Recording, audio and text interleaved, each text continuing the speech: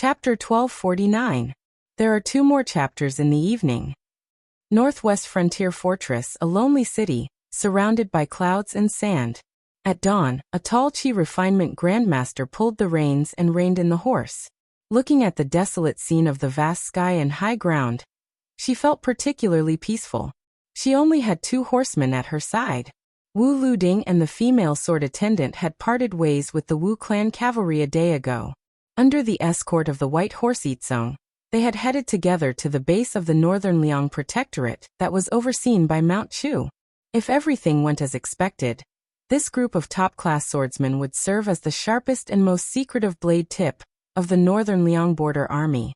As for the young minister, Su Beiji, he had already turned back on his horse. Shi Sufingnian and Sui Xiegu continued north. They directly passed through the border defense line of Liangmang and swaggered into the Southern Dynasty's Dragon Waste state. Tantai Pingjing bent down and stroked the soft mane of the horse. This horse was extraordinarily handsome.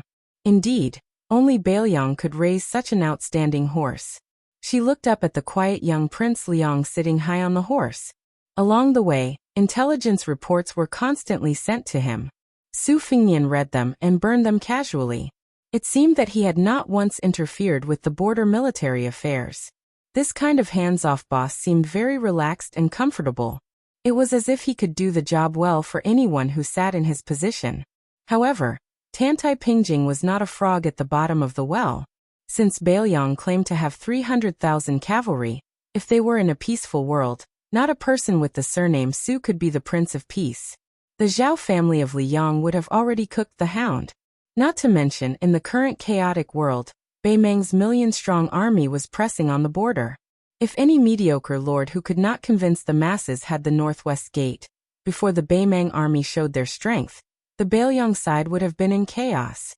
No matter how many border troops there were, as long as the army's morale was slack, even if they gave Bailiang 300,000 soldiers, they would still not be able to stop the fierce army of Beimang that was released from the cage by the old woman. Su Fingnian's thumb and forefinger subconsciously rubbed the rough reins.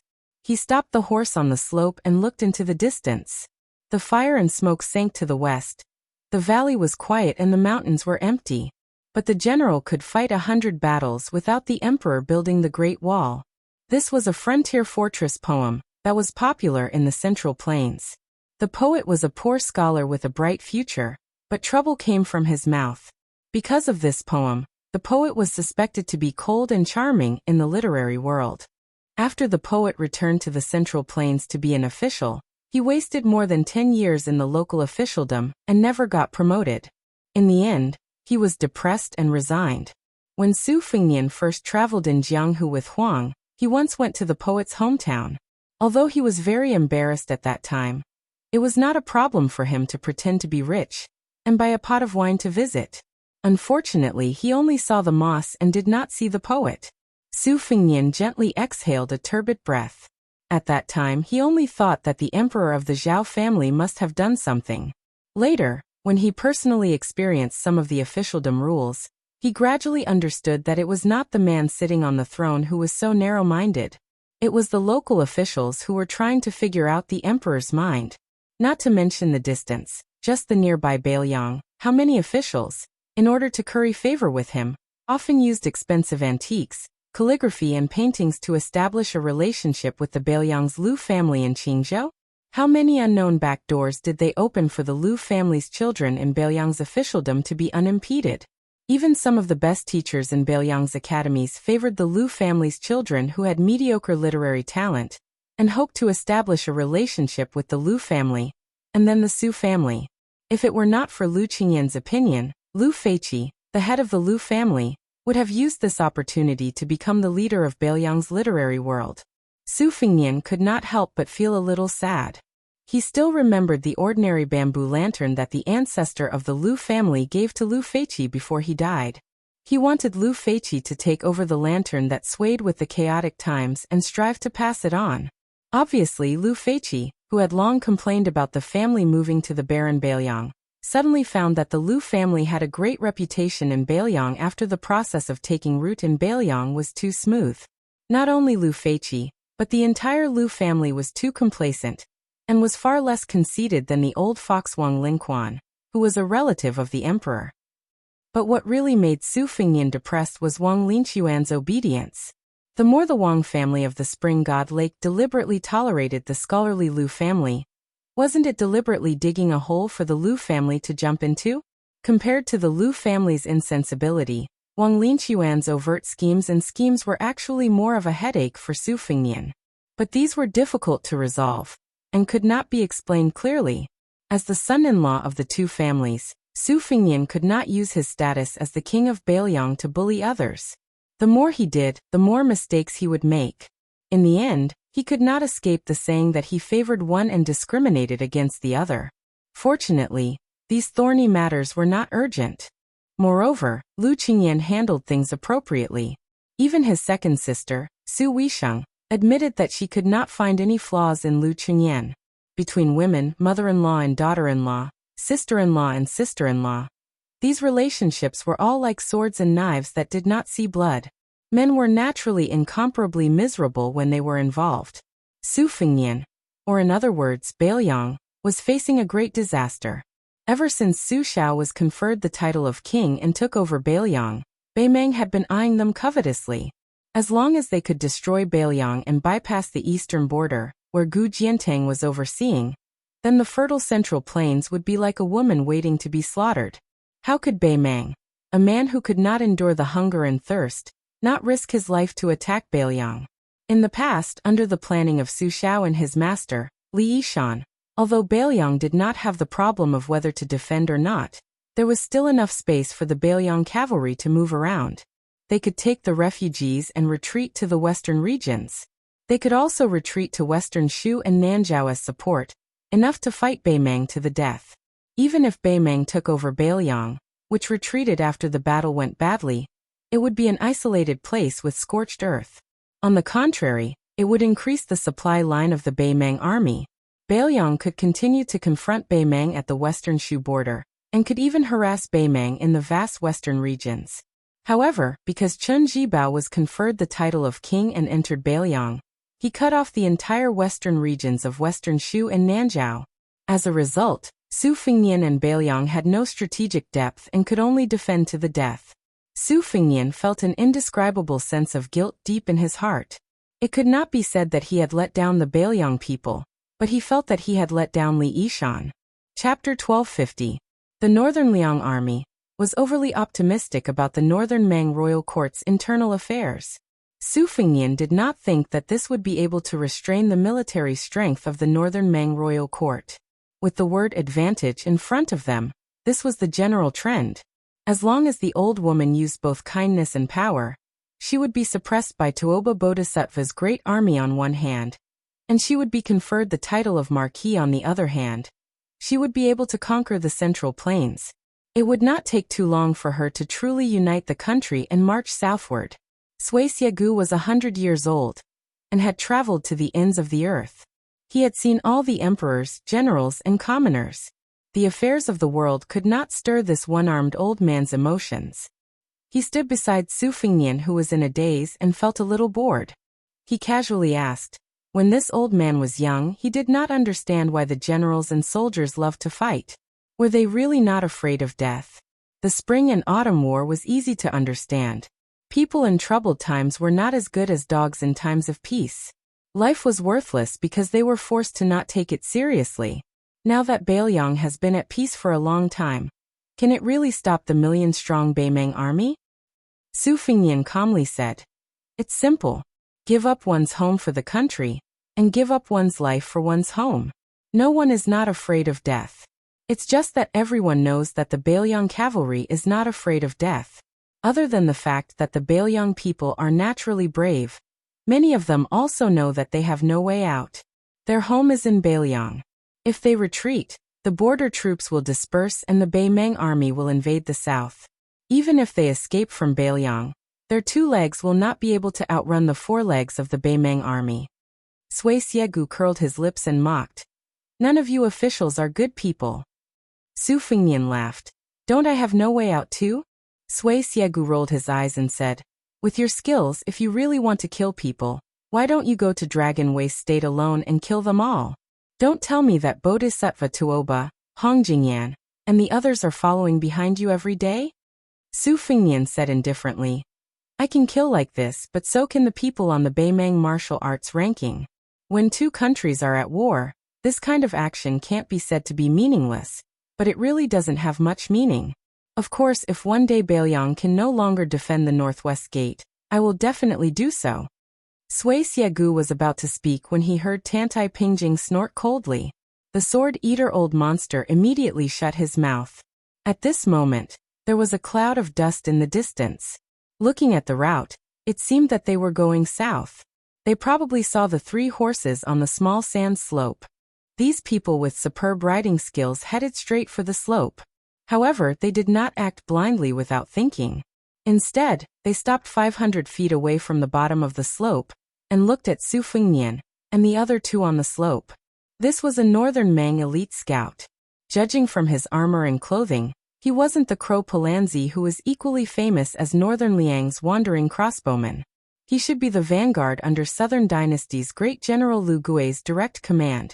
Lu Gui was once praised by the Beimang Empress as being half a Su Shao.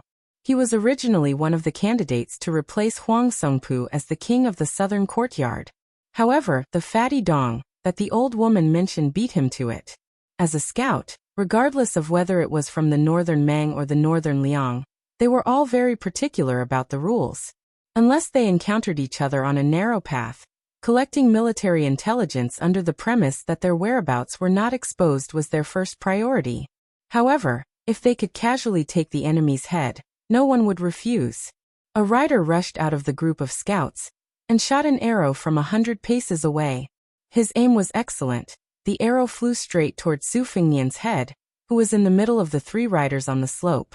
This barbarian probably wanted to confirm the strength of these 3 riders.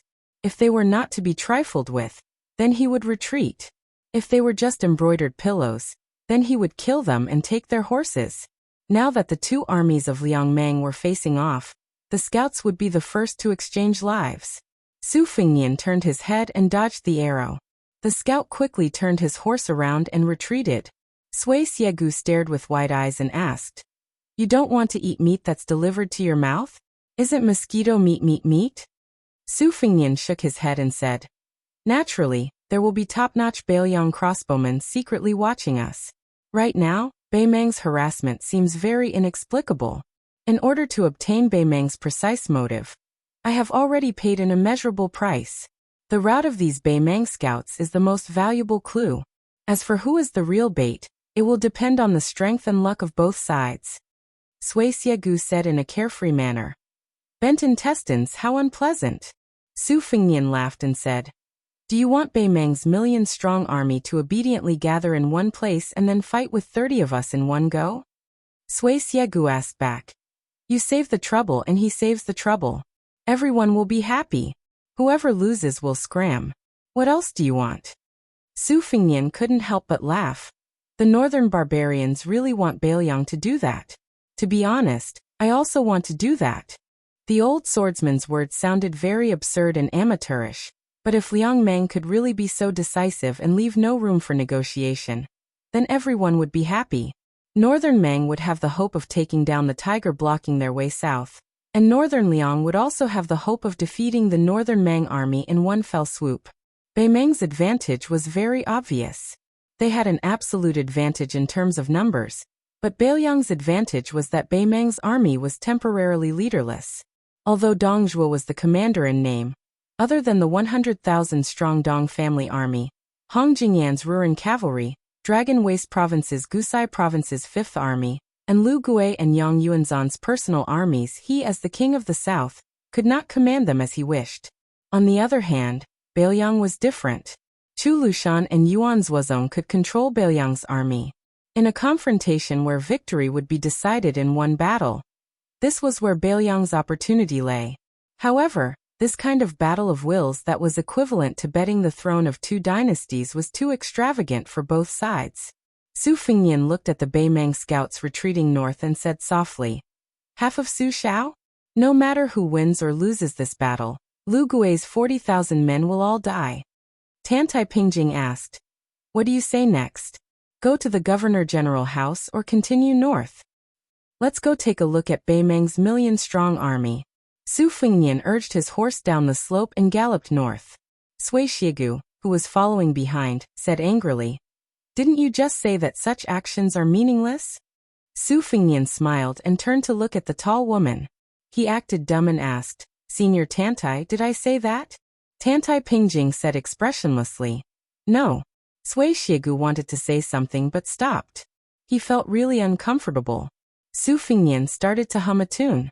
"The king told me to patrol the mountain. After patrolling the North Mountain, I will patrol the South." He patrolled the East Mountain to kill the passers-by, and patrolled the West Mountain to watch the sun. "My king has 3 heads and 6 arms. Oh, I snatched Lil Miss and carried her on my back. I'm so pitiful that I can't swallow the fat meat in my mouth. When will I be able to become a king?" Chapter 1251. The 3rd chapter was uploaded in the wee hours of the morning, and will not be included in tomorrow's update. 2 chapters tomorrow. The Liang dynasty had 2 anomalies. One was Su Shao.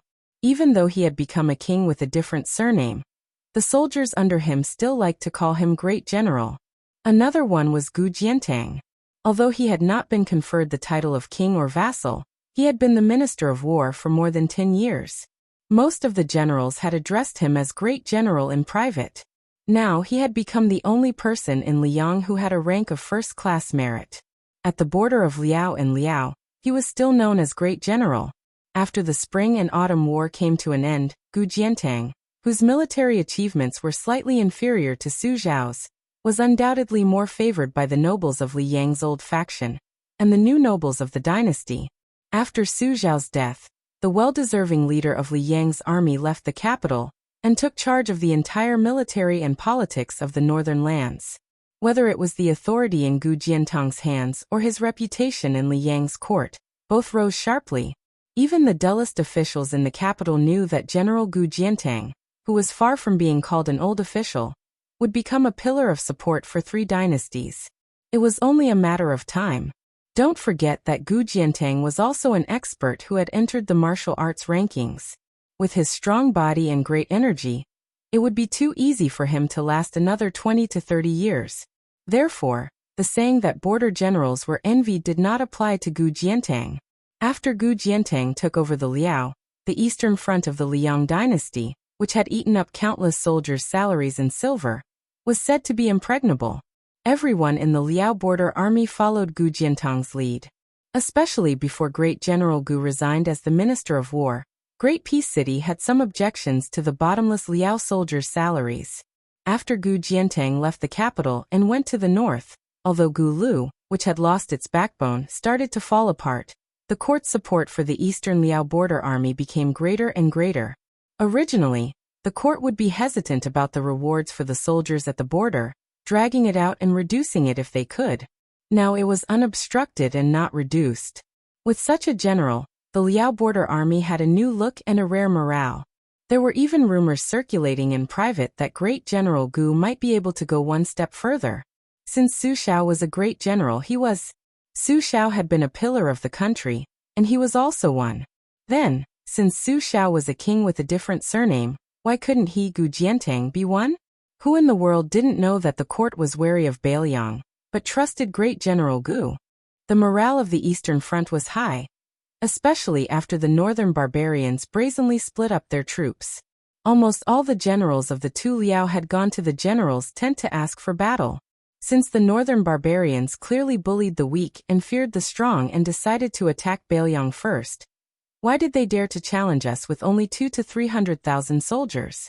Were they enough to fill the gaps between the teeth of our Eastern Front army? But whether it was the old subordinates who had followed Gu Jiantang during the Spring and Autumn War, or the outsiders of Gu Lu who had been steadily rising in the 2 Liao, none of them were able to make the general nod. In the end, many generals were even chased out of the tent by the general, who didn't get tired of them. It was about to be winter. The 2 Liao were bitterly cold, and the coldness was bone-chilling. On the official road leading to a Wu castle, the leader of the cavalry was a man wearing a slightly old and expensive fox fur coat. Under the fox fur coat was an iron armor that was still as bright as new after many years. Behind him were 200 elite light cavalrymen who were familiar with archery and horses. The man was no longer young. His hair was white, but at a glance, there was no trace of fatigue or lethargy on his body. One could even clearly recognize his iron-blooded temperament that was full of hard edges. It was hard to imagine that a man who was almost 50 years old and had been an official of the capital for more than 10 years still hadn't lost any of his sharpness in the officialdom. On the contrary, those 10 years of hibernation were like 10 years of sharpening a knife. The more you sharpened it, the sharper it became. It must be known that the old fur coat he was wearing had extraordinary significance. Back when the Zhao family ruled the world, the late emperor of Liang rewarded them according to their merits. Countless civil and military officials were promoted and rewarded with wealth and mansions. However, only 3 people were bestowed with fox fur coats by the late emperor. At that time, the only civil official who received this honor was the youngest grand secretary in the history of Liang, the blue-eyed Zhangjilu. The only generals who had helped the Zhao family conquer the world with a blade and a spear were Su Xiao and him. After he gave the talisman knife Nanhua to that interesting young man, he only had the most ordinary frontier army battle knife as a pendant. However, no one dared to deny that he was the #1 expert in blade techniques in the world. Unlike the top swordsmen of Jianghu who each had their own style, the people who used the blade in the world, even those who were crowned with the title of Grandmaster, seemed to be miles apart from this person. No wonder Wu Ping said that he alone occupied half of the world's blade intent. A group of travel-worn riders entered the official road from a small path in the west. Behind the man were 2 young military officers with similar appearances. One of them frowned slightly, while the other, younger, smiled knowingly. In the entire Liao, only that girl and that madman dared to block the road like this. It couldn't be helped. One of them was their father's most beloved daughter, while the other was half a son and half a son-in-law. These 2 military officers with real power at the border were not the sons of the aristocratic families in the capital, who came to Liao to gild their names. They were able to obtain their positions and military power today because of the military merits they gained from climbing through piles of corpses on the battlefield. Gu Donghai and Gu Xishan were sons of the most influential families in the Liang dynasty. However, these 2 young men had started out as ordinary soldiers. After they were promoted to military officers, even their superiors didn't know their true identities. It wasn't until they became military officers in charge of military affairs that they were able to enter the sights of the high-ranking generals of the 2 Liao. At that time, they were still the sons of the Minister of War. Only then were they recognized by the generals who were familiar with the capital's officialdom. The man and woman of the cavalry naturally rode side by side with Gu Donghai and Gu Xishan. Without any sense of unfamiliarity, Gu Xishan rudely said to that guy, "Madman Yuan, you came empty-handed? You're not paying attention, kid? Aren't you afraid that your future brother-in-law won't pay attention to you?" The young swordsman called Madman Yuan grinned, revealing a mouthful of cold, snow-white teeth. He gestured with his chin at the woman beside him. "What's there to pay attention to? This time, your sister almost burned down Wild Goose Castle in Jizhou. Gu Xishan, your family sells vinegar, right? You're such a big vinegar jar. With her ruckus, the entire Liao can smell the vinegar." The woman smiled but didn't say anything. Gu Xishan laughed and said, "You should be content. If it was anyone else who dared to do this, wouldn't the man's thing be castrated to go with wine? Not to mention the women of Wild Goose Castle. Even if it was a princess or a princess, she would go up and slap them. This time, she was just giving people a hard time. You should be burning incense to thank the gods." Chapter 1252. The young man with the saber at his waist was the #1 saber in the world, South Flower Saber. He wanted to speak, but when he saw the back of the tall man, he gave up. No matter how heartless and courageous he was, he did not dare to speak ill of his future wife in front of his father-in-law. Gu Xishan stared and asked, "Yuan Tingshan, did you really come empty-handed?" The young man who now had more than half of the power in Jibei smiled and said, "I just chopped off more than 600 heads of northern barbarians. You want them? I'll send someone to deliver them to you later." Gu Xishan was slightly envious and asked in a low voice, "Yuan Tingshan, why don't I go with you to Ji province? We haven't had a war for many years. Your business seems to be booming. I can even be a military officer for you. Yuan Tingshan, who was popular in both Liao and Ji province, said disdainfully, military officer? Don't even think about it. Do you want to be a cart driver or not? Gu Shishang cursed. Gu Donghai dismissed it with a smile. He had always been amiable to Yuan Tingshan, his brother-in-law. He had never put on airs as a descendant of a famous general, nor had he shown any contempt for the lowly Jianghu people in the eyes of the top nobles. On the contrary, this time, Wild Goose Castle had recognized Yuan Tingshan as their son-in-law. Otherwise, no matter how powerful Wild Goose Castle was in Ji province, they would not dare to fight with the Gu family. Although their father had never verbally acknowledged Yuan Tingshan as his adopted son or son-in-law, he had brought Yuan Tingshan to the capital twice. This was enough to explain everything to the capital and Liao. Gu Jiantang suddenly called out to Yuan Tingshan. The latter quickly patted his horse and followed. The three siblings consciously slowed down their horses. Gu Jiantang said calmly, "You sent a report to Great Peace City." Yuan Tingshan pursed his lips and did not explain anything. Gu Jiantang's tone was still emotionless. "After Donghu marries you, she will no longer be part of the Gu family." Yuan Tingshan felt as if he was struck by lightning, but he still did not want to lower his head. He said in a low voice, "General, don't worry. I can raise her." The corners of Gu Jiantang's mouth seemed to curve into a sneer. Yuan Tingshan pulled on the reins and abruptly stopped the horse. Other than Gu Jiantang, Gu Beihu, who had made up her mind to follow her husband, Gu Donghai and Gu Shishan, who were confused, continued to follow Gu Jiantang to Fort Wu. She asked carefully, "What's wrong? Did you make my father unhappy?" Yuan Tingshan grimaced, looking like he had a headache. The horseman he brought with him also stopped by the side of the road. Yuan Tingshan rubbed his chin and said, "Your father is really interesting. He obviously wants to eat the 200,000 Beimang soldiers, but he wants to be a stone Buddha. Even after I handed over the booklet, it would only benefit your father, but your father still refused. I just can't figure it out. What's the point of being a pillar of the country?" Gu Beihu was shocked. "Wasn't that memorial to ask for merit from the Ministry of War?" Yuan Tingshan tilted his head and spat. "A few hundred barbarians' heads are nothing to me. I'll feel ashamed if I tell others about it. If I want to do something, I'll do something big. This time, I'm helping the Zhao Emperor kill a man. His head is worth a few 100,000 barbarians." Gu Beihu was stunned. Gu Jiantang turned his head and looked towards the south. His eyes were dark and complicated. In the imperial study of Great Peace City, the Emperor of Zhao walked to the center of the study, squatted down and used a pair of tongs to stir the charcoal in the brazier.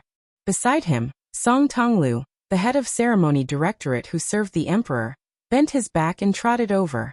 His steps were quiet, like the steps of an agile cat, but one could see that this successor of Han Shengxian was trembling with fear.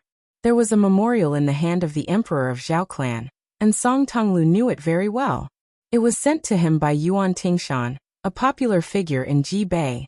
As for what was written on the memorial, when Han Shengxian was still the head eunuch, he could read it first before deciding whether to submit it to the emperor or to the Ministry of War. But now, the imperial palace had set up an assistant eunuch, and Song Tonglu did not dare to touch it anymore. The emperor of Zhao family held the memorial and placed it on the burning charcoal. But when he lit a corner, he hesitated and pulled his hand back. He knocked on the edge of the brazier and extinguished the flame. There were 4 or 5 life attendants in the imperial study. They were all quite young, and they were still buried in their books. They did not seem to have noticed the strange scene. The charcoal fire shone on the pale face of the emperor of Zhao family. A great eunuch who was allowed to wear a bright red robe said softly outside the room, "Your Majesty, the Right Chancellor of the Imperial College, Jean Lanting, requests an audience." The emperor of Zhao family's arms hung in the air. He was deep in thought, as if he did not hear the voice that was neither soft nor loud. Song Tonglu held his breath and bent down. He did not dare to speak, but he stretched one hand behind his back and waved at the open door. The great eunuch who was also bent down should not be able to see the subtle movement of the ceremony supervisor's palm seal. But he immediately moved back. The emperor of Zhao family slowly came back to his senses and said calmly, Permission granted. Song Tonglu said softly, Your Majesty. The Emperor of Zhao family grunted in acknowledgement. Soon, Song Tonglu quietly brought in a small embroidered stool. The Emperor of Zhao family sat in front of the brazier. The memorial was placed on the front lapel of his yellow dragon robe. It was placed on a beautiful dragon that was baring its fangs and brandishing its claws. Jean Lanting, who had a beautiful beard, stepped over the threshold and was about to kneel down when the Emperor of Zhao family said softly, You're excused. The Emperor of Zhao family stretched out his hand. Song Tonglu hurriedly brought in another stool. Jean Lanting, who was flattered, carefully sat down after thanking him. The Emperor of Zhao family looked at the scholar from Beiliang. The haze between his eyebrows seemed to have lightened a bit. He said pleasantly, Third young master, do you have something to report? Jean Lanting's expression was calm and resolute. It was as if he was possessed by a god. He looked like he was about to die. He said respectfully, I do have something to report. I should have reported it to you, but I think I should still report it to your Majesty face to face. Jean Lanting stood up, bent down, and took a few steps back. He knelt down with all his strength and prostrated himself on the ground. He said slowly, Your humble servant Jean Lanting wants to impeach Grand Secretary Zhang Julu for 10 major crimes. Your humble servant. Grand Secretary. In the imperial study, almost all of the emperor's personal servants trembled. The Emperor of Zhao family was silent. In the Eastern Palace, Crown Prince Zhaozhuan stood alone under the golden birdcage with a dumb parrot. He was whistling happily. He said to himself, His purpose is to be the world's #1 traitor since ancient times. He used power to avoid it. Let me calculate, how many crimes are there? Controlling the power of the court and acting arbitrarily. Raising a border army for private reasons and squandering the national treasury. Colluding with the powerful eunuch Han Shengxian. Framing the valiant martyr Han family for personal reasons. Not doing enough to govern the country, leading to the restoration of West Chu. And I can't seem to think of anything else even after racking my brains. Speaking of this, the Crown Prince smiled. It's really been hard on our third young master Jean. Chapter 1253. As Beimeng's army moved southward, Liyue City, which was located at the border of Dragon Waste State, became an extremely eye-catching town. After the previous city magistrate, Tao Qianji, died without reason, the new city magistrate who replaced him naturally rose in status in the imperial court. However, when he received the news in haste, he was still quite frightened. Leading a few of his personal guards, he rushed out of the city with all his might. However, at the intersection of an official road and a small winding path, he was rudely stopped. The city overseer did not complain at all, only resentfully returning to his residence. On the way back, he didn't need to rush. From time to time, he would turn his head to size up the few solemn cavalrymen. Hey, it's Beimeng's self-proclaimed second-best scout, Crow Palanzi. It's said that training a single Crow Palanzi is comparable to training 2 heavy cavalrymen in Baiting's imperial tent. Only that Fatty was willing to spend so much money. Ever since Dongzhuo was promoted, he still wore armor when he went out. Even when he went to the imperial court to see Her Majesty, he didn't wear the prominent official robe of the king of the southern courtyard. However, this time, he didn't alert any of the border armies. When he arrived near Liyue City, he changed into this robe that could be said to be second only to one person. He held the small hand of Tao Qianji's daughter, Tao Manwu, and walked to the front of the old and new graves. The old grave was quite old. Although the one lying in it had no relatives or friends, it wasn't overgrown with weeds in the past. This was because when the one lying in the new grave was alive, he would often have people pull out weeds.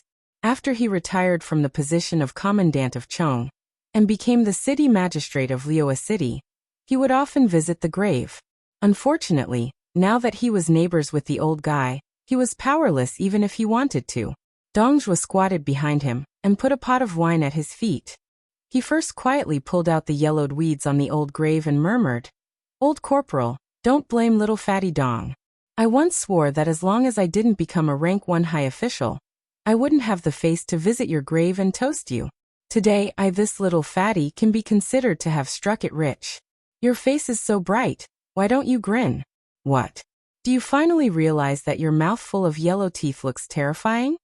Dong Zhuo, who had outstanding military exploits, whether it was chasing or fleeing on the battlefield. Even without a warhorse, his 2 legs were faster than 4 legs.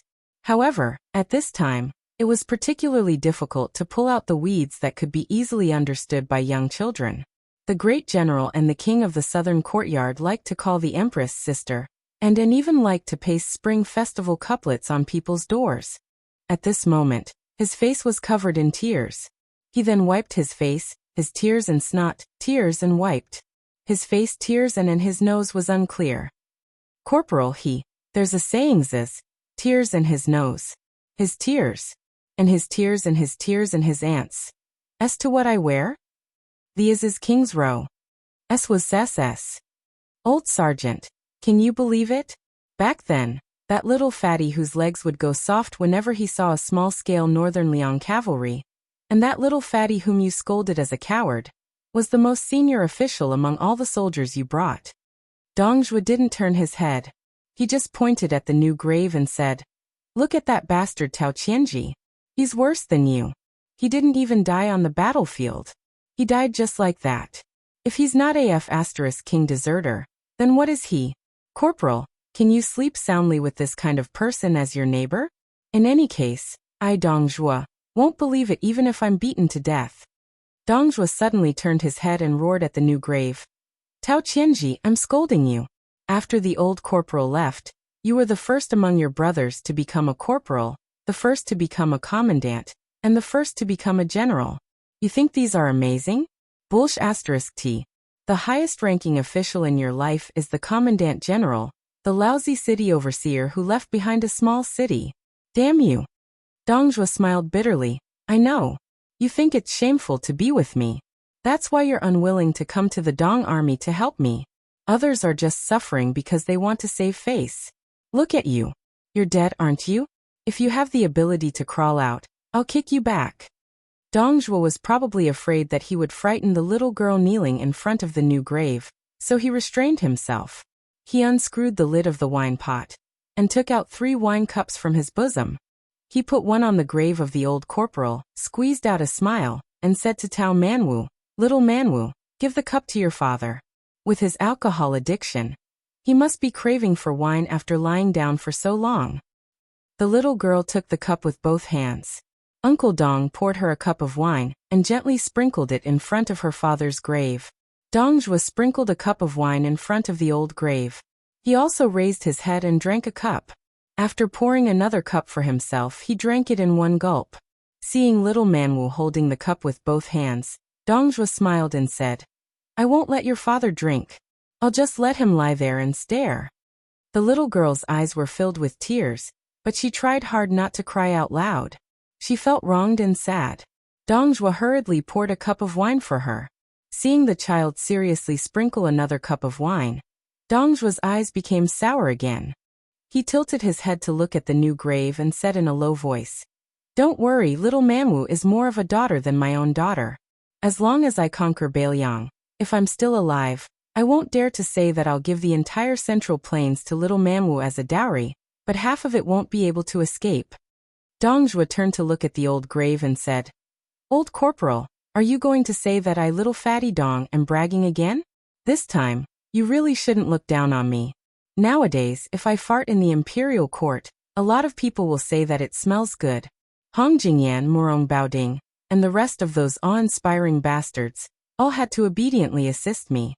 Isn't the Bailiang cavalry the best in the world? Old Corporal, you have the guts to say that you want tens of thousands of them to die this winter? If even one of them dies, I'll dig a hole next to you and bury myself. I'll be your neighbor. If you really can't say it, you can just tell me in my dreams." Tao Manwu asked for another cup of wine from Uncle Dong. After sprinkling the 3rd cup of wine, he put down the cup and knelt in front of the grave without saying a word. Chapter 1254. Dong Zhuo did not let her get up, nor did he console her. He sat down on the ground and poured the remaining wine into the mud. He said softly, "Back then, you only brought a few soldiers with you. I, Dong Zhuo, have 100,000 soldiers under my command.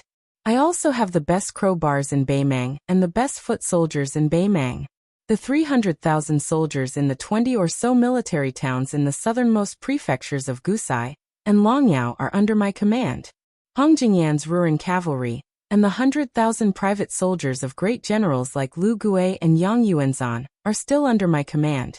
Further north, the two Jadushi who are holding half of the military tally, 200,000 soldiers, have also obediently handed it over to me. Once His Majesty has cleaned up the grasslands in the north, other than Tuoba, everyone else who has reached the border of the southern dynasties will also be under my command. Bailiang is not that big. With so many people and so many war horses, just a little pea is enough to cause a flood in Bailiang. A big battle before spring, and at most a battle during the autumn hunt next year.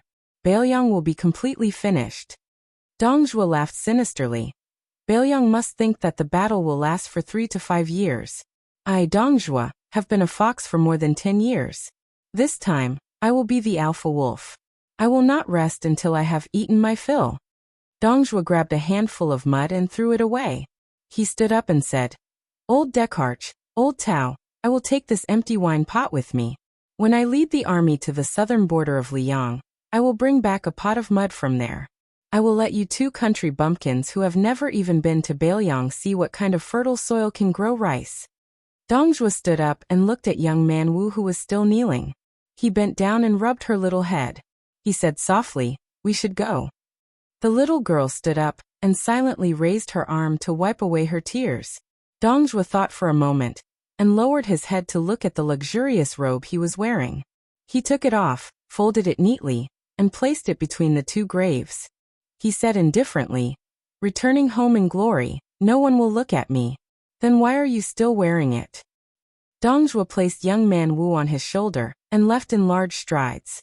He smiled and said, Young man Wu, didn't uncle give you a pony? Very soon, you will be able to cross the river with our million-strong army. Iron horses and ice rivers entered the central plains. When the news spread throughout the capital, Great Peace City was not in an uproar. Everyone was silent out of fear. It was not easy to live in the capital. However, the Right Chancellor of the Imperial College, Jean Lanting, who had risen to the top in just a few years, listed out the 10 major crimes and impeached none other than the founder of the Liang dynasty, Grand Secretary Zhang Jiulu. Most of the people in the capital felt that this outsider had truly gone mad. Challenging Grand Secretary Zhang. If this wasn't throwing an egg against a rock, what was it? During these dozen or so years, the people who wanted the Grand Secretary to lose his position could be said to have come one after another. Every now and then, they would jump around a few times. However, most of the time, the Grand Secretary didn't even bother to give them a proper look. Meanwhile, these people who overestimated their own abilities were all important figures who could shake the capital with a stomp of their feet. All of them deeply rooted.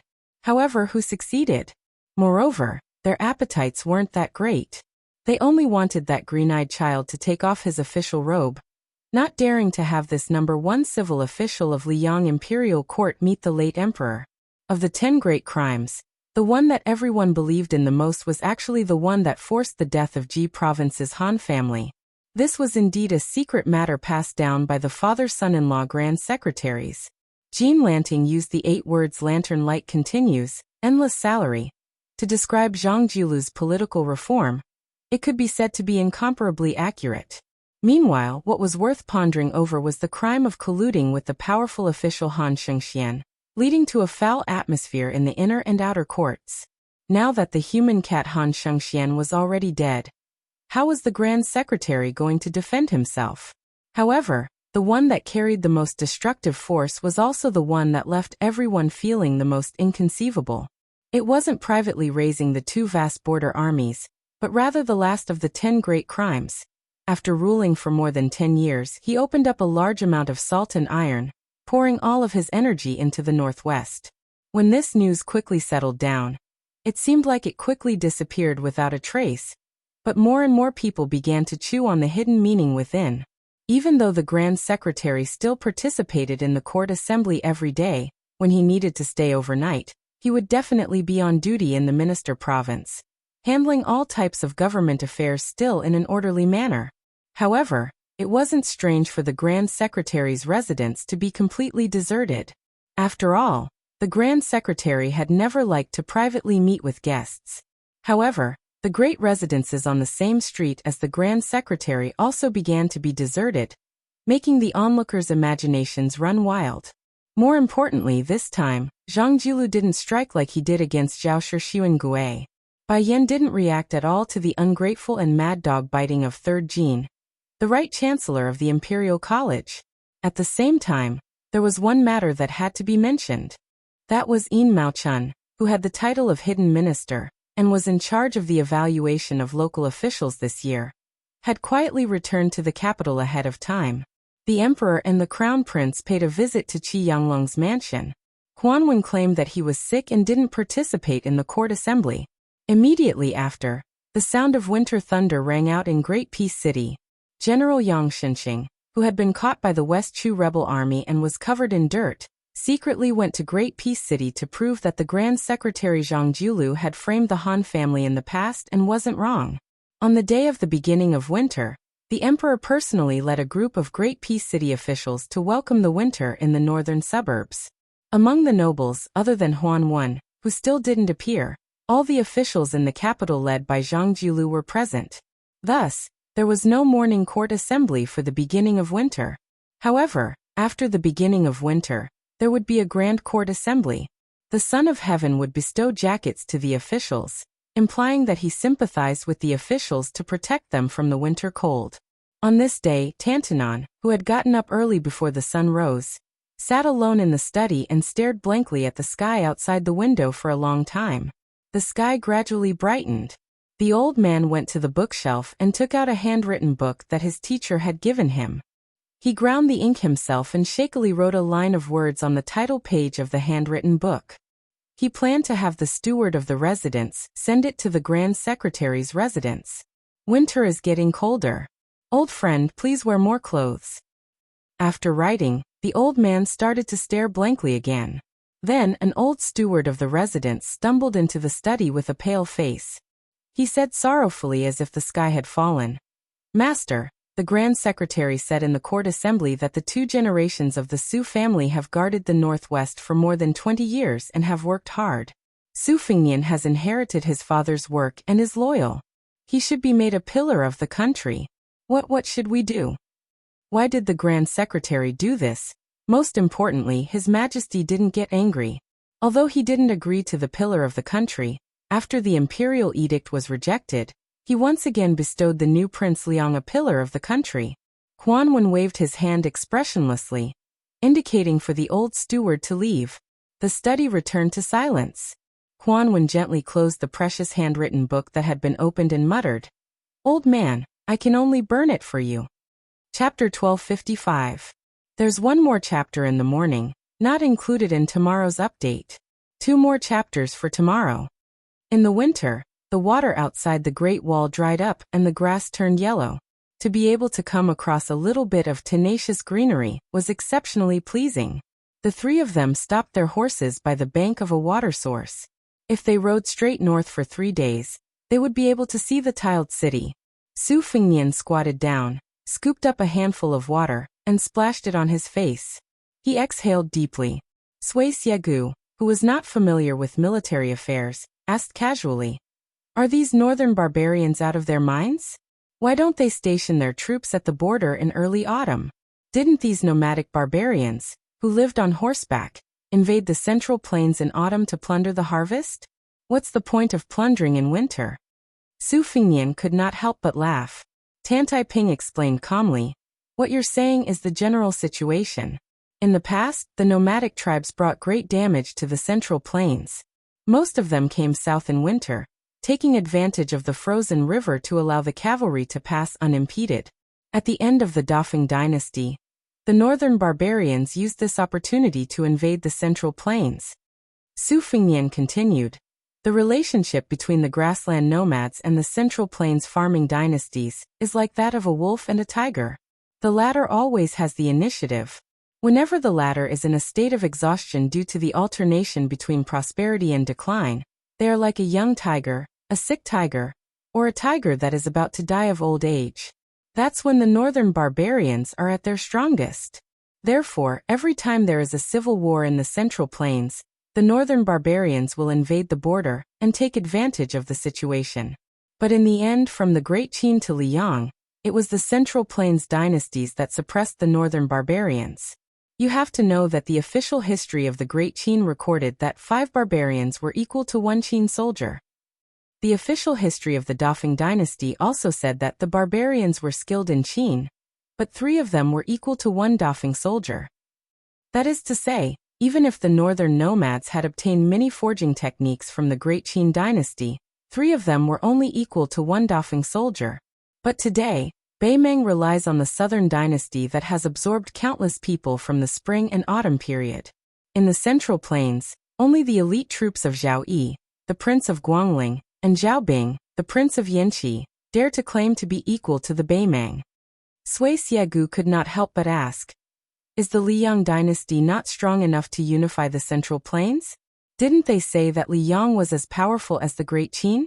Su Fengnian laughed and said, if the current emperor had not been in a hurry to show the world his great talent and strategy when he first ascended to the throne, and had not fought those wars with Beimeng, and had instead calmly digested the strength of the 8 kingdoms of spring and autumn, then it would not have mattered at all whether our Beimeng had 300,000 soldiers or not. At most, it would have been the icing on the cake. Sui Xiegu glared and said, is that Emperor Zhao's brain flooded with water? At that time, there were no strategists to dissuade him? Su Fengnian said helplessly, at that time the odds between Liang and Beimeng were 50 to 50. Who would dare to carelessly persuade them? What's more, the Zhao family son of heaven wanted to rely on his military exploits to suppress a large number of famous generals, led by my father and Gu Jiantang. In this world, how can there be such a clear distinction between right and wrong between people and matters?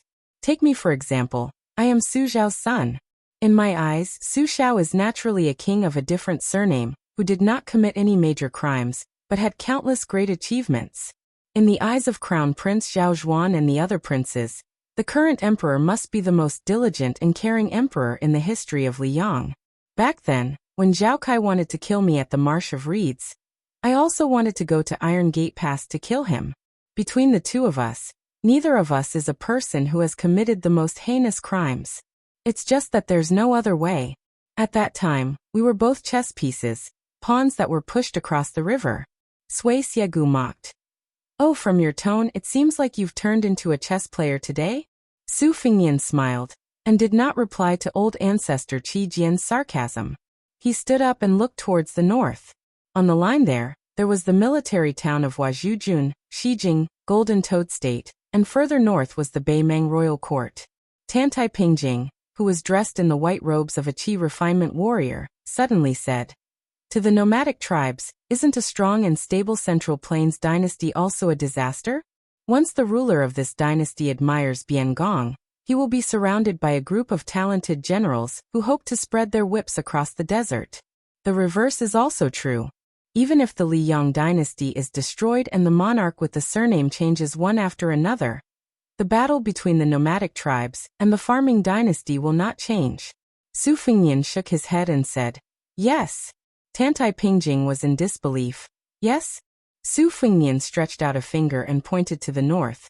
As long as we can conquer this land, we can then build several great Qin roads that run through Beimeng. Tantai Pingjing's face was full of disbelief. Are you crazy? Su Fengnian narrowed his eyes and said softly, I am not crazy. If one were to talk about crazy, then that would be the young Grand Secretary who was in charge of the country at that time. Back then, Su Xiao and Gu Jiantang argued endlessly about who to choose to guard the northwest gate. On the surface, both Grand Secretaries resolutely opposed my father being the ruler of a different surname. However, I only learned of an inside story much later. Among the opposition, someone convinced the old Grand Secretary who had retired from his official position and returned to his hometown, but still retained his authority. This person was Zhang Jiulu. Because this civil official who had never joined the army had an ambition that all military generals could not imagine. The young Grand Secretary wanted to use Beiliang as the outpost to attack Beimeng, and use the Beiliang cavalry as the main force to attack Beimeng. This would reduce the loss of military strength and supply pressure of Liang as much as possible. Under this premise, Grand Secretary Zhang would have the imperial court acquiesce to the Su family's limited infiltration of Shishu and Nanzhao. Chapter 1256. Su Fengnian slowly said. In a situation where this young Grand Secretary and Bailiang both sides are well aware of, there are many things that cannot be resisted. Among them, the Han family that is filled with martyrs is too stubborn and conservative, also not wishing to use their entire family's foundation as a wedding dress for Bailiang's Su family. Once they compromise, the Han family's status as the northern military's mainstay will disappear. Then the Han family that has fought against the northern nomads for generations will also quickly become a thing of the past. You have to understand that when the Su family died, the Han family's head was still drinking and chatting merrily with my father. These two close friends. If I remember correctly, the first matchmaker I met wasn't that prince consort, but rather a little girl from the Han family who still had goat horns. She was behind her father, half of her face exposed, making a face at me. Su Fengnian's hands withdrew into his sleeves. At first, things didn't fall apart. The Han family also put in a lot of effort. Then Yuan Bunchi stuck his foot in, viciously dealing with Zhang Jilu. By the time my father mobilized the armored cavalry, crossed the border to rescue the Han family children, everything was already too late. Su Fengnian looked towards the sky. When I was young, I would often dream of that goat-horned girl, half of her face covered in blood, always crying, telling me that it hurt. Su Fengnian said in self-mockery. In the past, I was most afraid of having nightmares about her. Later on, when I wanted to dream about her again, there was already no way. Su Fengnian's waist bent slightly, as if he couldn't bear the burden, but also as if he remembered someone.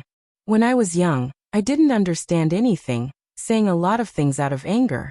I even said something to Su Zhao's face, roughly saying that I became Su Zhao's son, that it was 8 lifetimes of bad luck, that I was like this, that my mother was also like this. When I grew up, only then did I realize that Su Zhao actually already couldn't have done any better. Everything he could give me, as a father, he already gave me.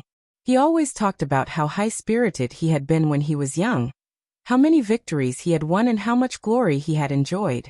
At that time, I always didn't have the patience to listen to him talk about these old and rotten grains.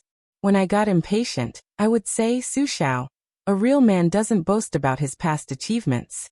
Let's not blabber on and on, okay? All the smart people in the world laughed at Su Zhao for being a fool.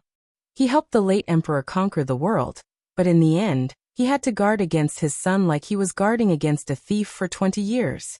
In fact, everyone was well aware that Su Zhao would not rebel. If he wanted to rebel, the Central Plains would have long been divided into 2 rivers. But the more this was the case, the more Li Yang would take a yard after taking an inch. That was why the Zhao clan's Son of Heaven had Zhao Kai take the bottle to the western regions, had Qin Jibao cut off Bailiang's path of retreat, and forced the Su family's 300,000 cavalry to fight Bei Meng to the death. The Zhao clan's Son of Heaven used this method to help his son wear the dragon robe. In Zhao Zhuan's court, among his officials, there would be no martial artist Su Zhao whose achievements shook the emperor. There would be no scholar Zhang Jilu who cared about the people of the world. Within his territory, there would be no border officials who couldn't get rid of him. There would be no vassals who coveted the dragon throne. There would only be a severely weakened Bei Meng left behind for his son to complete the great undertaking that the Great Qin and Great Feng dynasties couldn't accomplish. Su Zhao once said that the current Son of Heaven's magnanimity was far inferior to the late emperor. But he could be considered a good emperor. As Su Fengnian spoke, he squatted down and grabbed a handful of yellow sand. Holding it tightly in his hand, Sui Xiegu sighed softly. Tantai Pingjing suddenly turned around and looked into the distance. There were a dozen or so riders approaching. Their armor was stained with blood, and their weapons and crossbows were broken. Su Fengnian stood up. When the dozen or so riders who originally wanted to use this precious water source to quickly replenish themselves saw the 3 people, they seemed to be conflicted. If there was no water, they and their warhorses wouldn't be able to withstand the pursuit of the enemy's black fox bars from several li away. The rider at the front waved his hand and charged towards the water source. The exhausted 14 riders dismounted from their horses. When they were filling their bags with water, and the warhorses were brushing their noses, there were people carefully watching Su Fengnian, and the other 2 in case anything unexpected happened. This place was already far away from the Baelyang border of the Southern Dynasty. The probability of encountering their own people was about the same as encountering the northern barbarians in Baelyang territory. These 14 riders were all elite riders with light armor and light crossbows. They were all tall and sturdy, and their horsemanship was exquisite. They also had the latest generation of cold blades at their waists. It could be seen that they were the best crossbowmen in the Baelyang frontier army. However, this time they had probably encountered an enemy force of at least 100 riders. All of them were injured. One of the war horses had reached the water source and swayed a few times before dying on the spot. The rider held back his tears and didn't look at his beloved war horse. Without a word, the 2 riders beside him exchanged for a less damaged crossbow for him.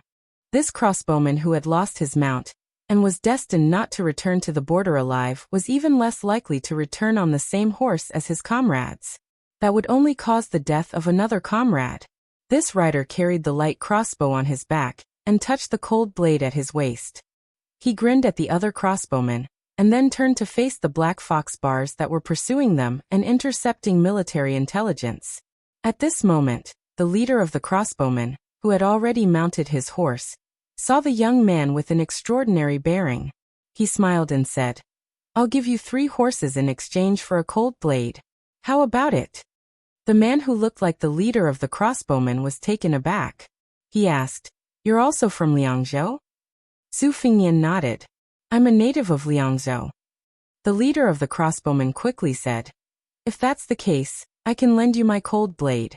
However, I hope that young master can come find me at Wolf Sealing Pass later. My name is Zhu Geng. This time my brothers and I owe you our lives. Young master's steeds are all priceless. Even if we sold everything we had, we still wouldn't be able to afford them. Zhu Geng definitely won't be able to repay this favor in this lifetime.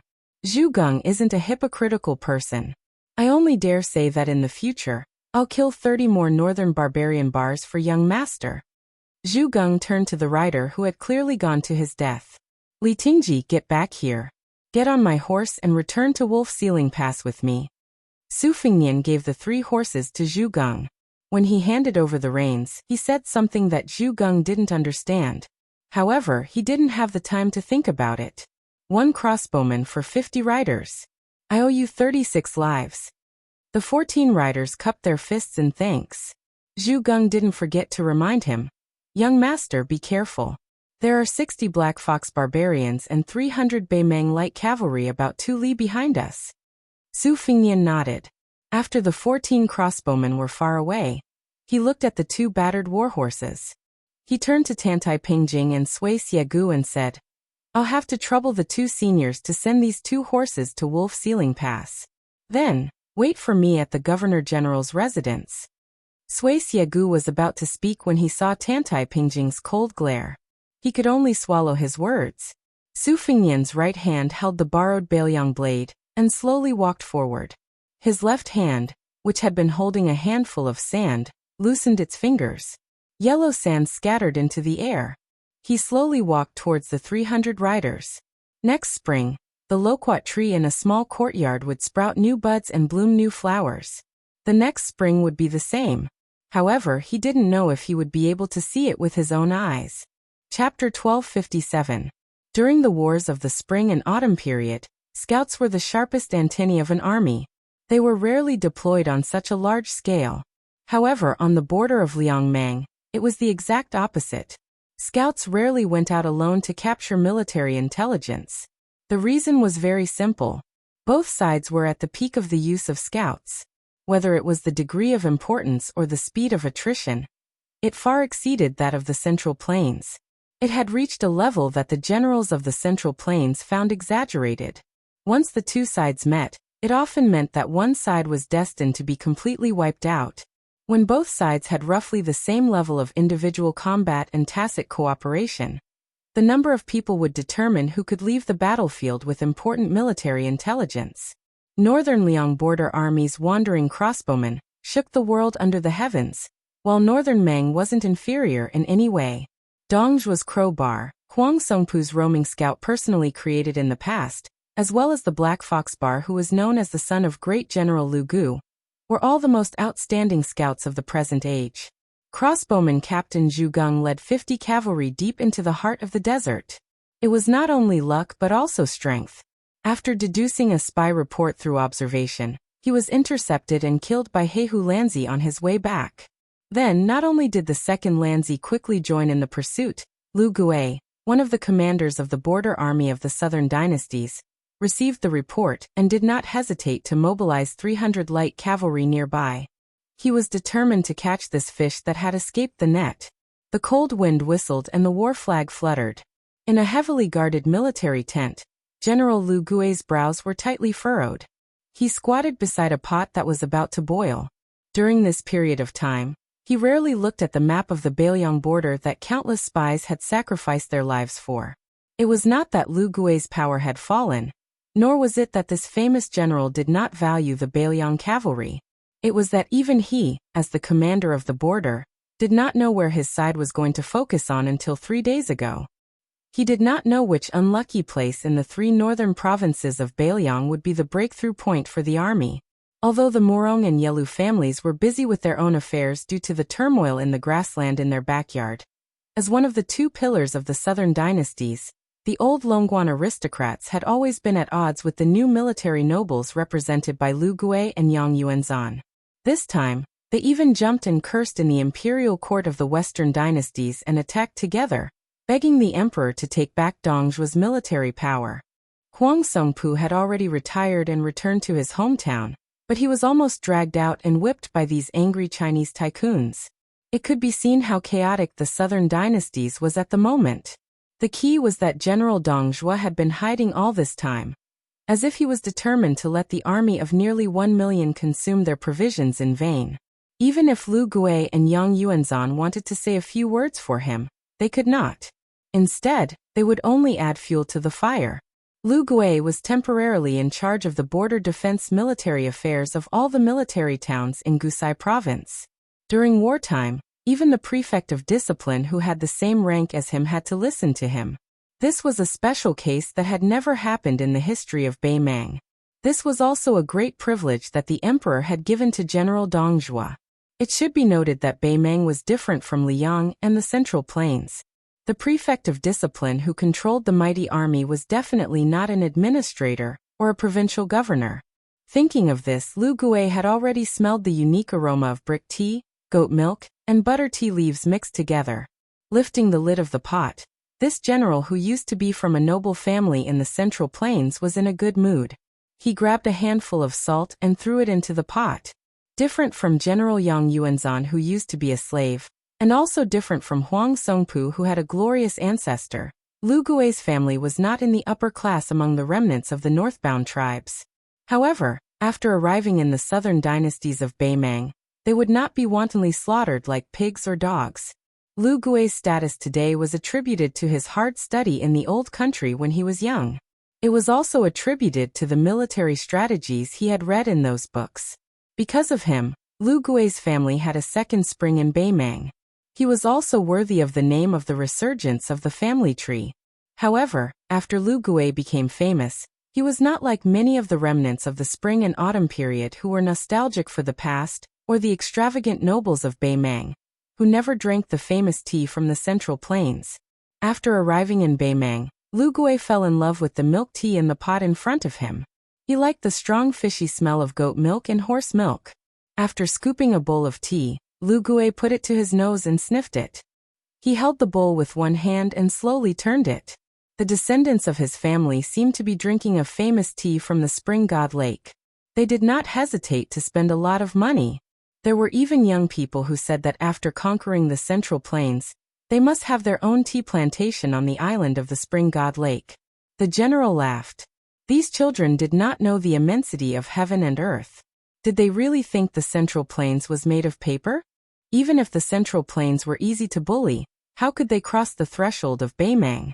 He was afraid that when the time came, Beimang would have to break a leg to cross it. Next, in the south, there was Chun Jibao, who was sitting on a natural stronghold. This person used troops to turn something rotten into something magical. If he had 30,000 soldiers, he would be able to fight 100,000 strong soldiers. Moreover, on the Eastern Front, there was also the famous general of the spring and autumn period, Gu Jiantang. This time, the Guangling Road's internal strife had left the Eastern Front completely unscathed.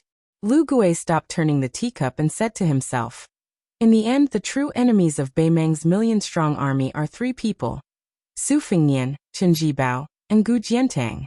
Which one of them is easy to deal with?" Lu Gui drank a mouthful of tea. When it was bland, he threw in some salt and called out, "Lin Fu." A resolute general who had been waiting outside the tent lifted the curtain and walked in. Lu Gui raised the teacup in his hand. "Want a cup? I might not be in the mood in the future." The middle-aged general shook his head. Lu Gui did not force him. This fellow was his trusted aide, and was once the main general of the Black Fox Guard. Later, Lu Gui felt that it was a waste of talent and gave him two options. He could either become a third-rank general with real power in his own army and continue his military career, or he could go to the Xijing Ministry of War as an assistant minister and live a peaceful life as an official. In the end, this fellow chose neither and insisted on being an ordinary guard. Lu Gui sighed in his heart. This man had seen life and death countless times. Why couldn't he let go of the meaningless word love? "My daughter is already married and I have a basket full of children. What's the use of you, Lin Fu, staying by this old man's side?" However, Lu Gui, who had never been sentimental, knew that these words were too hurtful and could not be said out loud. Lu Gui asked, "What about the Bailiang crossbowmen?" Lin Fu said in a low voice, "Don't worry, they won't be able to escape back to Bailiang. Moreover, even if they are lucky enough to find something, they will only think that our army is moving out to attack Liuzhou." Lu Gui raised his head, his expression solemn. He seemed to have lost his previous amiability, but he also did not deliberately reveal his power. Chapter 1258. However, Lin Fu was instantly covered in sweat. He lowered his head and said, "General, apart from the Black Fox Guards and 300 personal cavalry, I also asked for a master expert from the spider web spies. There is also news that the daughter of Jade Cicada Prefecture's governor, Princess Hong Hu, has followed." Lu Gui nodded and stared at this fellow. "Luckily you didn't drink that cup of tea. Otherwise, I would have whipped you 10 times. Lin Fu, who was famous as one of the young generals in the South Dynasty, smiled awkwardly. He was like a child who had made a mistake, and was almost beaten by Mr. Strict. Lu Gui drank a mouthful of strong tea and said softly, "As a general, perhaps a single wrong decision can cause many people to die. Lin Fu, do you know why the king of Bailiang doesn't care when people call him a butcher? Do you know what he feels guilty about?" Lin Fu shook his head. "I can't guess what the king of Bailiang is thinking." Lu Gui said softly, "Butcher is a title for killing millions of enemies. As a leader, being called that doesn't hurt at all. It's about the same as me whipping you 10 times. But if because of his own carelessness, he caused the death of the soldiers under his command who should have been able to survive, that would be unsettling." Lin Fu said softly, "General, I'm just a small personal guard. You can say that to Fatty Dong of the King of the North Court." Lu Gui was both angry and amused. He said helplessly, "I know you guys don't like Dong Zhuo.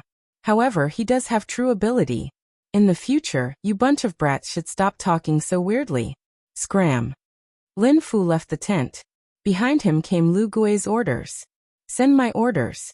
The commander's tent will move south and follow the army to Lu Prefecture." Lin Fu turned around and asked, "General, you're not going to finish that pot of tea?" Lu Gui asked calmly. "Then how many heads do my Lu brothers have to cut off?" Without another word, Lin Fu ran off to pass down the order. As he ran, he shouted, "Great General, from now on, I won't be a personal guard anymore. Last time, we agreed that I would be a third-grade general. Other than the 20,000 soldiers, the Black Fox Pen would also be under my command. If you don't say anything, I'll take it as a silent agreement." Lu Gui smiled and took the opportunity to drink another bowl of tea. Because within a month, there were people from all walks of life who left their original stations and rushed to the border of the two prefectures.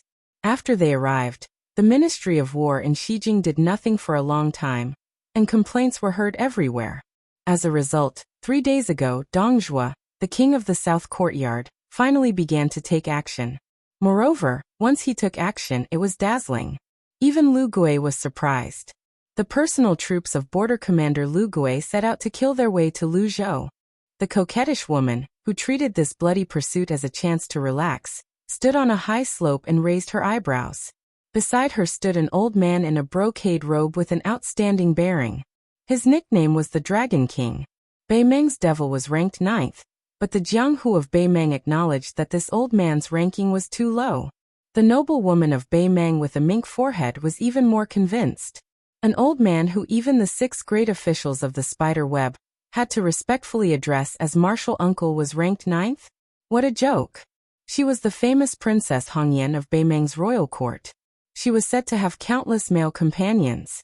Her father was the governor of Jade Cicada Prefecture, but he was punished by the emperor because of a slip of the tongue. She seemed to be the most aggrieved of the 8 governors, but she was still one of the most favored descendants of the Morong Empress. When she was still a little girl, she followed her father to the capital to meet the emperor. The empress, whose hands had not been washed clean of the blood of the yellow dragons, would smile as she held Princess Hongyan in her arms and let the child stand on her knees. That scene was unforgettable to many of the elders of the Yelu and Morong royal families. It was only at that time that people remembered that the woman was a woman.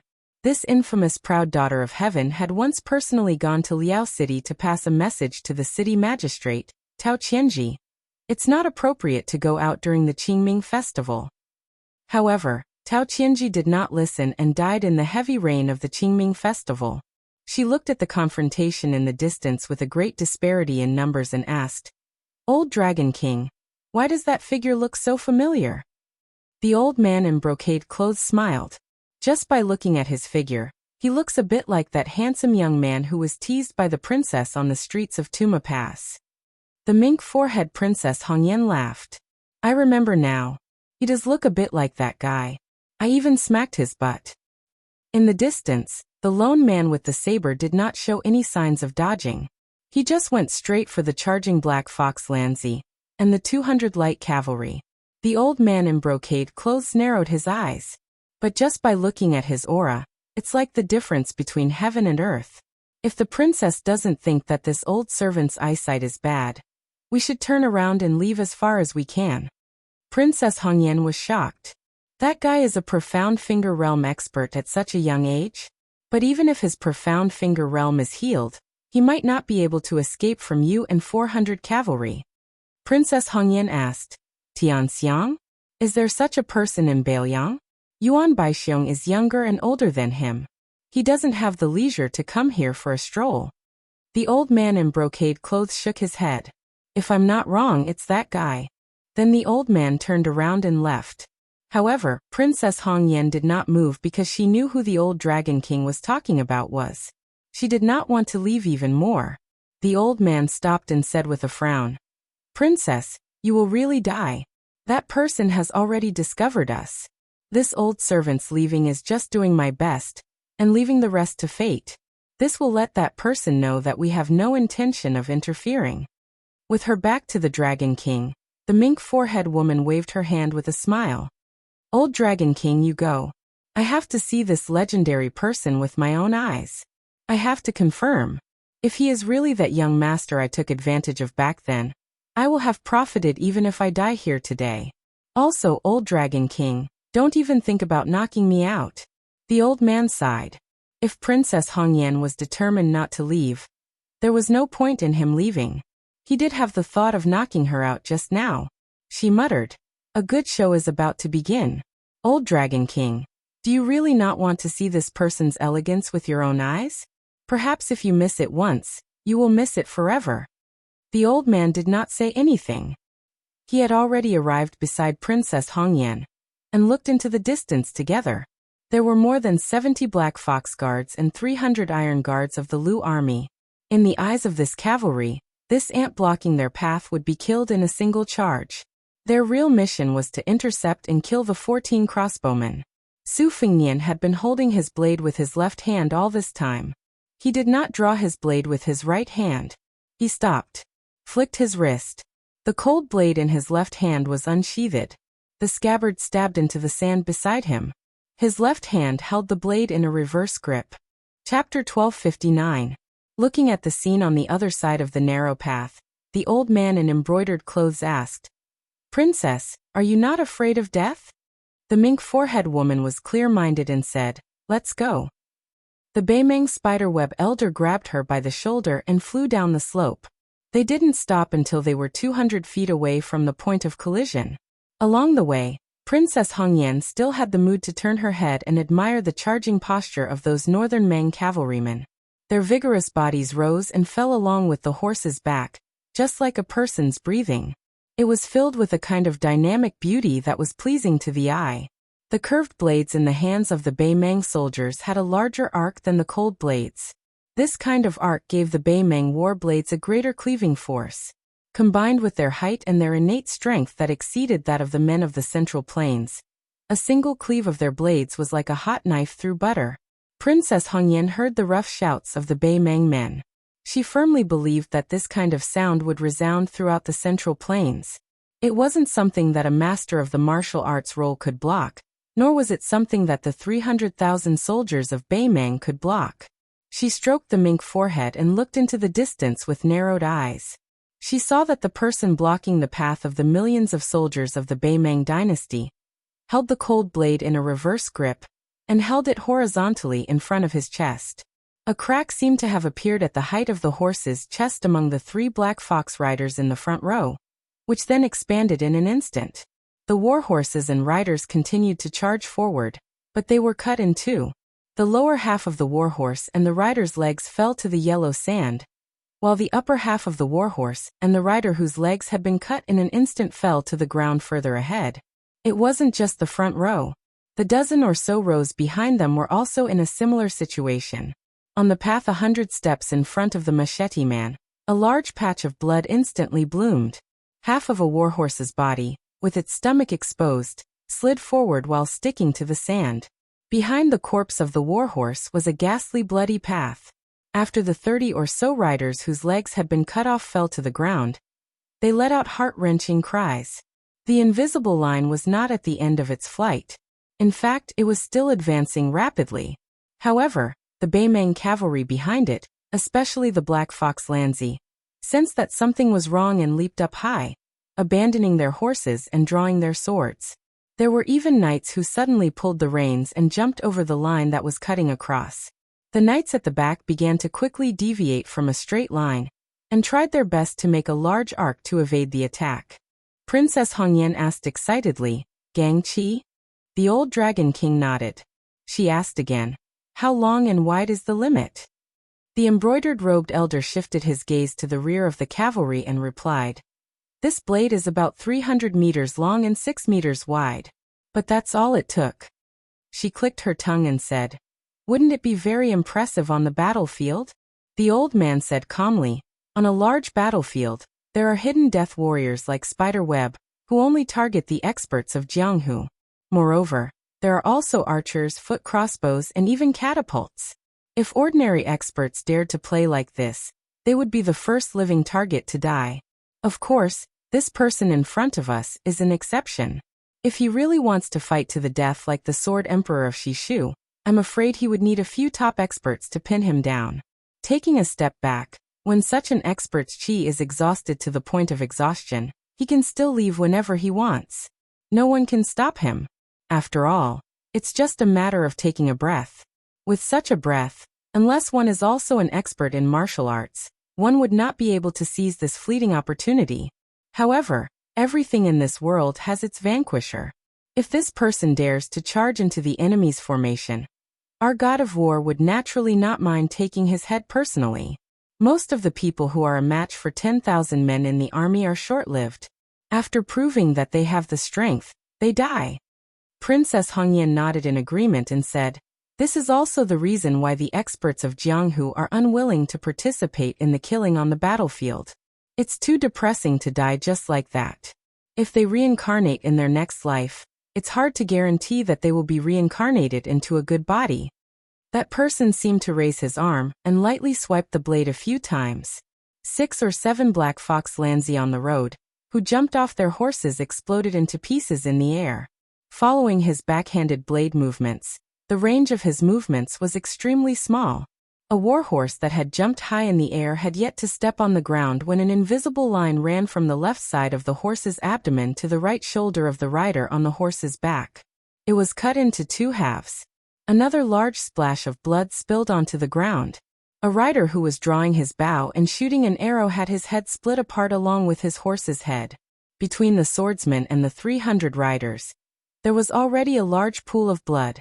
Then, this pool of blood continued to move forward rapidly as the swordsman continued to raise his hand. These armored riders were easily cut apart like tofu by the blade. Princess Hongyan said with a face full of regret, "They're just ants." The old Dragon King, who had no sympathy for this tragedy, said calmly, "It's true that they're ants. However, the reason why it's so miserable is because there are too few of them. As long as the ants gather into an uncountable number of ants, then not only the West Shoe Sword Emperor will be bitten to death." The old man continued, "There are masters in Bailiang who can single-handedly decide the battle of 10,000 men. However, there are only a few of them. This one, Yuan Zuozong and Su Yambing." Yuan Zuozong was the commander of the cavalry. When the situation reached a critical point where he had to save the situation, it meant that the entire northern Liang border army was almost finished. That spear, Immortal Wang Xiu's junior apprentice brother, is most likely to appear in the early stages of the battle. No one would be willing to leave such a sharp spear in the armory without drinking blood. Princess Hongyan nodded, "That's right. If it's his turn, the king of Bailiang has to go to the battlefield to kill the enemy. Not to mention the Bailiang frontier army. I'm afraid that the 4 states of Bailiang will be ours." She suddenly laughed happily. "Old Dragon King, he's temporarily holding the title of number 1 in the world. However, no matter how powerful he is, he can only watch the 300,000 soldiers of the Su family die one by one. Does he feel helpless?" The old man thought for a while and laughed. "If I were him, I would have run away long ago. The world is vast. Where can't I go? Where can't I be free?" Chapter 1260. She asked curiously, "Since killing at the border is the same, why doesn't this person just sneak into our palace and start a massacre? Isn't it quite good at disturbing the morale of the army?" The old Dragon King didn't know whether to laugh or cry at her naive thoughts. He sighed and said, "After reaching the celestial state, it's easy for experts to sense each other.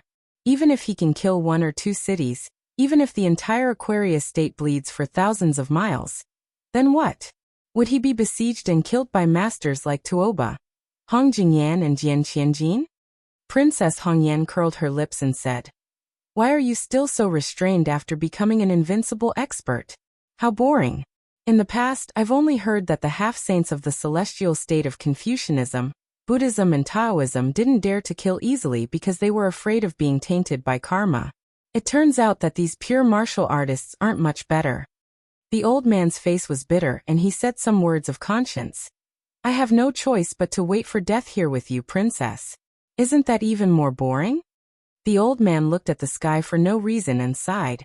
"Between the heavens and the earth, with the heavens and the earth, who isn't a puppet with their hands and feet tied? There are people who are lucky enough to jump out of this cage, but there's definitely no one who can break it." Princess Hongyan was surprised. "It's over? The thunder is loud, but the rain is too light. I haven't had enough fun watching it." While they were talking, the knight of Baimang didn't disappoint this noble surnamed Yelu. When the less than 300 riders all stopped their horses, that person also stopped his blade. A famous archer in the Lu battalion seized this perfect opportunity to draw his bow into a full moon. The bowstring released a loud bang and shot an arrow at the young swordsman. The other 2 burly knights with big bows on their backs followed suit. They didn't need to deliberately prepare their arrows. Instead, they drew their bows and shot out an arrow in one go. 3 sharp arrows pierced through the air, the arrowheads all aimed accurately at the swordsman's face. What happened next left these seasoned elites flabbergasted. The 3 arrows hovered quietly in the air, maintaining their slanting postures. The saberman sheathed the cold saber that the Baimang border army hated the most. 1 eagle feather arrow and 2 ordinary feather arrows. He reached out to grab the eagle plume arrow, which was known in the Central Plains as faster than a hawk and unable to be shaken by a strong wind, and threw it out with a backhand. The archer, who had subconsciously grabbed the reins after shooting the arrow, had his head pierced through by the arrow. His entire body was pulled back by the huge force. His hands pulled the reins, and the warhorse raised its front hooves. The knight's corpse fell off the horse. The warhorse that had been with the dead knight day and night still seemed to be in a daze. It stepped lightly on its fine hooves, turned around, and used its nose to touch its master who had fallen to the ground. A black fox that looked like a leader turned around and looked at the northern sky with great nostalgia. After turning his head again, he faced the young expert with terrifying strength. This Lanzi suddenly squeezed his horse's belly and took the lead in a crazy charge that was tantamount to suicide. The second warhorse began to follow, then the third, the fourth. In the end, none of the riders in the entire cavalry turned around and retreated. All of them began to charge. Seeing this tragic scene, Princess Hongyan bit her lip and said softly, "Let's go." The old man was puzzled, but he did not hesitate. He grabbed her shoulder and retreated. She closed her eyes and felt the strong wind blow past her ears. She said, "If we allow the news of them dying here for no reason to spread back to the grasslands, then their deaths will be in vain." The old Dragon King did not say anything. Nearly 400 riders had chased down 14 riders, but they had not succeeded. If they allowed the enemy crossbowmen to send back information, even if these Baimeng warriors had all died in battle, their parents, wives, children, and even their entire tribes on the grasslands would be implicated. And these people were originally waiting for their families to return home with military merits and food. Even if they returned empty-handed, it was good that they were alive. After allowing the two big fish to leave, Su Fengnian helped the 14 crossbowmen cover the retreat. He hung the cold saber at his waist and faced the aggressive Baimeng cavalry. He began to run. The leader of the Black Fox fence was the first to reach him. Su Fengnian jumped up. The leader was still in the posture of raising his arm and slashing his saber. He slapped the man's head with his palm. Both the man and his horse were smashed into the yellow sand. The warhorse's abdomen was stuck to the sand pit. However, Su Fengnian had a head in his hand. He pulled it out and threw it at the second Black Fox fence. The fence's chest was blown apart. Su Fengnian quickly fell to the ground. With a shake, his shoulders hit the sides of the warhorses on both sides. The horse's hooves left the ground, and the two riders fell to the side. One of the riders charged forward fiercely. However, when it was about 10 feet away from Su Fengnian, the rider and the horse were crushed by the majestic Qi, bursting into a cloud of bloody mist. The spider-web spy hidden between the Black Fox fence and the elite Lu cavalry broke through the bloody mist without warning. The tip of his sword pointed directly at Su Fengnian's forehead. Su Fengnian completely ignored the tip of the sword. He stretched out his hand and pressed down on the head of the spy. Then he slammed the spy to the ground. The tip of the sword shattered, and the blade snapped. The spy's body bounced on the yellow sand. First, blood flowed out of his 7 orifices. Then his meridians were broken, and blood seeped out of his entire body. This corpse was kicked up by Su Fengnian and slammed into a warhorse in front of him. After the dozen or so riders at the front died without any resistance, the surviving riders finally lost the courage to charge to their deaths. Some people began to retreat. There were hot-blooded people in the world who were not afraid of death. There were also people who were afraid of death, but could calmly die for it. However, these brave and skilled Baimeng elites did not wish to die at the hands of an enemy whose name and identity they did not even know. Su Fengnian stamped his foot slightly and stretched out a hand.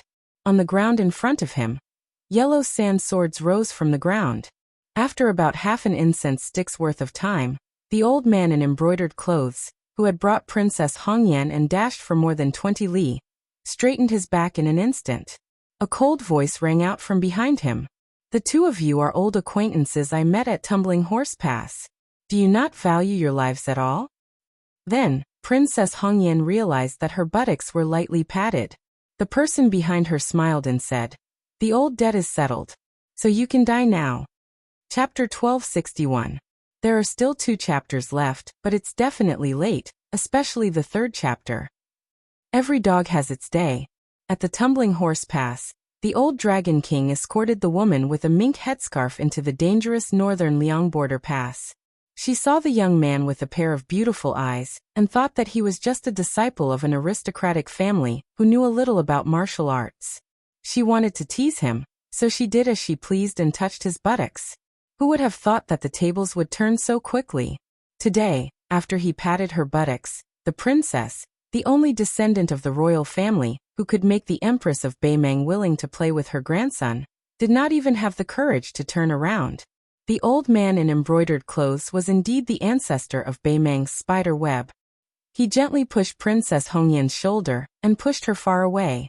Her life was hanging by a thread, so she did not care about controlling her strength and fell into the yellow sand more than 10 feet away. After sending her out of danger temporarily, the old Dragon King let out a light shout. His voice was like spring thunder, and his chi flowed like a flood. Thousands of tiny cracks appeared on his luxurious brocade clothes that were not inferior to those made in Jiangnan. The old Dragon King did not turn around. He did not even turn his head. He raised his arm and smashed backward. The sleeves on his arm instantly turned into fine powder. Dragon King Hulu Tieguan was an expert who had been famous in northern Meng for a long time. Before Tuoba Bodhisattva, Murong Baoding, Hong Jingyan, and the other new talents had risen to prominence, the heaven-warping Hulu Tieguan was once viewed as a peak expert who could block spear immortal Wang Xiu's spear with his bare hands. Hulu Tieguan's close-quarters combat skills couldn't be said to be weak, especially his tenacious muscles and bones. Before Murong Baoding obtained the great reputation of immovable wisdom king, he had even asked Hulu Tieguan for guidance on body-tempering secret techniques. When the Empress of Beimeng was purging the Jianghu forces, Hulu Tieguan, who was summoned, showed off his skills. 8 siege chariots with 200 strong men each threw 8 stones weighing 180 pounds at the same time towards the Dragon King Hulu Tieguan, who was standing 2,000 feet away. The old man smashed the stones with his fist in the air, and did not let any of the stones fall to the ground. The old but vigorous Hulu Tieguan's arm swung out like wind and thunder. Su Fengnian stretched out his right hand, and casually grabbed the old Dragon King's wrist. He snapped his fingers and broke Changsheng. Hulu Tieguan instantly felt that the rapidly flowing qi in his body was cut off, like a fast ship suddenly encountering a chain across the river. Moreover, this chain was not only in one place, but in 6 important acupoints of his body, as if it had forcibly set up 6 barriers in his body. Even if you are a fine horse that can travel 1,000 li in a day, under the heavy snow, you will not be able to move forward. Hulu Tieguan was trembling all over. Blood spurted out from the gaps between his teeth. Even if he was injured, he still wanted to break through those iron chains. He tried his best to connect all the meridians in his body. The old Dragon King was very decisive and ruthless. However, since Su Fengnian had made a move, he would not hesitate. He raised his left hand like a knife and placed it on Hulu Tieguan's shoulder and ear. Then he slapped his left hand and grabbed the old man's wrist. Hulu Tieguan's head was violently shaken. What was even more shocking was that the old man's entire arm was pulled out from his body by Su Fengnian.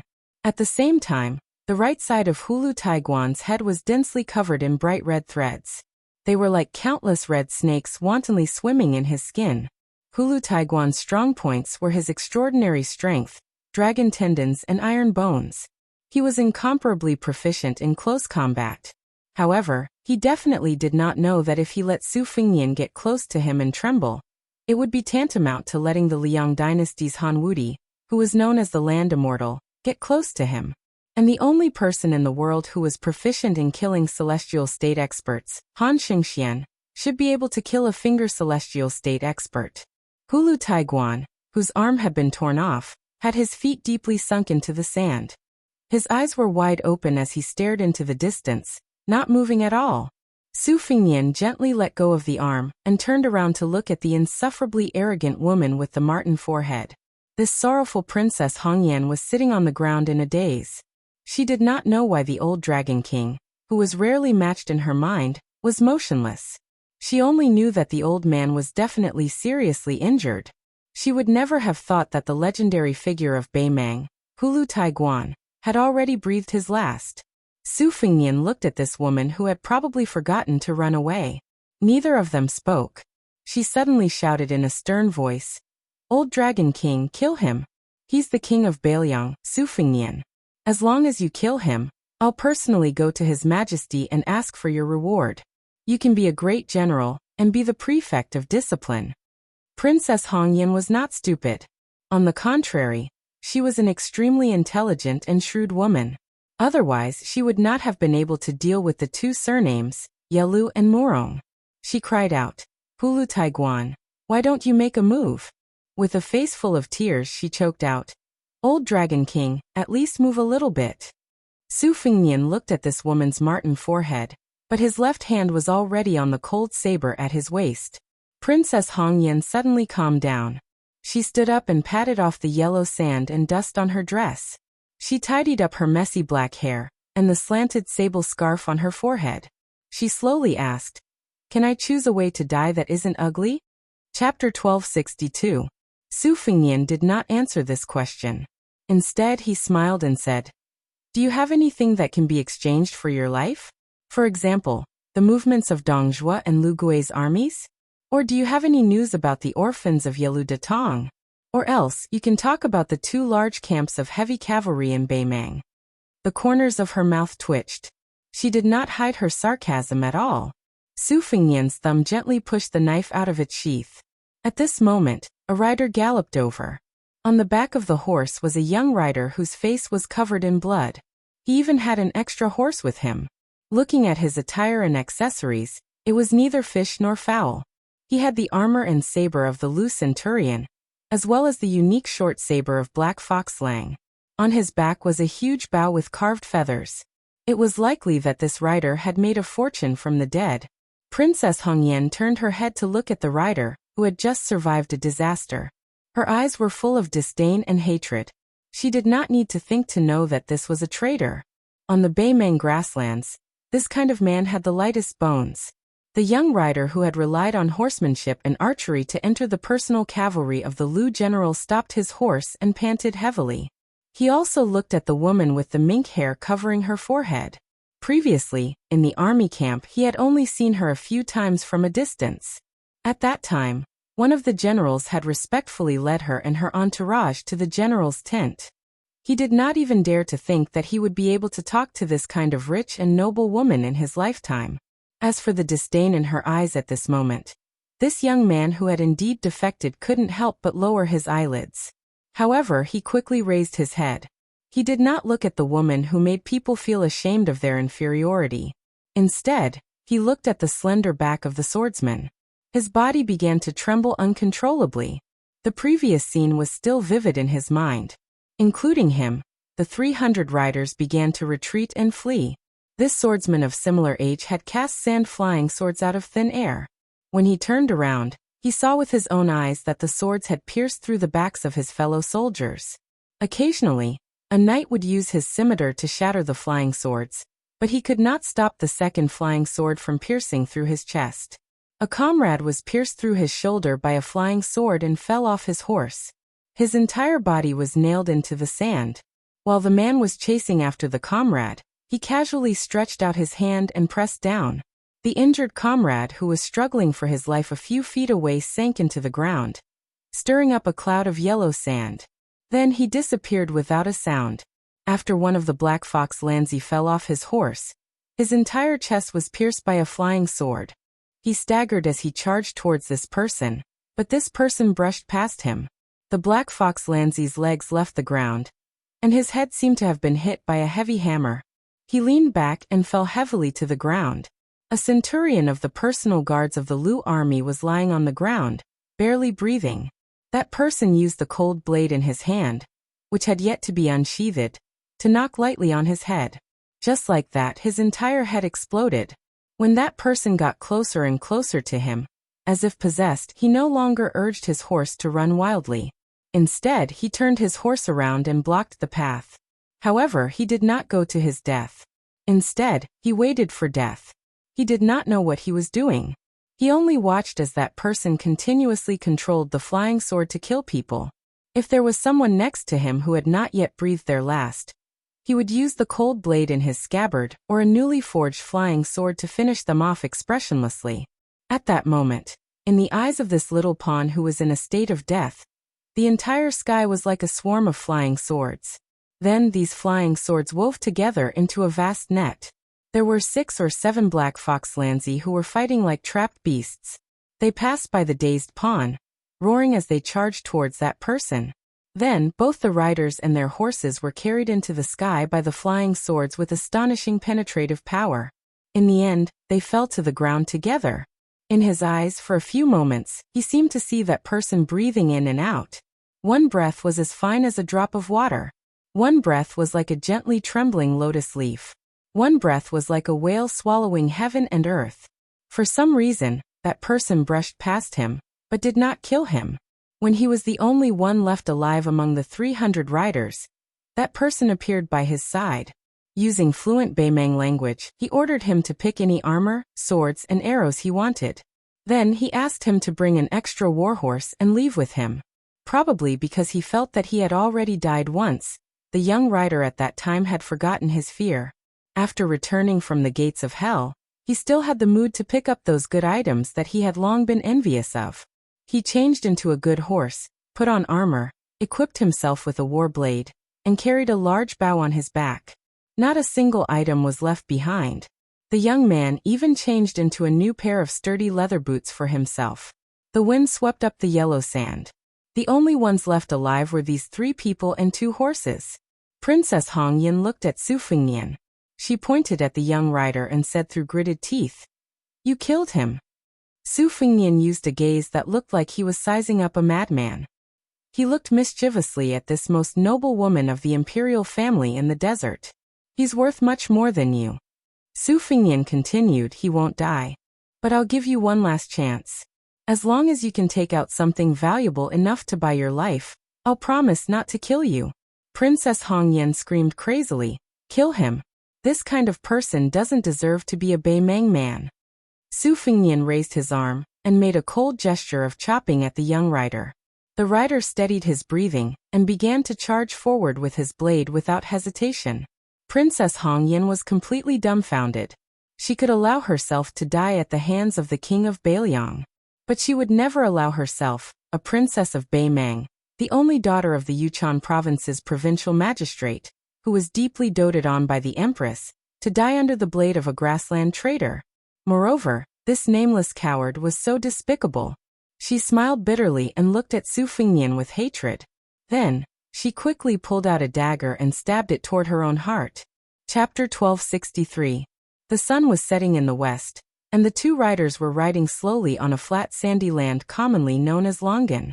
30 miles to the south was Huta City, the most majestic city in Bailiang's border. There were 30,000 elite soldiers, 3,000 heavy cavalry, 6,000 light cavalry, and more than 20,000 infantry inside and outside the city.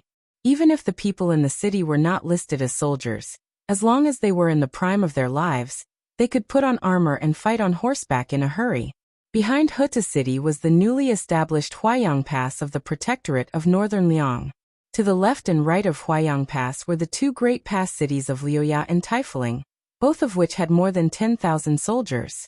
Unlike Huta City, which had an absolute advantage in terms of infantry, Liuya and Taifuling were almost entirely composed of cavalrymen in light armor. Clearly, they were different from Huta City, which was mainly used to stop the northern Mang's army from advancing south. These 2 border cities, which were slightly inferior in scale, were more responsible for taking the initiative to attack. Behind the first line of defense was the second line of defense, with Jinyuan, Qinghe, and Grave as the fulcrum, and Xianqin and Xinwu as the flanks in the north of Liangzhou, followed by the Great Snow Dragon Cavalry, which was stationed at the border of Liangzhou all year round, and the 2 deputy commanders of infantry and cavalry, Chen Yunshui and He Zhonghu's army, coupled with the crisscrossing watchtowers of Wubao Castle. There was no doubt that the northern border of Liangzhou was the most difficult battlefield in Bailiang. Generally speaking, Baimang was the least likely to attack the heavily guarded northern line of Liangzhou. If the northern barbarians really wanted to open their mouths and take over this place, it would not be as simple as breaking teeth and swallowing blood. Compared to northern Liang's Liangzhou's northern line, Yozhou's side was mostly infantrymen. That was why infantry great commander Yan Wenwan's tent was also located there. Regardless of whether it was the terrain of Yozhou's northern line or the distribution of troops, it all decided that Yuzhou would be a typical offensive and defensive battle between the nomads of the north and the farmers of the central plains, one side attacking, one side defending. It wasn't like Northern Liang's northern line where they relied on Su family's armored cavalry to fight Northern Meng's cavalry on horseback. Originally, the Dragon Elephant cavalry was stationed in the middle of Liangzhou and Liangzhou, so they could support both sides at any time and even roam around looking for opportunities. However, with the establishment of the 4th province, Liuzhou, and the 30,000 Long Xiang army stationed there, a crack appeared in the close relationship between Liangzhou and Liangzhou. The number one city in the northwest of the Liang dynasty wasn't the provincial capital of the northern Liang, Liangling, and Nether provinces, but rather this tiger-head city that appeared out of nowhere and looked down on northern Meng. On the border of Liangzhou, there were some passes like Tuma Pass for merchants to enter and leave Liangmeng, but to the north of Liangzhou, there was none. This place was destined to be filled with smoke signals and 100 battles, but never the sound of the camel bells of the caravans. Although there were only 2 riders, one of them was dragging a wretched woman whose hands were tied up. She was covered in dust, her lips were dry and cracked, and the pair of delicate embroidered shoes on her feet, which looked like those of a graceful girl from Jiangnan, were also in tatters, revealing her bloody toes. Her body was on the verge of collapse, but she was still holding on. When she was able to raise her head and look into the distance towards Tiger Head City, that was rumored to be most fond of displaying the heads of northern Meng captives, because of this untimely pause, she was dragged to the ground by the warhorse. That horseman didn't turn around. She struggled with all her might to get up, or else she would be dragged towards Tiger Head City like this. However, she was already too exhausted to stand up, only able to turn around. A wave of scorching pain came from her back as she slid across the gravel. This type of pain didn't come from how great the pain was in an instant, but rather from the endless, bit-by-bit accumulation. That Beimeng rider who was following orders couldn't help but turn his head to shoot a glance. This woman who was sitting high up in the clouds fell off the altar just like that, and in the end was dragged forward by him and his mount like a dog. He turned his head to look at the rider in front of him. He didn't know why this person didn't kill him, and he also didn't know why he didn't kill her. In the distance, there was a commotion. A group of several hundred riders with a majestic aura shook the earth as they approached. His heart contracted violently. This was the first time in his life that he had seen such a large number of Bailiang cavalry. He also quickly discovered that the Bailiang cavalry was different from the Lu cavalry he used to be in. The Lu cavalry was undoubtedly brave and ruthless when they broke through enemy lines and killed the enemy.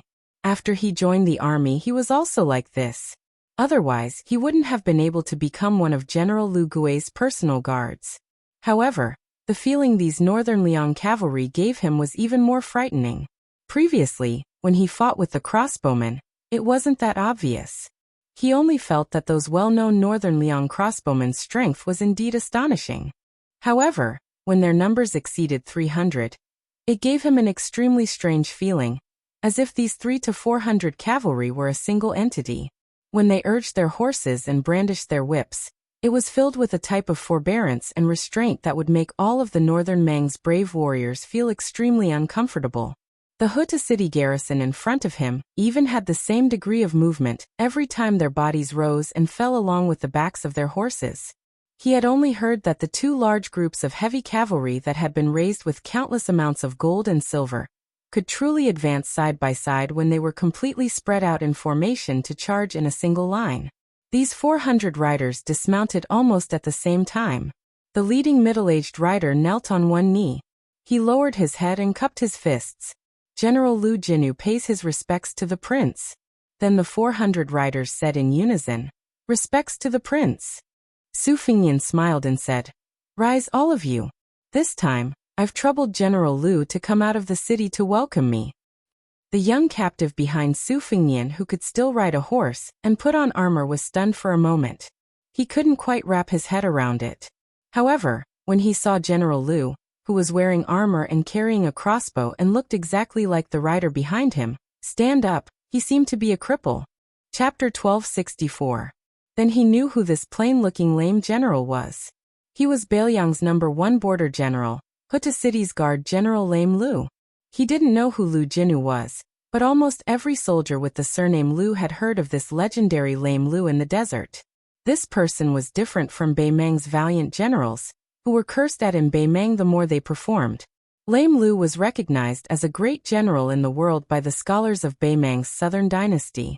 He governed the army strictly, but outside of the battlefield he treated the soldiers like his own children. He had 2 sons and 2 daughters. His sons had died at the border, and his youngest son had died at the age of 16.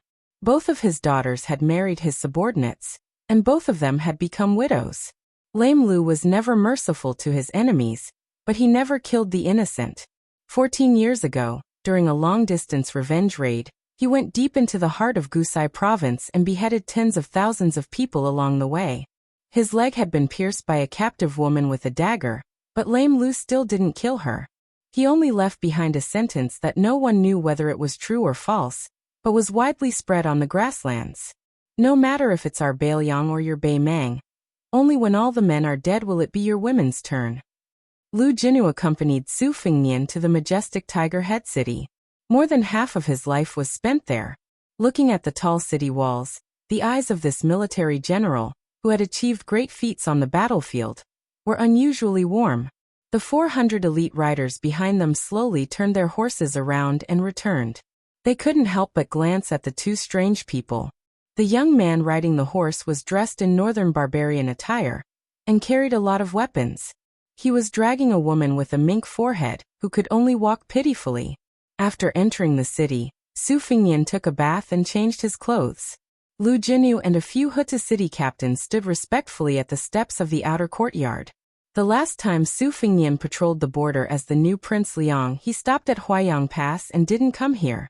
It was said that the captains at that time complained that this prince looked down on their Huta city and treated the soldiers of Huta city as the children of Bailiang's stepmother. The captain who led the 3,000 heavy cavalry openly declared that if he had the ability, he would let the cowardly garrison at Huayang Pass practice martial arts with him. He didn't want to bully the cavalry of Huayang Pass because they were light cavalry. At worst, he could borrow another 2,000 or 3,000 soldiers from them. He could still beat those guys without 3 rounds of charge. Su Fengnian saw a strong man who pretended to be calm, but was obviously a little restrained. He waved his hand and motioned for the pillars of Huta city to sit down and talk. With Lu Jinu's experience and military achievements, he could talk calmly with the old Prince Liang. Of course, he wouldn't be at a loss when facing Su Fengnian, the new prince of Bailiang. He calmly sat on the stone bench. Out of the corner of his eye, he saw Ma Jili, who had scolded him the most after drinking, move the stone bench and sit at the back like a shy little girl who didn't dare to see her lover. Su Fengnian tilted his head, as if he was looking for someone. He deliberately asked with a smile, "General Lu, is Captain Ma, who said that even if he can't beat me in martial arts, he can drink me down?" Lu Jinu held back his laughter and didn't speak. The captains, who were as rough as the sandstorm in the frontier fortress, couldn't help but laugh out loud. Their laughter was full of straightforward kindness. No matter how feminine a man was, he would probably be hardened by the scorching sun here year after year. No matter how narrow-minded a man was, he would probably be bullied by the vast sky here day after day. Ma Jili straightened his back and stuck his head out from behind his comrade's back. "Reporting to Wang Ye," he said, "Lowly officer is here. If you, senior, are really angry and want lowly officer to eat a whip, lowly officer will have no objection. But when I'm being whipped, can you find a place where my subordinates can't see? Otherwise, I'll be laughed at by those guys." Su Fengnian obviously didn't want to bicker with this man. He asked, "General Lu, can everyone drink?" Lu Jinu nodded and joked, "Of course everyone can drink. That's how it is when these people fight. When it comes to drinking, everyone is #1. However, Ma Jili and Chu Hanqing both have to be on night patrol. As long as the others don't get too drunk, it's fine." Su Fengnian grunted. "Then let's stop drinking. We can only make up for what we owe in the future." Lu Jinu turned his head and shouted, "Ma Jili, go with Chu Hanqing and bring 2 jars of wine here. Then go on night patrol." Ma Jili was relieved. He ran out of the courtyard with another captain, and quickly returned with 2 jars of green ant wine.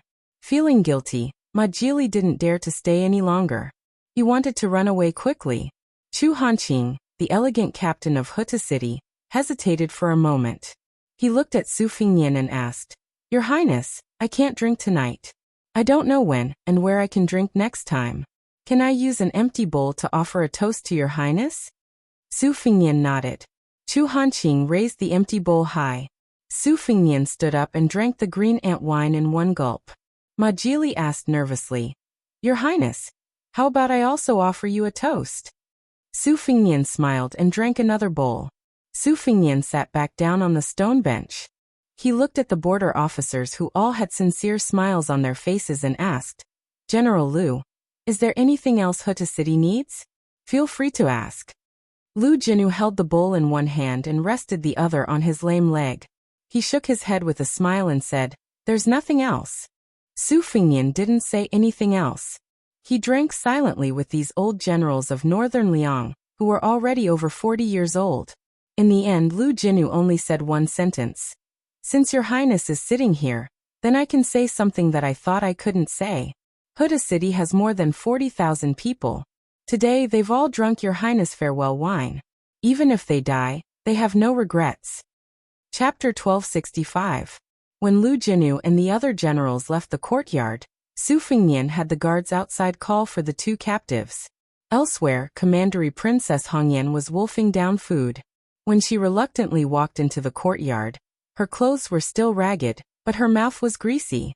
When she crossed the threshold, she even burped. This made the Lu cavalry soldier beside her, who was still wearing his armor and carrying his saber and bow, feel curious. He probably realized that a woman like her was not truly otherworldly after all. There was still half a jar of green ant wine left on the table. Clearly Lu Jinu and the others had shown mercy. Su Fingyan picked up the wine bowl and pointed at a few stone stools. Commandery Princess Hongyan sat down.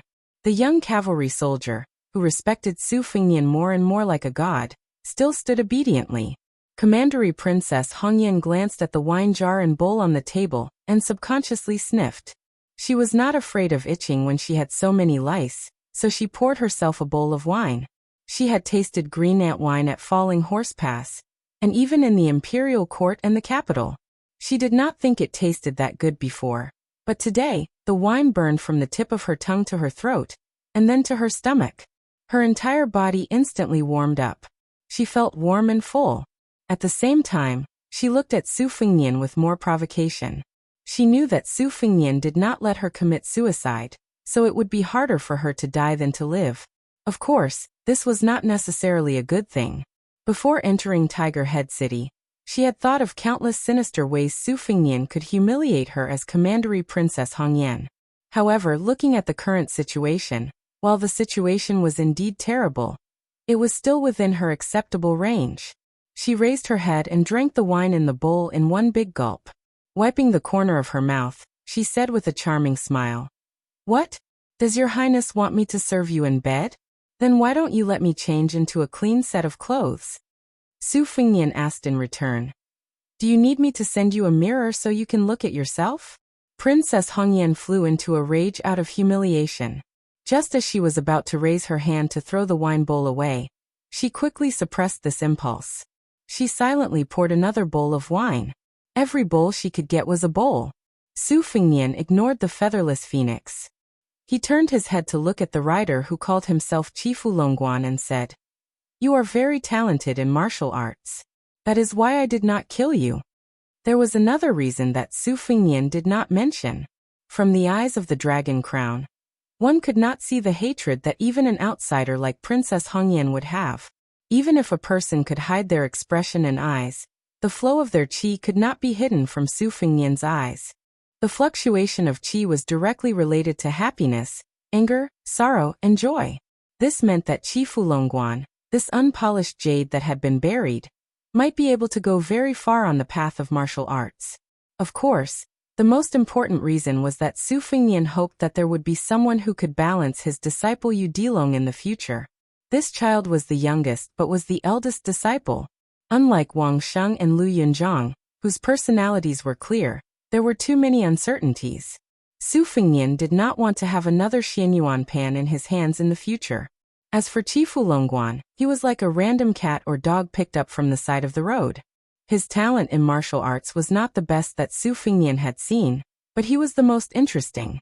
For example, Jiang and I and the charcoal girl of the Guanyin sect were called sword embryos. For example, Hong Shixiang and Zhao Ningxian of Longhu Mountain were the reincarnations of enlightened masters, and were called Bodhi seeds. The Buddhist sect also had the concept of reincarnated spiritual children. As for Chifu Longguan, he was a little different. He had a bit of everything and nothing was pure. But this was precisely the case. He was most in line with Su Fengnian's martial arts journey. Moreover, in that battle, Chifu Longguan had truly caught the thin line between the breaths of Su Fengnian, this celestial being.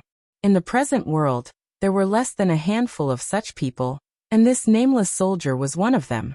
Chifu Longguan was only 18 years old, but he was already one of Lu Gui's personal cavalry.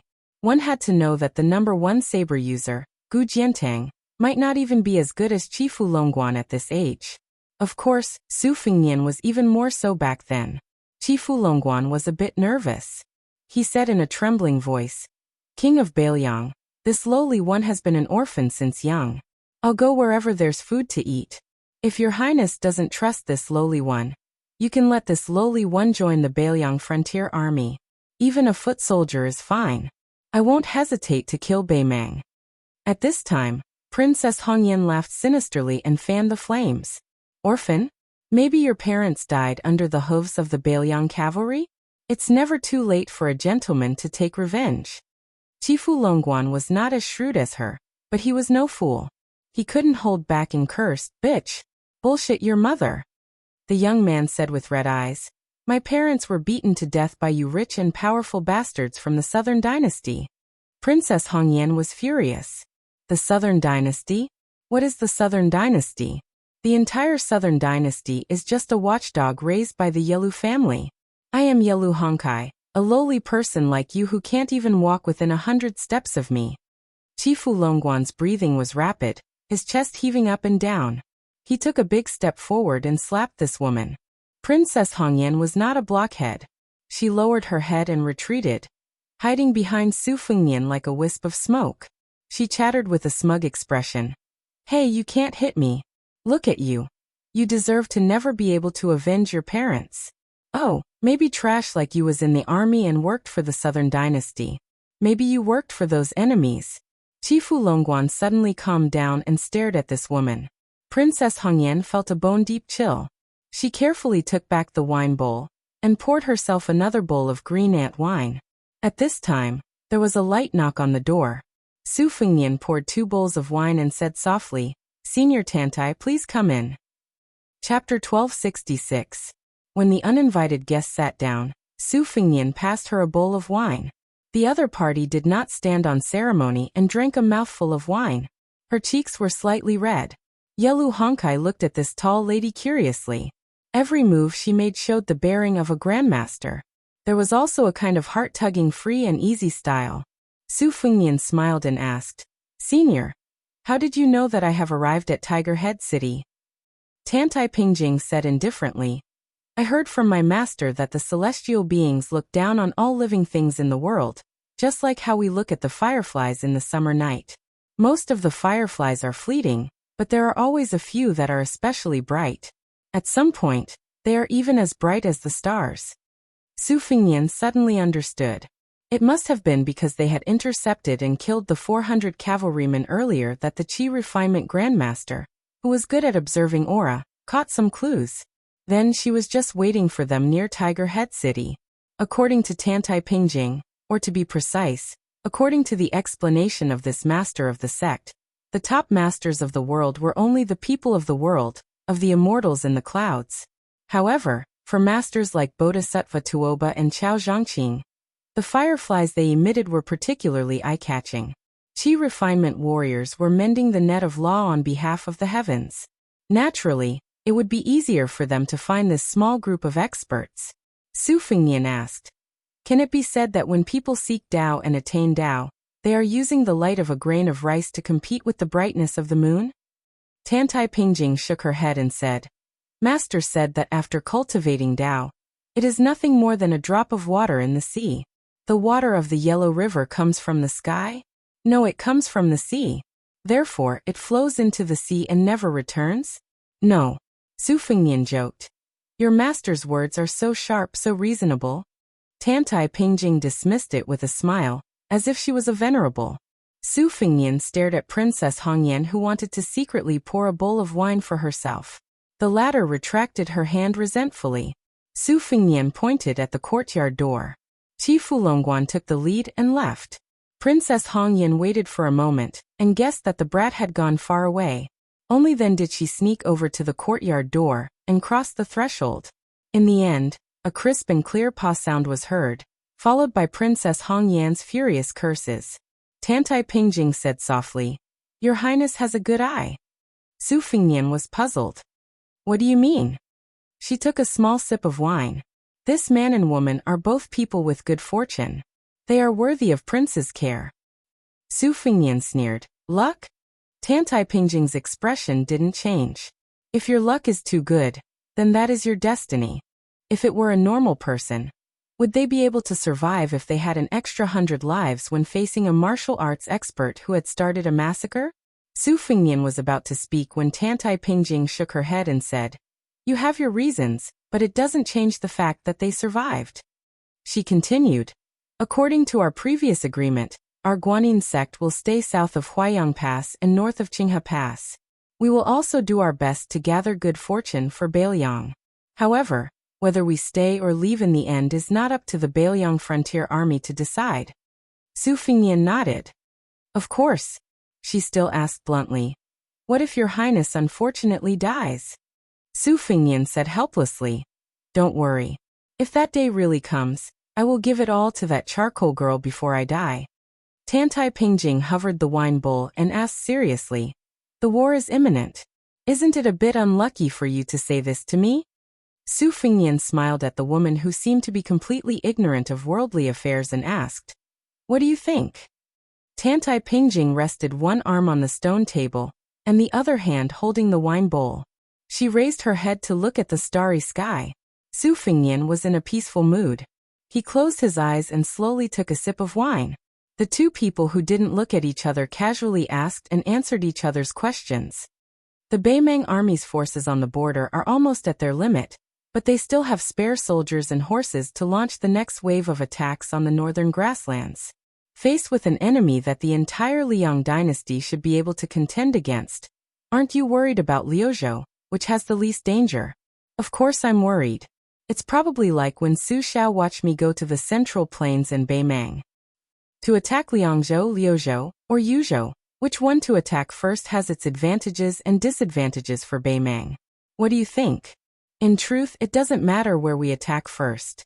My father Su Xiao, my master, Li Yishan, Yuan Zuozong, Chulushan, Yanwenwan, Qinyun Chui, He Zhonghu, and people like Lu Jinu of Hutu have already done the best they can for Bailiang. You might not believe it, but I'm beginning to think that Bailiang might really be able to hold on. But I don't know who will die on the battlefield in Bailiang. I don't want to know. Then why hasn't Tuoba appeared on the border? It's just like how the Zhao clan's son of heaven wants to keep Gu Jiantang in the north and not let him go to Guangling Road, because this is the dynasty's final trump card. When that old woman and the imperial tutor needed Tuoba to personally take action, it meant that the situation was starting to slip out of control. Before this, they were all confident that victory was in their grasp. Tantai Pingjing suddenly asked a very off-topic question. Why didn't you kill that Beimang princess? Su Fengnian laughed involuntarily. After a moment of silence, he looked at the starry sky with her. Of course it's not that I like her. It's just that she reminds me of someone I miss very much. We both like Martin forehead coverings, have the same bad reputation, and have the same unyielding character. I could have killed her, but I didn't because I wanted her to know how difficult it is to live. Tantai Pingjing poured the last bit of wine into her bowl, and finished it in one gulp. Who do you really care about? Su Fengnian stretched out his finger, and pointed at the starry sky. He said gently, My elder sister is there. After some time, Su Fengnian came back to his senses. He could not help but hold his forehead and sigh. This number one Qi refinement warrior of the dynasty, who had extraordinary status and strength, not only fell asleep drunk, but was also snoring on the table. Su Fingnian could read her mind. He looked at her and sighed. You must be missing your master, right? Chapter 1267. As the morning mist rose, a group of people rode out of Tiger Head City's south gate and parted ways. Chifu Longguan changed into the armor of the Bailiang Light Cavalry, and at the same time received a new identity card. His name was also changed to Chifu Longguan. From today onwards, he was a member of the Bailiang Frontier Army. When he left the city, the young man who had betrayed Bei Meng would occasionally touch the cold saber at his waist. The Bailiang war saber was known as the Grand Su style, which meant that all war sabers in the world had to be made using the Su family's war saber. Chifu Longguan knew that if this war saber was sold in the royal court, it would be impossible to get it without 500 taels of silver. Moreover, there was a price but no market. Countless members of the royal family and the grassland were proud to be able to collect the complete set of Su Yangliang's saber. Chifu Longguan, who was used to being poor, had such a saber. His back straightened a bit, and he always felt that he was now a rich man. But there was a secret that made the young rider even more excited than the cold saber light crossbow and his identity. The king of Bailiang had passed on to him a nameless saber manual and a set of Wudong mantras. Chifu Longguan was now full of pride, and he was also willing to fight on the battlefield for the young new king of Liang. He followed the king of Bailiang's orders to escort Princess Hongyan to Luzhou. As long as he threw this yellow woman to the border, he could ignore her. When the time came, he could directly join the Long Xiang army. After that, whether he lived or died in the Battle of Liangmang would depend on his own luck. Yelu Hongkai hesitated, then turned his horse around and spurred it to catch up to Su Fingnian. He stopped his horse to block the way and said in a low voice, "You're just going to let me go back to Bei Meng like this?" Su Fingnian smiled and said, "What else?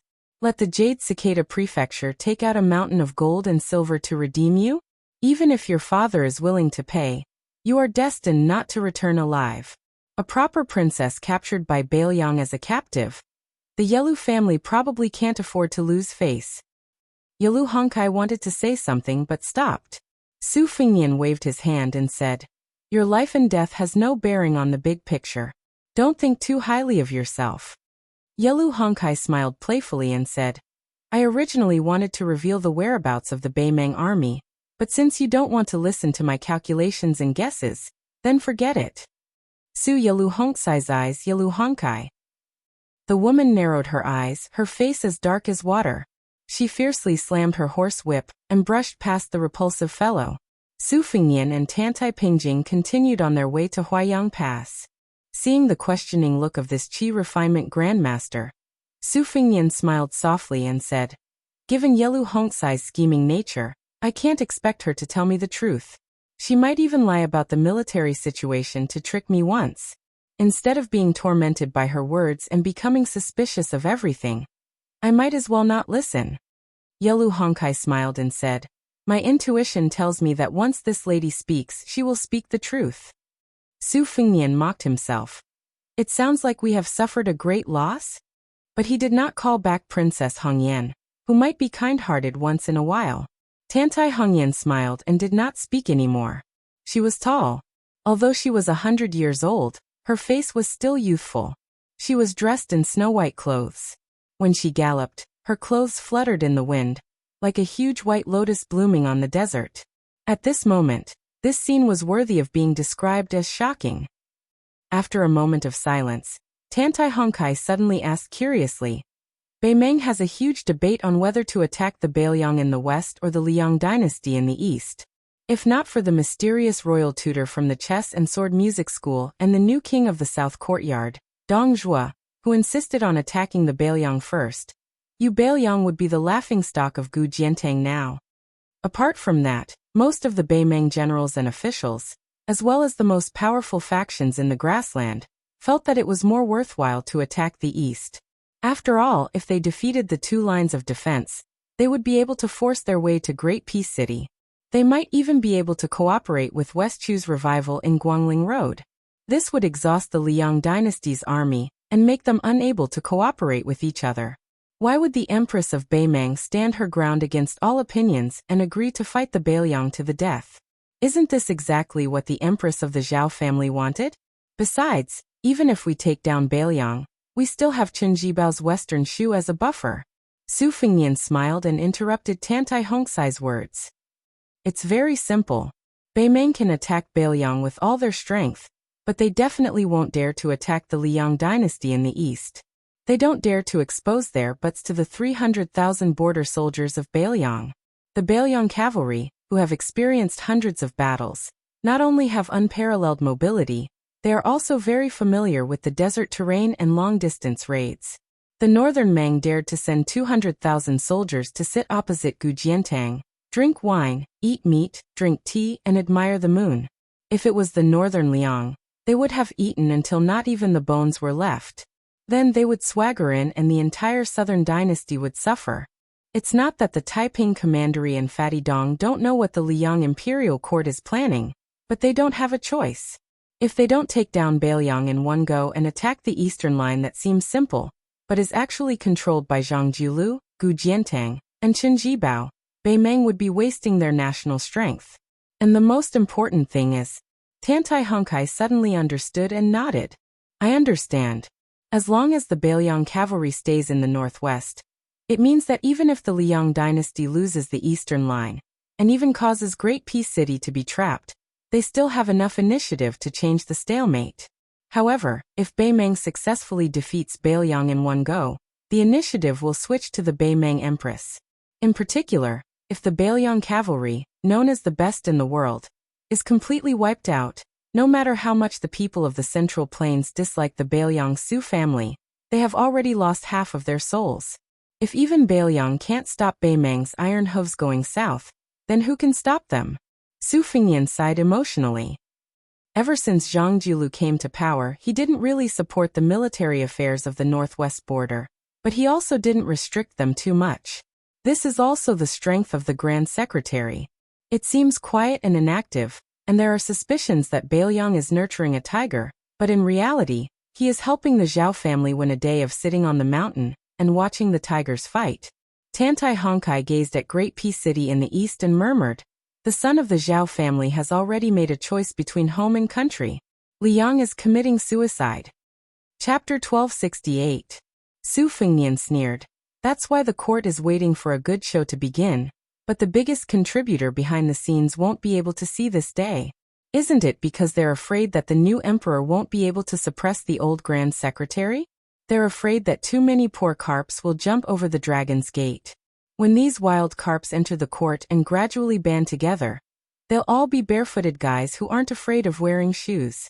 If they die, then they die. In any case, they'll be alone in the world.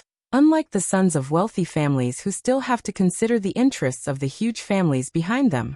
Even if more than half of these poor men are greedy for the feeling of wealth and honor, as long as 2 or 3 of them refuse to be controlled and dare to stiffen their necks to oppose the emperor, pleading for the people all day long, then it'll be enough for the emperor of the Zhao family to suffer. The next person to sit on the dragon throne, Zhao Zhuan, doesn't have the military merit of the previous emperor unifying the Central Plains, nor does he have the current emperor's 20 years of experience of suppressing civil and military officials like Su Shao, Zhang Jiulu, and Gu Jiantang. Zhao Zhuan's father, if he doesn't do something before he dies, how can he be at ease handing over the entire world to Zhao Zhuan? Therefore, he painstakingly invited Qi Yanglong, who was already half in the yellow earth, to be the imperial tutor. By the time the old fellow stabilizes the situation in the court, he'll be about to die of old age. By that time, Zhao Zhuan will already be fully fledged. The vassal kings and generals will also have their military power stripped. In addition, he'll have the assistance of ministers like Yin Maochun, who don't have a deep enough foundation. He'll also be able to promote the sons and grandsons of wealthy families to keep the former in check. He won't have to be as diligent as the current emperor. He can just lie down comfortably and be the emperor. Sometimes, when I think about that blue-eyed man, I really feel that it's not worth it for him. Tantai Pingjing sighed. Su Fengnian said self-mockingly, I just don't know if the Grand Secretary feels that it's not worth it for Beiliang. Tantai Pingjing smiled and asked, is there resentment? Su Fengnian exhaled and said in a deep voice, "My resentment is great." Tantai Pingjing said, "It just so happens that Bei Meng bumped into the tip of Bailiang's blade." Su Fengnian looked at the sky. Perhaps this year's snow couldn't cover the blood. The headquarters of the Northern Liang Protectorate within Huaiyang Pass was still ridiculously simple and crude. This made the Huaiyang commandant, Huang Laifu, very nervous. Although he could not say that he was unable to eat or sleep in peace, every time he went to participate in the military affairs of the Protectorate General, he would always feel that this was not the case. A few of his close friends liked to use this matter to poke at him. Huang Laifu didn't even have a chance to talk back. He could only accept his fate. Over time, he became the #1 joke in Liangzhou's northern border. But as the atmosphere of the impending war grew thicker and thicker, these harmless jokes quickly disappeared. Today, Huang Laifu went to the Protector's manor to do official business. Recently, several generals and commanders were in the manor, discussing the deployment of Bei Meng's troops and the direction of the main attack. Huang Laifu was a rough man who knew how to fight but was not good at talking. He couldn't get a word in. But when he heard the arguments of the old generals and commanders, he felt very comfortable. He felt that as long as they were in charge of the border, not to mention the fact that the Bailiang frontier army was strong and unharmed, even if Huta City was accidentally lost, Huang Laifu would take it back without a second thought. When Huang Laifu walked into the lobby of the Protector's manor, which was hung with maps of various sizes, he obviously felt something strange. In the center of the lobby, there was a huge table made of yellow pear wood. On both sides of the table, there were many new faces. Infantry Commander Yen Wenluan, an experienced general, should be visiting Huaiyang Pass for the first time. Cavalry Commander Yuan Zuozong was also here. Great Ancestor Gu, Zhou Kong, He Zhonghu, and Chen Yunshui, the 4 new and old deputy commanders, were here for the first time. Qi Danghua, one of the general's adopted sons, was also standing on one side. Yuzhou Provincial Governor Hu Kuei and Yuzhou General Huang Fuqiu stood side by side. Liangzhou Provincial Governor Wang Peifang, who had just been promoted from Yuzhou Provincial Governor to a higher position, was trembling with fear. This Bailiang Provincial Governor, who could be said to have made a name for himself, was standing alone in the most remote corner. Obviously, on this occasion, the fart of any other armored general would be more effective than him, a civil official, shouting at the top of his lungs. But the person that shocked Huang Laifu the most was the second princess, Su Weisheng. She sat in a wheelchair, her hands interlaced as she stared at the map of the border on the table. The Bailiang Protector General held an inkstone in one hand and a brush in the other. The ink in the inkstone was crimson red ink. Chu Lushan stood by Su Weisheng's side, bending over to draw red lines on the map while constantly speaking softly. Huang Laifu tiptoed over. There were already 20-some people standing on both sides of the table, so he could only find a place to sit. He just happened to hear Chu Lushan say in a low voice, "Earlier, we sent a ballista archer into the heart of Gusai province and discovered that Lu Gui's army had already set out. Now we can confirm that they're heading for Liuzhou. Other than Lu Gui's 30,000 elite soldiers, the 4 military towns to the south, including tile-building Gentleman's Pavilion, have also moved out in full force. The old noble clans of Longguan have also brought out 30,000 infantry, and there are also the 8,000 Chang cavalry from Gusai province that require our attention. Together, these 100,000 soldiers are all heading for the current capital of Liuzhou, Azure City." Chu Lushan used his brush to point at a certain area north of Azure City. The 30,000 infantry from the noble clans of Longguan will be used as the main force to attack the city. This much is obvious. Then he lightly drew a line between Azure City and Linyao military town. If nothing unexpected happens, the 8,000 Chang cavalry will be waiting here to tie down the reinforcements on the western front of Liuzhou. If they can win, they fight. If they can't win, they run. The Chang cavalry doesn't have any other abilities, but their ability to run is top-notch. I've already experienced it for myself more than a decade ago. The generals in the room all smiled knowingly. During the first Northern Mang-Liyang battle, everyone knew that Chu Lushan, who shone brilliantly in the smoke of battle, had 2 regrets. The first was that he wasn't able to kill Dong Zhuo, who was also a fatty, and the second was that he actually wasn't able to chase down that routed Chang cavalry. Chu Lushan moved the tip of his brush, drawing a line between Liuzhou and Azure City. As the main force, Lu Gui's army should be here. Su Weisheng frowned. When he heard this, he interrupted Chu Lushan's words. Are they just going to retreat and let Lu Gui infiltrate Liuzhou? Even if Liuzhou only has 30,000 Long Xiang army, they don't have to be so passive. Ancestor Gu bent over the map with his hands behind his back. He slowly said, if we say that Liuzhou and Yuzhou borders can wait, then Liuzhou doesn't need to wait. The 30,000 Long Xiang army only needs to find Lu Gui's main force and defeat them. The rest of the scattered soldiers are nothing to be afraid of. Bailiang has this ability outside the gates of the Kingdom of War. The deputy commander of the cavalry, He Zhong, suddenly said, don't look at how Lu Gui's side has the advantage in numbers. This amount of soldiers isn't enough to fill the gaps between their teeth. Even if Dong Zhuo has a backup plan, based on their current deployment, there won't even be enough time to collect the corpses of their warhorses. Chu Lushan extended 2 fingers and pinched the crimson tip of his brush. He turned a deaf ear to He Zhong's words. He only stared at his slightly ink-stained fingers and calmly said, the bait is too small to catch a big fish. Chu Lushan suddenly laughed. In the silent room, it was particularly eye-catching. This protector general stuck his thumb and index finger together and raised his hand. He smiled and said, our Bailiang cavalry is too strong. We have to give our opponents a little bit of hope. Chapter 1269. There are only 2 chapters today. There was a side room in the Huaiyang Pass Protectorate Manor. Rumor had it that there were a bunch of petty officials gathered there. They were all insignificant officials who were neither learned nor trained in martial arts. However, the Protector General would often enter this side room. Other than that, this side room was rarely visited. Contrary to what the outside world had imagined, the side room was not desolate. There were only a few old pedants gathered together inside. On the contrary, it was very lively. Many young faces had appeared, making the room seem particularly lively. There were maps hanging on the east and west walls of the room. There were maps of the borders of Bailiang and the 2 provinces of Beimang. The maps on the 2 walls were the same. The only difference was that they were old. The east wall was old, while the west wall was new. There were 2 people sitting at a table in the room. There was always a person standing at the table with a brush in his hand, in charge of recording some words. The tables were piled with Beimang records and secret files. Many of these things were probably not even available to the Southern Dynasty's Ministry of War and Ministry of Revenue.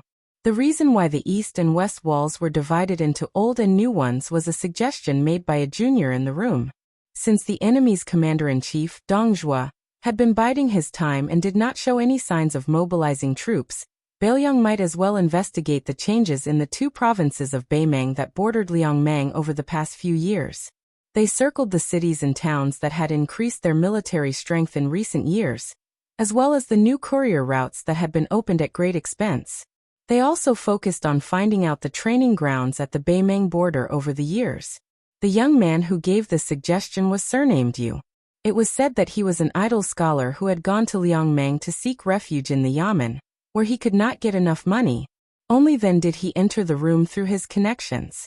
There were 6 or 7 other miscellaneous officials who entered the room at the same time as Yu. Some of them were sons of generals who had studied the military and were born with a scholarly air. There were also some who had similar backgrounds as Yu. They were all scholars from other provinces who were picked up by others. Their ambitions were higher than the sky, but their lives were thinner than paper. Most of the older seniors in the room were frustrated people who had not made a name for themselves in the officialdom. They had one thing in common. Their necks were hard and their knees were even harder. They did not know how to bow and bend their knees. Usually, they liked to drown their sorrows in alcohol. Once they drank too much, they would naturally be unable to control their mouths and talk about the state affairs. Then one day, they would suddenly be taken to the border by the Whispering Room spies. They did not even have the chance to say goodbye to their families before they disappeared into thin air. At first, they were scared witless, thinking that they were going to be beheaded by the temperamental Great Demon Chu. Later, they found out that they were just helping to analyze the situation of the war. Gradually they calmed down. However, although they had become guests of the Protectorate General and were working for the Protectorate General, they did not have any official rank or salary. They were neither in heaven nor on earth, so it was not a pleasant job. Fortunately, these people had long worn away their ambitions in the officialdom. They were able to endure the dull and tedious work in the room. In addition, Lord Chu Lushan's reputation was too frightening. Every one of them was cautious and conscientious. They were afraid that one day, Chu Lushan would feel that they were officials who did not want to work hard without complaint. Then, with a crack, their heads would be chopped off. The outsiders who often came in and out of the room were all people who had walked out of the Fu Shui room. They constantly sent strange things to the people in the room.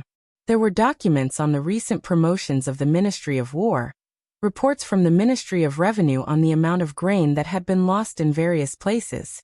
There were even papers of different textures. Specific details such as which beacon and which relay road had been repaired were written down. These Fu Shui room spies came and went hurriedly. When they entered the room, they did not say a word. They put down the secret records and silently left, their eyes never looking sideways. In the words of Sir Hong, who was temporarily in charge of the room, they were ruthless people who killed without blinking and slept without closing their eyes. The older ones, like Sir Hong, believed in doing more and speaking less. At most, they would occasionally sigh with emotion. As for the young man called Yu Deji, he was even more like a newborn calf that was not afraid of a tiger. He dared to speak freely in the room. The young scholar Li Yu and Zhaoying, whose father was the county magistrate of Lingzhou, had a great argument 2 days ago about whether the Beimeng army should be attacking Liuzhou or not. The argument was so earth-shattering that even Sir Chu was alarmed. At dusk, Sir Hong, whose eyesight was not good, even though he was sitting by the window, where the light was the best, he still lit an oil lamp. When he turned his head, he heard the sound of light footsteps that he was used to. Turning his head, he saw an extremely young and tender Fu Shui room spy.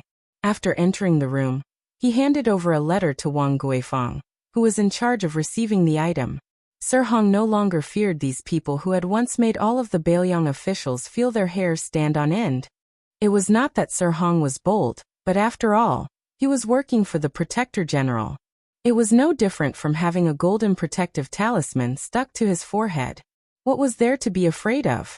However, it was impossible for Sir Hong to have a good impression of these people. It was not just him. Most of the people in the room did not want to have anything to do with the Fu Shui room.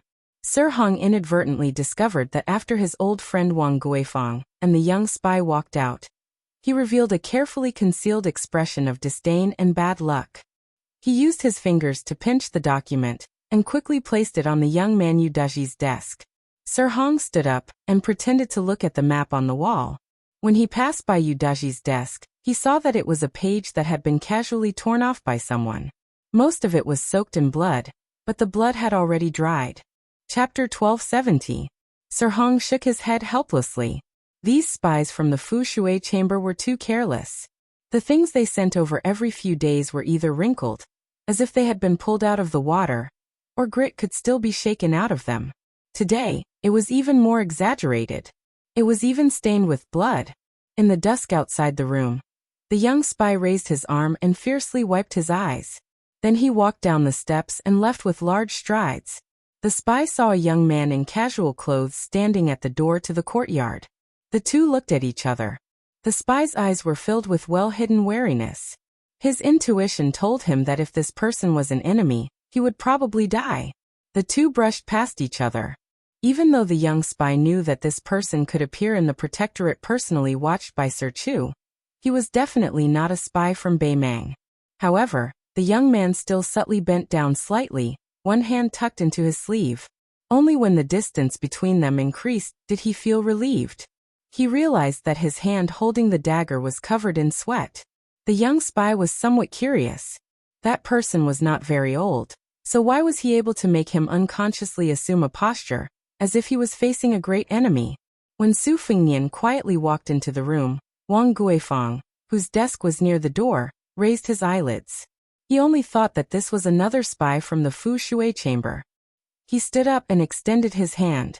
Su Fengnian asked quietly, "Where is the thing that was just sent over?" Yu Dizhi suddenly raised his head. Just as he was about to speak, he saw the incognito king of Beimang shake his head slightly. He understood and stood up, handing the paper to Su Fengnian. He was none other than Yu Luandao, the eldest grandson of the Yu family, a powerful clan in the Central Plains. His pseudonym was Yu Dizhi, and he worked as a handyman in this house. He was a nobody, and he spent all his time picking and choosing from those secret records and documents. In fact, as long as Yu Luandao wanted to get an official position, Hu Kuei, the provincial governor of Liangzhou, who was deeply respected by Su Fengnian, could make him a fourth-rank general, not to mention others. The piece of paper that Yu Luandao handed to Su Fengnian was a page from the famous prose collection, Small Window Leisure, written by Lu Jingsheng, the literary giant of the former Southern Tang dynasty. It was widely circulated among the remaining elders of the spring and autumn period.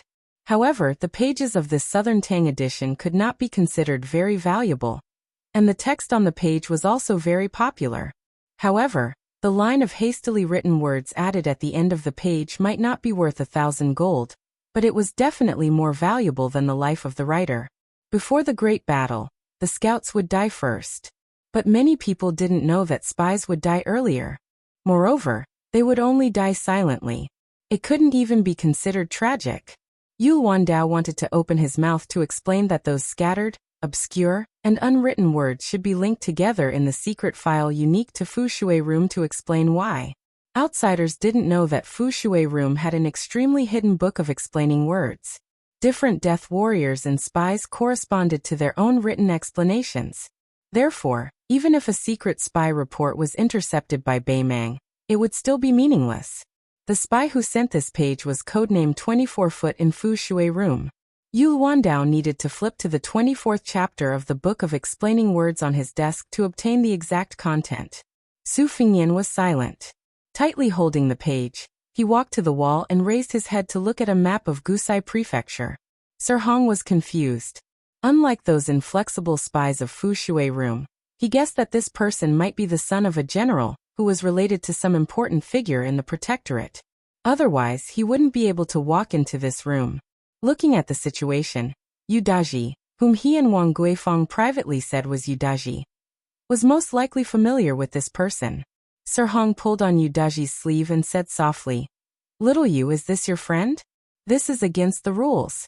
If the Protector General finds out, you and I will both have to bear the consequences." Yu Luandao said softly, "It's fine." Even the usually easygoing Sir Hong couldn't help but feel anxious. The rules set by Protector General Chu were greater than the sky at the border of Beiliang. How could a little scholar say it was fine? When the time came, everyone in the room would be implicated by Yu Dizhi, who had broken the rules. Just as Sir Hong was about to remind the young man that it was time to leave the room, he suddenly heard the man murmur, "The historian's family is unfortunate. The country is fortunate. The country does not prosper. The family prospers." Sir Hong, who had studied hard for many years, immediately understood. Wasn't this a passage written by the great Southern Tang prose master Lu Jingsheng in Small Window Leisure? Next, Sir Hong saw the young man gently smooth out the wrinkled page and hand it back to Yu Dizhi. Yu Luandao took the page and handed it to Sir Hong. He said indifferently, "Sir Hong, this page can be filed away. I have already deciphered the words on the page. In a moment, I'll have to trouble you to have someone send it to Protector General Chu's study." Sir Hong took the page and glanced at it. He didn't have a deep impression. He only felt that the strokes were stiff and the transitions were stagnant. The woman played with the blade, and the man embroidered flowers. It was truly unsightly. Sir Hong suddenly raised his head and saw the young man looking at him expressionlessly. He was immediately frightened. But soon, the young man smiled and said softly, "Does Sir feel that the words on the page are somewhat unsightly?" Having been seen through, Sir Hong smiled awkwardly and didn't know how to respond. That person didn't make a fuss and only raised his voice slightly. Everyone in the room has worked hard. After saying this, Sir Hong didn't have time to criticize before he walked straight to the door. Sir Hong first saw Wang Guifeng standing dumbstruck at the door. Then he saw Beiliang's Protector General Chu Lushan, Cavalry Commander Yuan Zuozong, Infantry Commander Yan Wenluan, and many other people standing behind them. Sir Hong didn't dare to keep looking. If this wasn't shocking enough, then what made Sir Hong's scalp tingle was that the young man had just stepped over the threshold and walked out. Outside the house, a small group of people who deserved to be called the most powerful people in northern Liang were all making way for him. Chapter 1271. In the main hall of the Governor-General's office, Yen Wenwan looked at the young man wearing a black robe embroidered with gold. For some reason, his mind wandered. He remembered that when the general had put on Prince Liang's blue satin robe, he, Zhong Honggu, and Lu Yuanji couldn't help but go up and touch it. Of this group of old people, other than He Zhonghu and Chen Yinshui, Zhong Honggu was dead. Wei Taizhan and Lu Yuanji had retired from the army and returned home to retire. As for the younger group, only half of the general's 6 adopted sons were left. Yen Wenwan, as an important leader of Chongling's mountain, naturally had high hopes for Chen Jibao. In the old man's mind, Bailiang's best day was when Su Fengnian was stationed outside Chen Jibao's battle pass in Liangzhou. It was a pity that he would not be able to see this scene in this lifetime. Yen Wenwan gathered his thoughts. At this time, Su Fengnian was asking Chu Lushan about the movements of the Beimeng army. Chu Lushan could not give a definite answer. Even though Bailiang's spies and crossbowmen had suffered great losses, Dongzhu's messy deployment of troops confused the Governor-General's office. This was like a celestial phenomenon expert facing off against a Xianfinger expert. He had the advantage but did not attack openly. At the same time, he did not play any sinister sneak attacks. Instead, he threw a flurry of punches on his own territory. He was not afraid of losing his footing. Su Fengnian joked. A large-scale shift of hundreds of thousands of troops is not child's play. This means that an astronomical amount of food and soldiers will be needed to support it. Fatty Dong is showing off his wealth to Bailiang? As one of the border commanders, Great Ancestor Gu's relationship with the new Prince Liang was purer than Yen Wenwan, Chen Yinshui, and He Zhonghu. After all, they had met outside Bailiang, and had been an honored guest invited by Su Fengnian.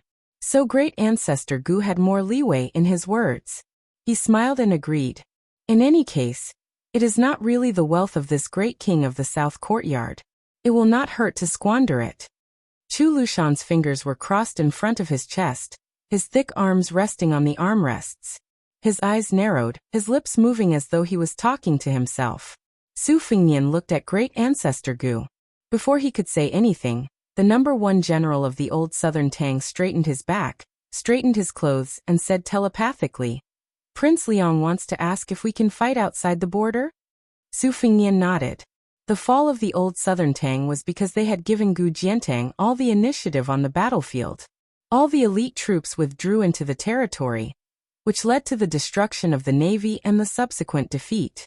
Otherwise, according to Great Ancestor Gu's strategy, Gu Jiantang would have to pay at least 200,000 more casualties to take down the southern Tang. More importantly, the southern Tang could use this opportunity to build up their morale, and not be afraid to fight to the death. Bailiang claimed to have 300,000 cavalrymen. Of course, not all of the 300,000 border soldiers were cavalrymen. In fact, only half of them were cavalrymen.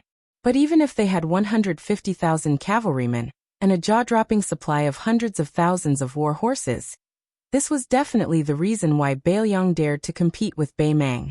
It could be said that if Bailiang did not have anything to worry about, and if the imperial court had enough support, such an invincible cavalryman with impeccable equipment and combat power could take the initiative to attack the northwest border and look for opportunities. The reason was simple. Compared to Beimeng, Bailiang's territory was considered small. They could attack from all sides and maintain their advantage in numbers in a single battlefield.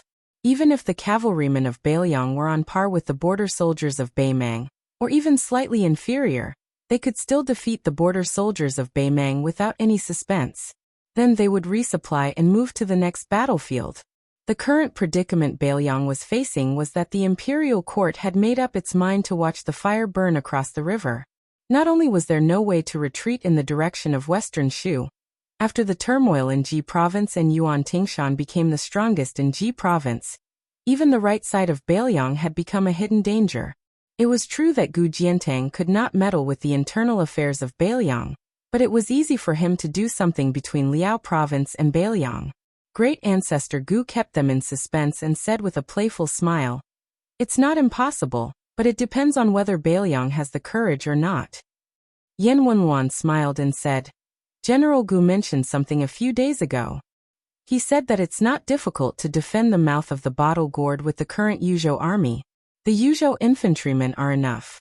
Then, the 30,000 cavalrymen can sweep through Ji province and gain more geographical advantage for Bailiang.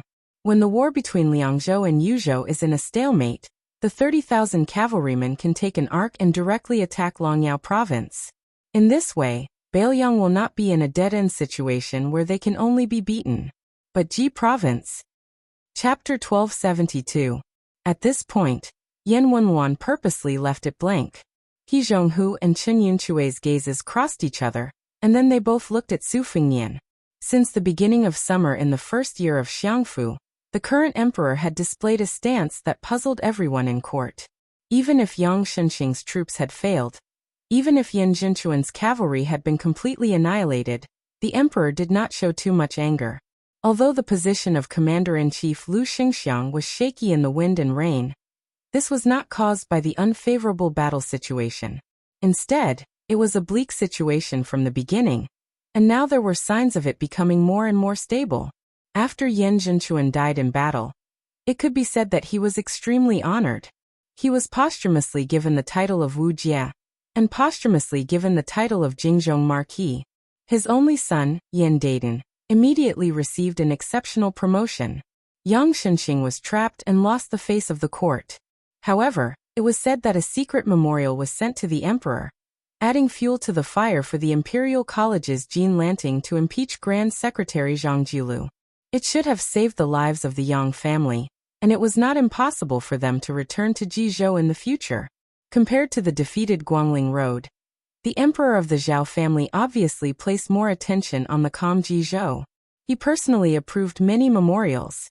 Outsiders did not know the inside story, but Bailiang's side, especially Yan Wenwan and the other military leaders, knew very well that the emperor's wariness towards Chao Chongqing and the rest of the West Chu rebels who were causing trouble under his nose was far less than the Bailiang cavalry. Su Fengnian did not give a direct answer, but said softly, "Chen Jibao cut off the west line of Liang, which should be the first step of Yuan Bunqi's plan. The second step is to let Jizhou approach step by step. In the past, Yang Shenxing did not have the ability to do so. Even if he wanted to keep Bailiang in check, his tens of thousands of old soldiers in Jinan were unable to do so. The imperial court simply let him go to Guangling Road and hit a wall. Because of this, the local forces in Jizhou were cut off. Taking this opportunity, the imperial court needs a trustworthy new person to fill the gap. Not only must he be able to convince the public, he must also have the courage to challenge Bailiang. That mad dog Yuan's meteoric rise should be a business deal between Yuan Bunqi and Gu Jiantang. Yuan Bunqi can further restrain Bailiang, and Gu Jiantang can be more assured in the periphery of the East Line. Everyone is happy." Great ancestor Gu sneered. "This mad dog really wants to be the new master of Jizhou. How can it be so easy to sit on the seat of the new master of Jizhou? Bailiang really can't stop him.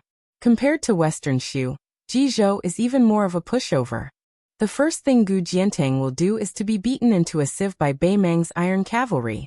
Even if Yuan Tingshan is the son-in-law of the Gu family, can he really be compared to his own son?"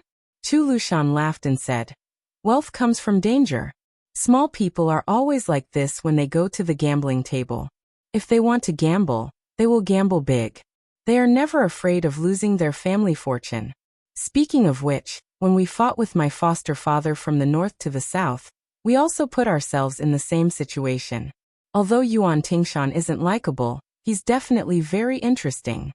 Su Fengnian suddenly turned to look at Yan Wenwan and asked, "General Yan, if you only have infantry in Yuzhou, how many Bei Meng soldiers can you stop?" Yan Wenwan said without hesitation, "One gourd outside Tuma Pass can hold 150 to 60,000 Bei Meng soldiers.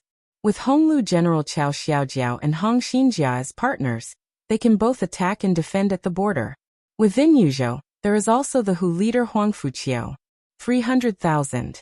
It is not a problem for the Yuzhou infantry to stop 300,000 Bei Meng soldiers. However, there is a time limit to this. However, this time limit is enough for the 30,000 light cavalry to provide reinforcements or attack in an emergency. Su Fengnian laughed and said, "All right then. These 30,000 light cavalry will enter Jizhou from today onwards." General Chen Yunxiao's eyes lit up and asked, "Are we not going to inform the imperial court?" Su Fengnian replied with a question. "Our Bailiang is only sending 2,000 or 3,000 cavalry to Jizhou to train. Do we need to inform them? That would be treating His Majesty as an outsider. Moreover, after going to Jizhou, the imperial court will know one day. Isn't that the same as informing them? At most, we will just have to submit another document to the Ministry of War." Su Weisheng, who was sitting beside Su Fengnian, laughed softly and said, "It is clear that our Bailiang is reasonable." Chen Yunxiao suppressed his laughter. He Zhong, who was also in a good mood, could not help but laugh out loud. "Your Highness, the difference between 3,000 and 30,000 seems a bit big." He Zhong suddenly waved his hand and said, 3,000 and 30,000 are only 20,000. It is not 30,000 and 300,000. Whoever wants to argue about this can argue about it. Moreover, that Minister Liu of the Ministry of War is our Highness's elder by marriage. Regardless of whether it is on the side of family or on the side of reason, Tangxi Sword Immortal should be helped. Su Fengnian rubbed his face and asked, "In the past, this cavalry was made up of scattered generals and captains. If they go to Jizhou, who will lead them? Do any of you have a suitable candidate?" As the general of Bailiang's 160,000 infantry, Yan Wenwan was not in a position to interrupt. After all, this was a family matter of the cavalry. Yuan Zuozong could speak, Chu Lushan could speak, and even some of the infantry generals could speak freely. However, this famous general from the spring and autumn period was too prominent, so he should be silent. However, Yan Wenwan still spoke bluntly. "I have two candidates for the position of commander and deputy commander. The commander must be more astute in the use of troops than in the proper way, while the deputy commander must be relatively prudent, more proper than astute. This will allow the two of them to complement each other, and prevent the cavalry from being too lame. The vice-general can be my subordinate, Zhong Tianheng. As for the general, your highness will have to use different people."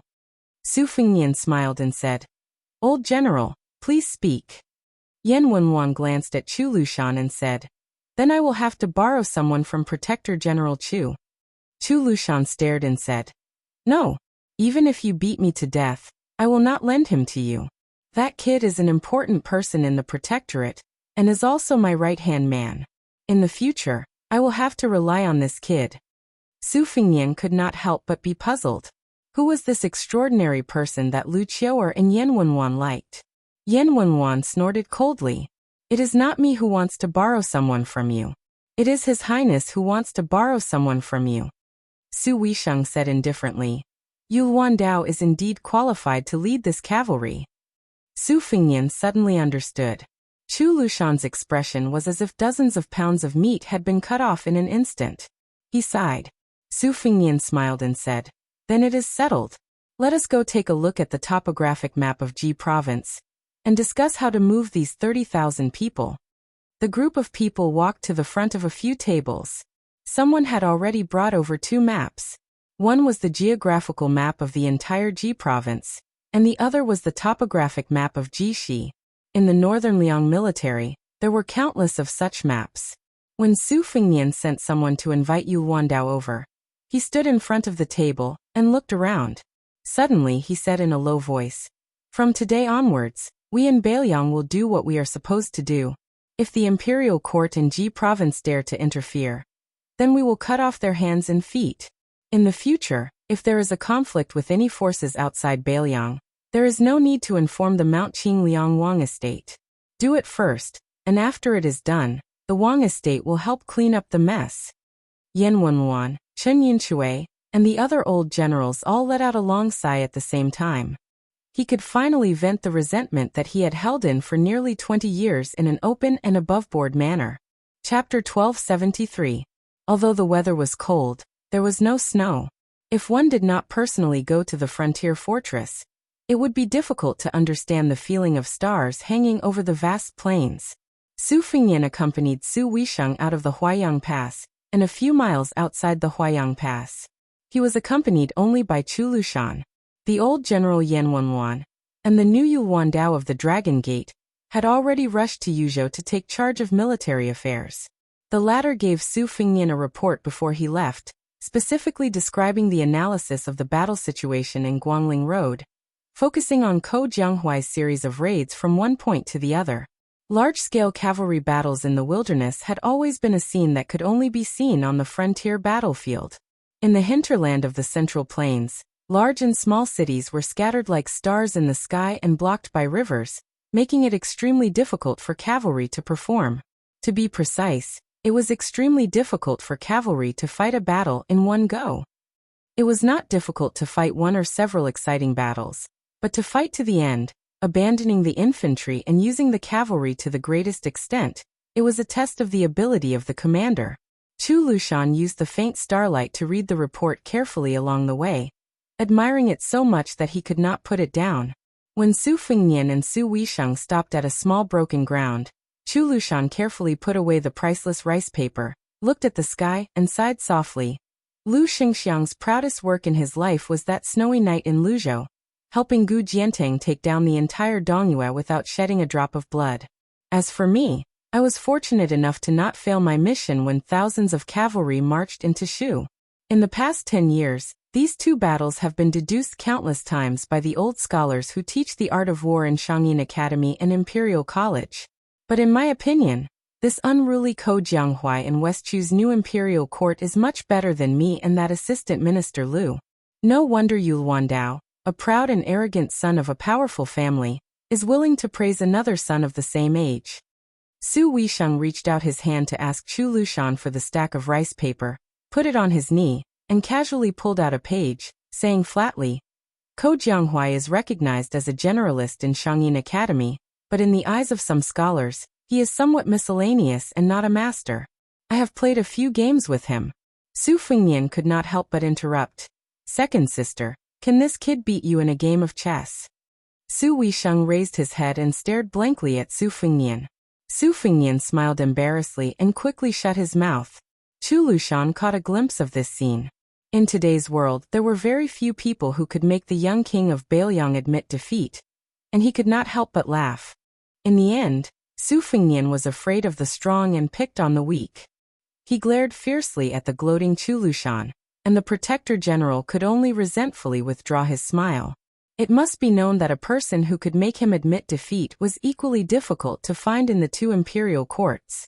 Su Weisheng continued, most of the people I have played against are national chess players. Among them, Ko Jianghuai is undoubtedly the weakest. However, this person's thoughts are the most unconstrained, and there is no set pattern to the game.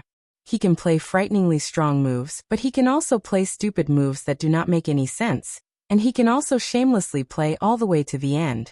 These are not surprising. What is truly impressive about Ko Jianghuai is that he has the least desire to win. This kind of opponent is very difficult to deal with on the battlefield. Prince of Guangling, Zhao Yi, has clearly suffered enough. On the eastern front of West Chu, Ko Jianghuai, with inferior military strength, within 20 years, consecutively captured Huangyan Pass, including Daijai's and 6 other dangerous cities. They obtained the cities but did not defend them, giving up a temporary struggle for territory, and striving to obtain an overwhelming military superiority over the enemy on a single battlefield. They nibbled away the reinforcements bit by bit, making large movements and long-distance raids. This kind of seemingly unreasonable military strategy is indeed worthy for us, Bei Meng, who is at a disadvantage compared to Bailiang, to learn from. Probably because he was tired of standing, Chu Lushan sat down on the grass next to Su Weisheng's wheelchair. Unexpectedly, the height of his head was still about the same as Su Weisheng's. It could be seen that this head of Bailiang's officials, Lu Qiuer's body was very large. After entering the winter, the withered grass was sparse, so he did not feel uncomfortable. He laughed and said, after the restoration of the country, West Chu's situation is quite similar to our Bailiang's. We have almost become fellow sufferers who sympathize with each other. Under the joint suppression of the 2 southern armies and several vassal kings, Chu Lushan is really like a snail in its shell. If Chao Chongqing personally went into action, forcing Yang Xinqing to be unable to use his strength. Yan Jinchuan's death in battle could be considered reasonable. But right now, West Chu only sent 2 young generals into action, and it has already caused the Zhao imperial court to be in a terrible fix. Zhao Yi had no choice but to bring out the spring snow building's auspicious general. Presumably, the battle in Guangling will not be as short as 3 months, or as long as half a year as predicted by the elders of the Liang Ministry of War, and it will not even be as long as we Bailiang predicted at that time. By the time the last wisp of smoke dissipates, I am afraid it will take at least 2 years. Su Fengnian laughed coldly and said, the Zhao family's son of heaven used the New Year's auspicious talisman. His original intention was to create a new atmosphere. A new atmosphere is indeed a new atmosphere, but it is not the least bit joyous. Suppressing Bailiang and indulging Guangling, these were all created by him. I don't know if he has any regrets, other than handing over the dragon robe and dragon throne to Crown Prince Zhao Zhuan. There is also this big mess. Chapter 1274. Su Weisheng shook his head and said in a low voice, the Zhao family is good at fishing in troubled waters in the middle of the game, and making the final decision at the end of the game. Losing the first move, the Zhao family, compared to the remotely young in the past, has a bigger family and a bigger business, so they can afford to lose more. The only difference is that in the past, the imperial court had our Su family as their vanguard. Moreover, no matter how anxious the previous emperor was, on the surface, he still trusted our father and the Su family's armored cavalry. If not for the current emperor's insistence on nailing the Su family to the northwest border, would Chao Chongqing and the remaining elders of West Chu dare to start a rebellion and seek their own death? If the Bailiang frontier army could send out 50,000 men to quell the rebellion, how could Yang Xinqing and Yan Jinchuan lose their integrity in their later years? Chu Lushan said darkly, there's nothing we can do about it. The Zhao family's emperor is determined to be the enemy of the world. The feudal princes who split the territory, the new civil officials who gradually gathered together, and the military generals who set up independent territories, in his eyes, none of them are good people. He wants to help his son solve this problem before he dies. The chessboard is too small to accommodate so many big chess pieces. If he really did succeed, the Crown Prince Zhao Zhuan could really be a carefree emperor, who doesn't attach importance to martial arts and focuses on civil affairs. Gu Jiantang has Chen Jibao holding him back. Without Zhang Jilu, the civil officials have no leader. When the time comes, they would be too busy trying to figure out the emperor's heart. How could they care about governing the country and pacifying the world? Besides, at that time, the world would be at peace. The military generals would have retired to their fields, so it would be even less of a chance for the civil officials to fish for merit. Other than currying favor with the emperor, the civil officials after Yong Hui really have nothing to do. Don't say, that old man Yuan Bunchi's calculations are very smooth. Su Fengnian waved his hand and said, there's no point in talking about this. Right now, Dongzhua's specific deployment of troops and generals, other than the direction of Liuzhou, there are no detailed intelligence reports. Lu Qiuer, how long do you think Liuzhou can hold off Lu Gui's army? After that, how many Beimeng border troops can be implicated and thrown into the pocket of Liuzhou? With a smile on his face, Chu Lushan said, with Little Prince's 30,000 Long Xiang army helping to defend Lu province, they would not be able to defeat Lu Gui's hundreds of thousands of disorganized troops even if they were to fight for 100 years.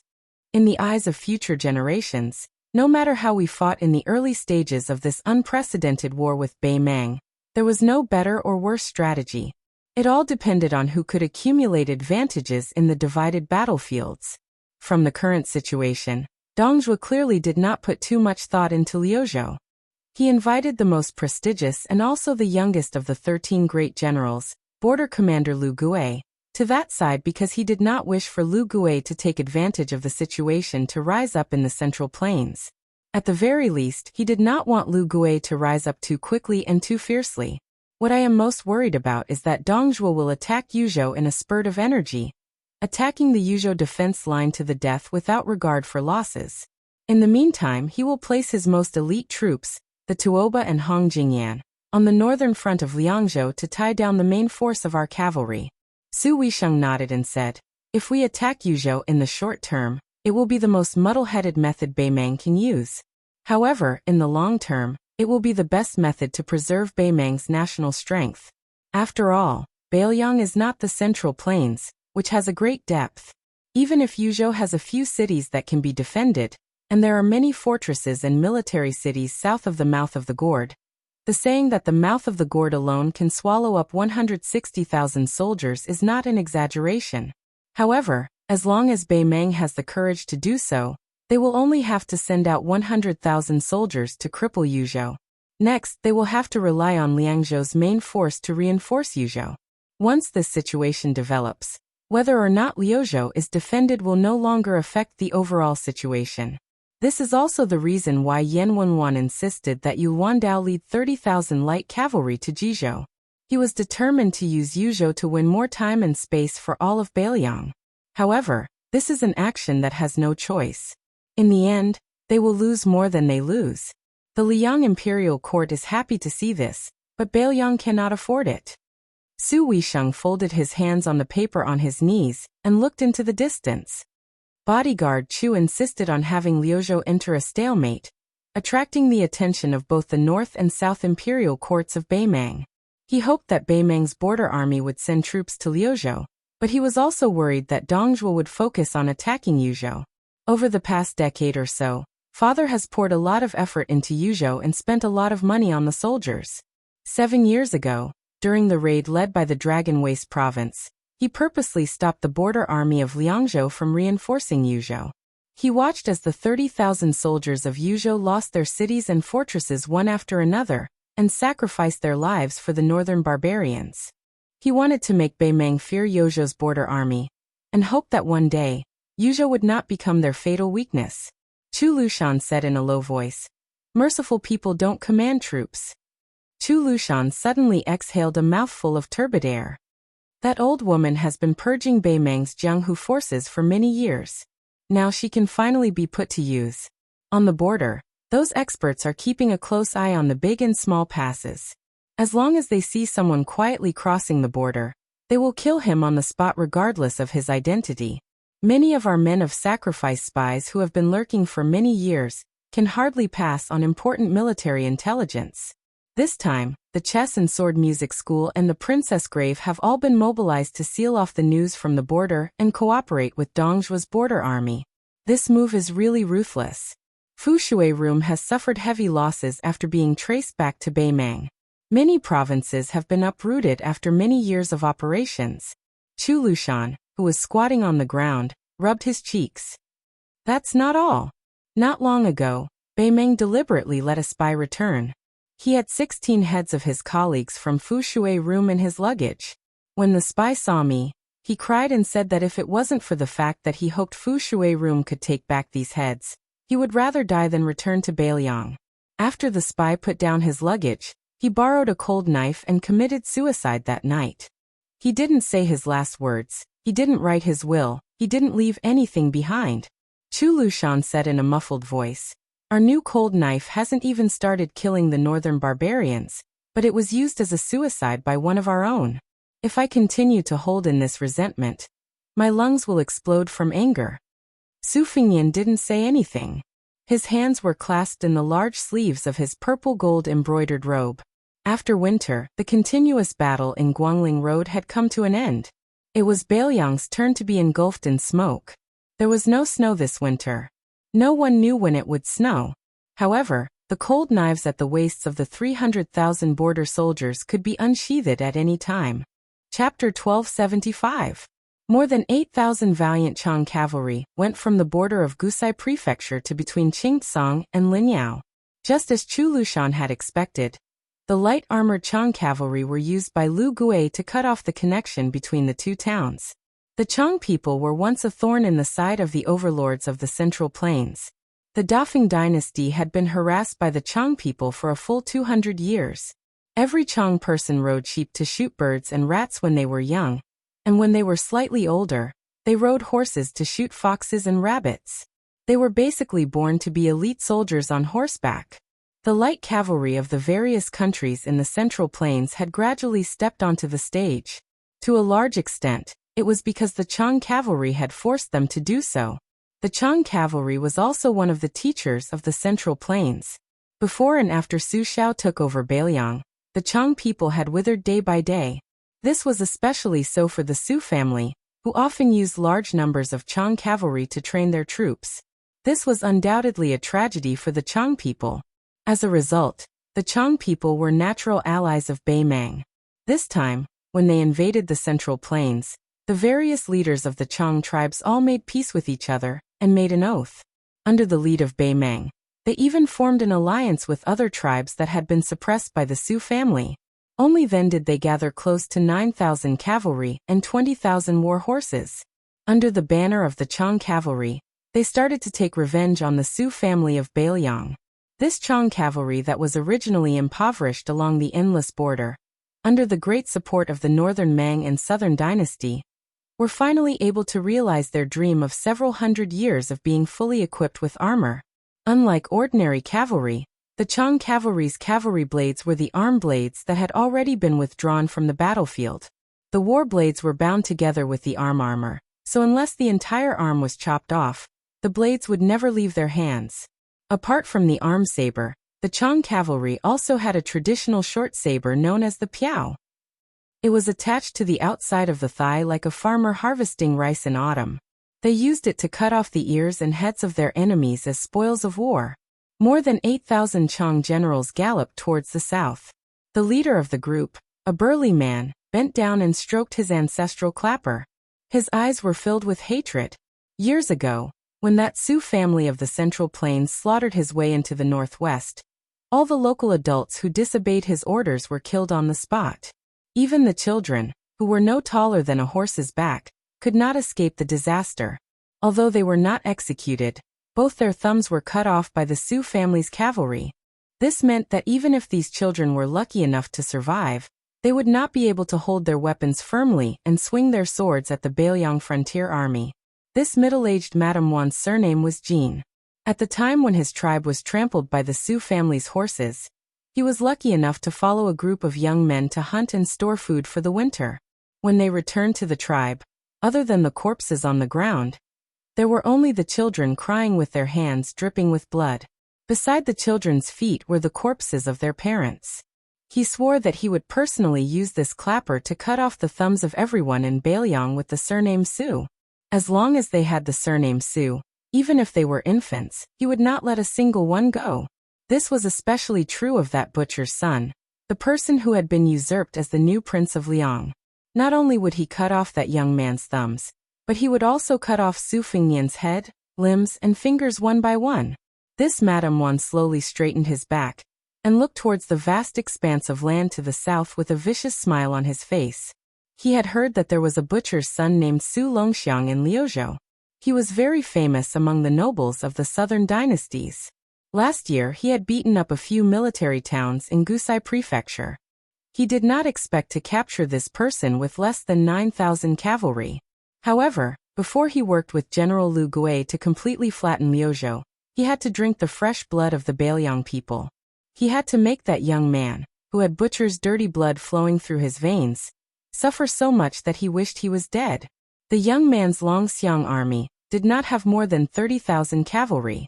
Did he want to defend all of Liuzhou?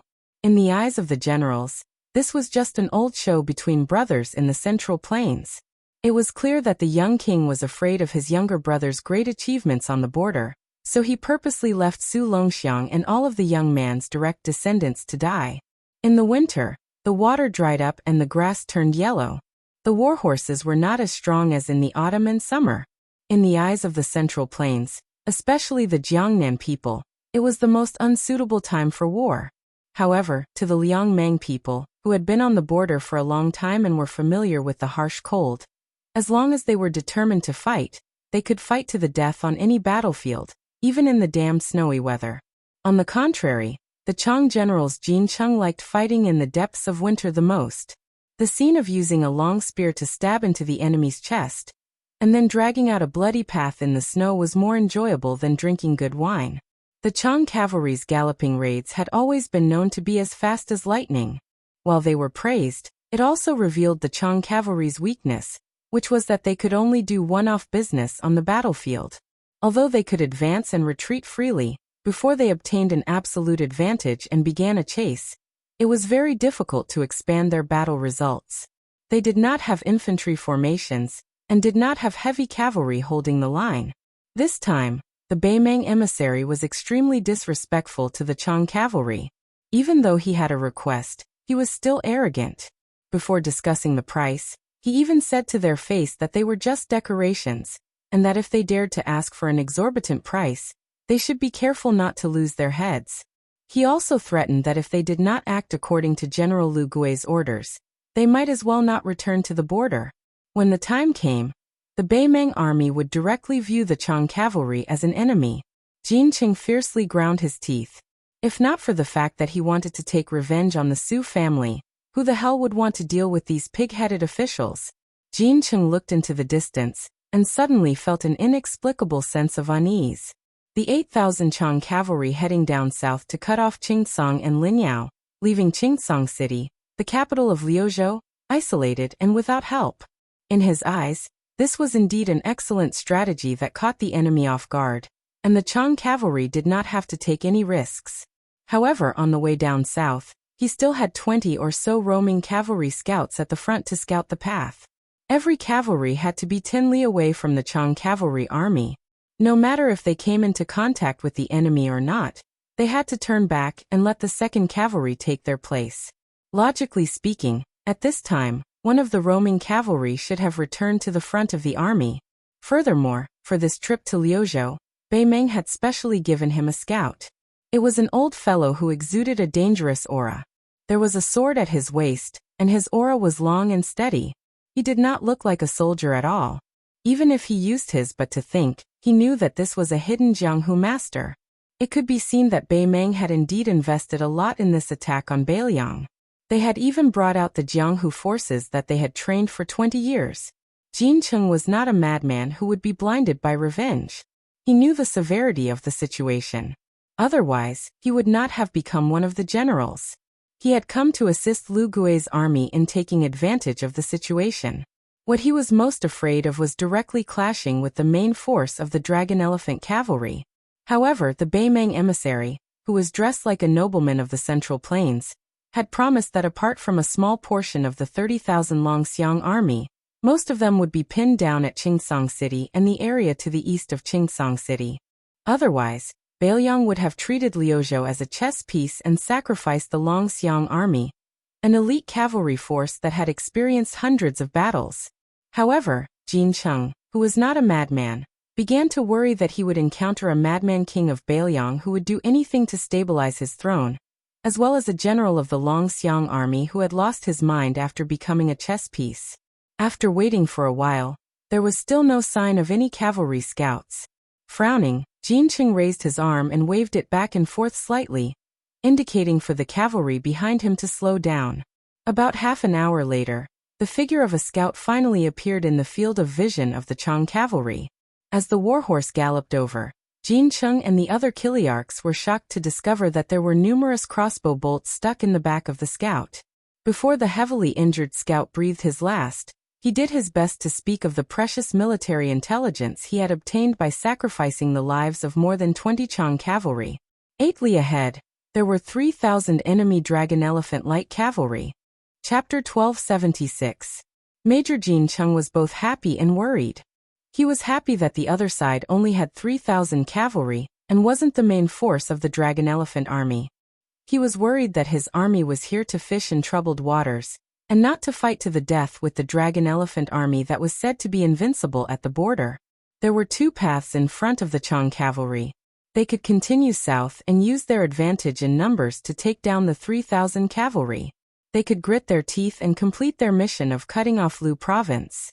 However, the Chang cavalry would suffer heavy casualties, and they would not be able to bargain with the Beimang after they had secured victory in Lu province. The second path was to avoid the brunt of the attack and not fight to the death with the 3,000 Dragon Elephant light cavalry. However, they would also not retreat and instead advance in a roundabout manner. In the end, there would be unavoidable battles. At most, they would just fight for a while. With the Chang cavalry's speed, which had been the fastest in the world for hundreds of years, they could fight or retreat. Jin Chung thought for a bit, and then decisively chose the latter. Their Chang cavalry wasn't Northern Meng's million-strong army that could contend against the entire Liang dynasty. Compared to that pitiful Northern Liang that his uncle didn't dote on, the Chang clan was struggling at death's door.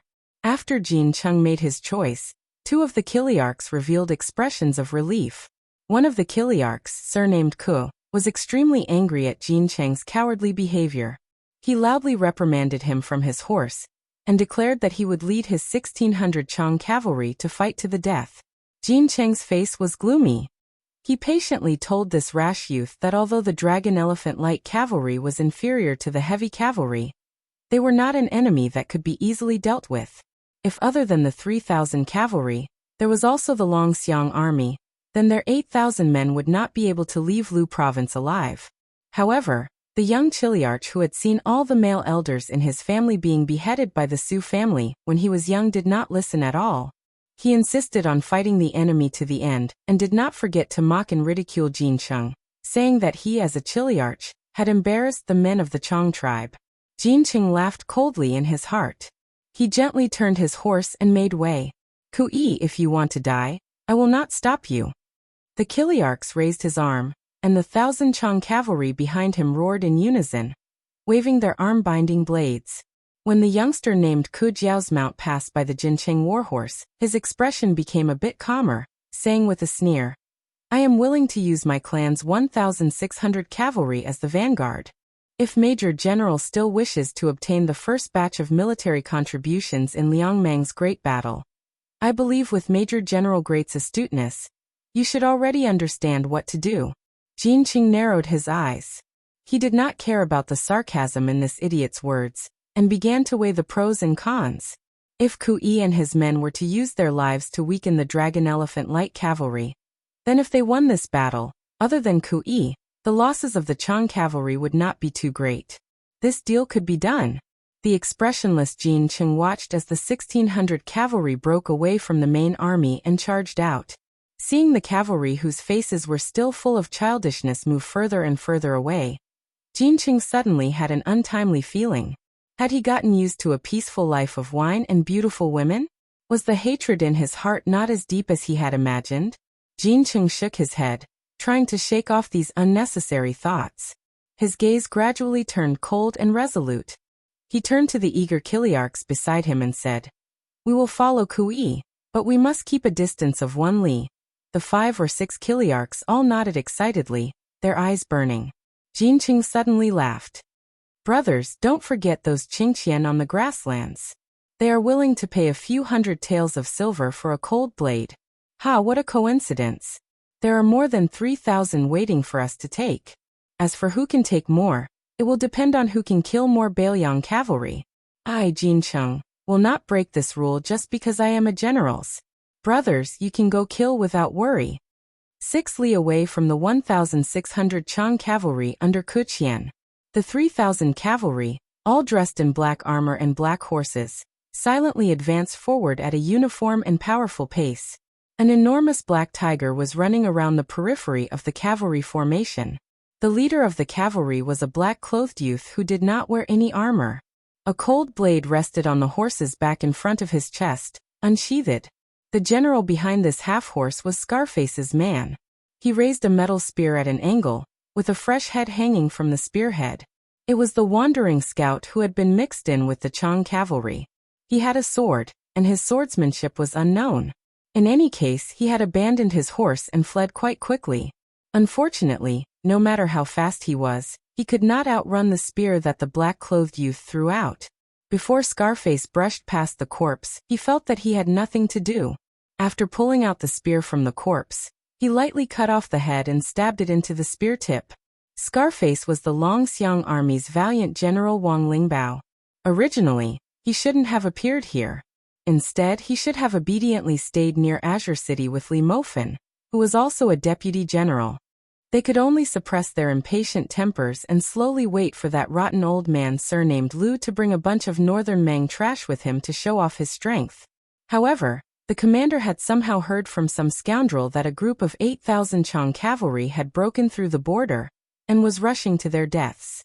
Wang Lingbao wanted to kill these Chang cavalry who were tired of living, but the governor-general had sent an urgent military order to the Liuzhou provincial governor's mansion, telling the Longxiang army not to move.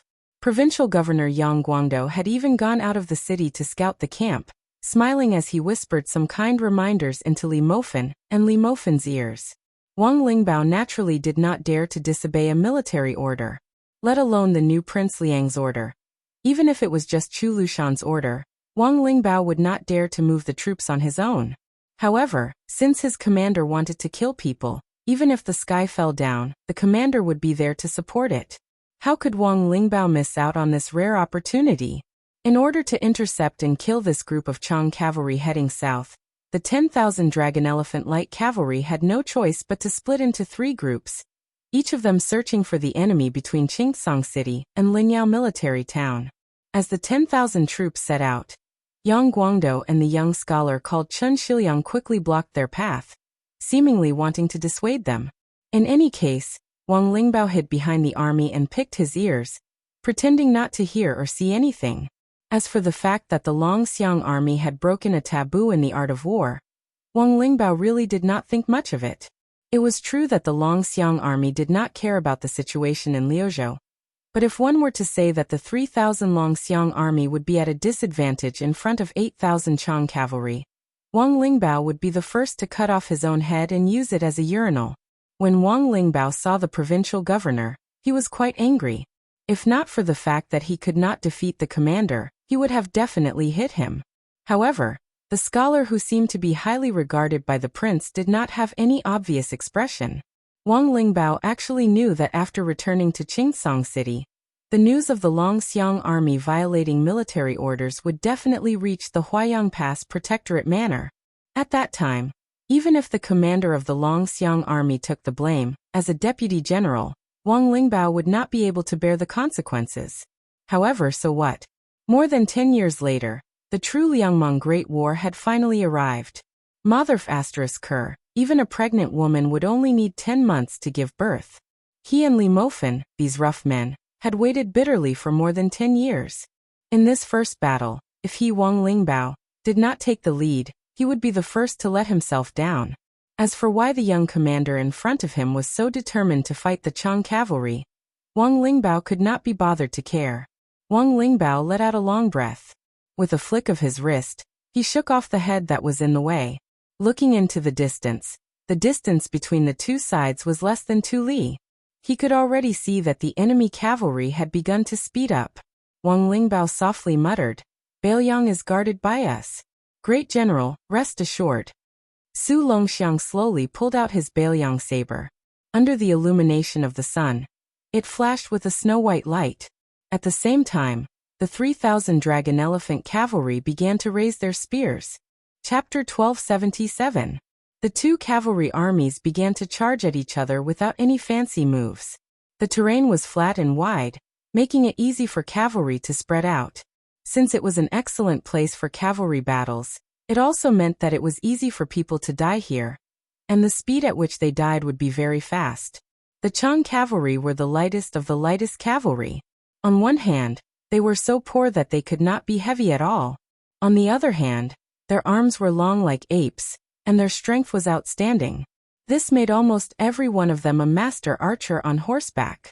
The young Chang Chiliarch Kui, who had a blood feud with the Bailiang Su family, finally stopped purposely suppressing the charging speed of the cavalry. With a wave of his hand, he covered the eyes of his horse with a black cloth, and the speed of his steed suddenly increased.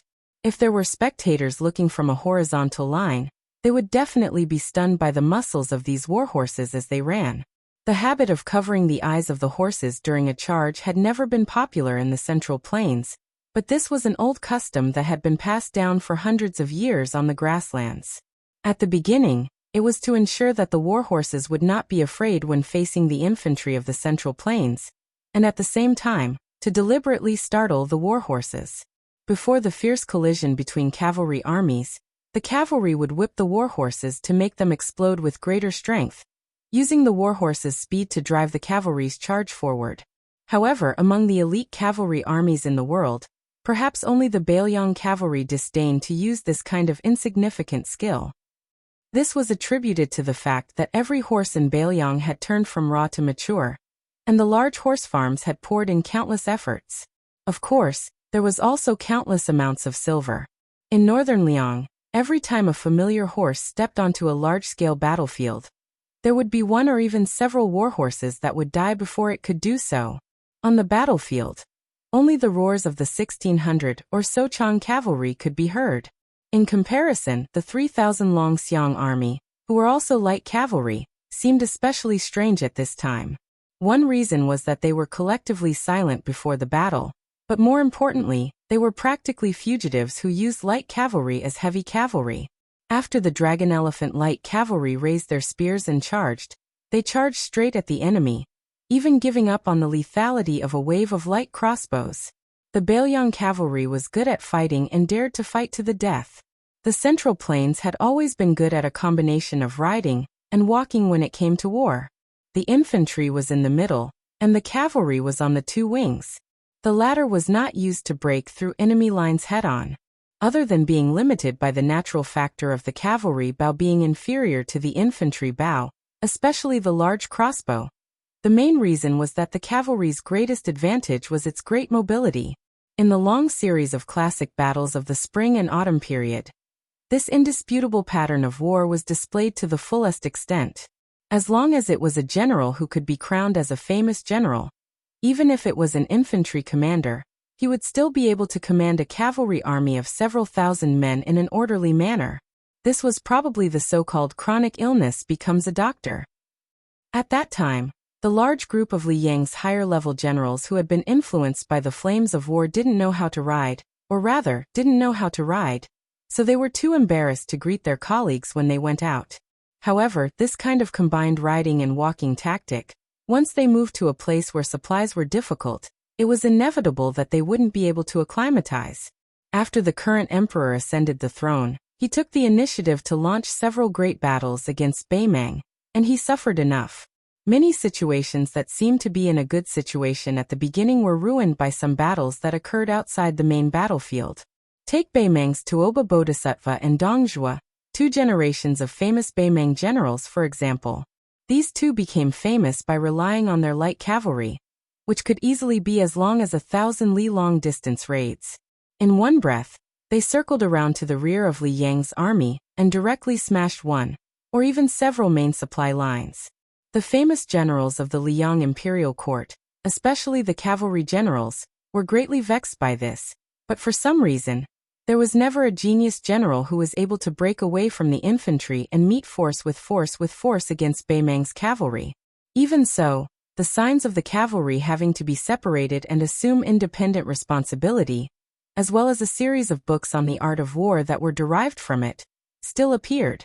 Lu Xingxiang, who had been recruited by Zhao Yi to go to the distant Guangling riverbank, and Su Gong, who had never had the chance to go on an expedition beyond the Great Wall, each produced a military book. Unfortunately, it was not passed down to the generations, but it was widely praised within the military.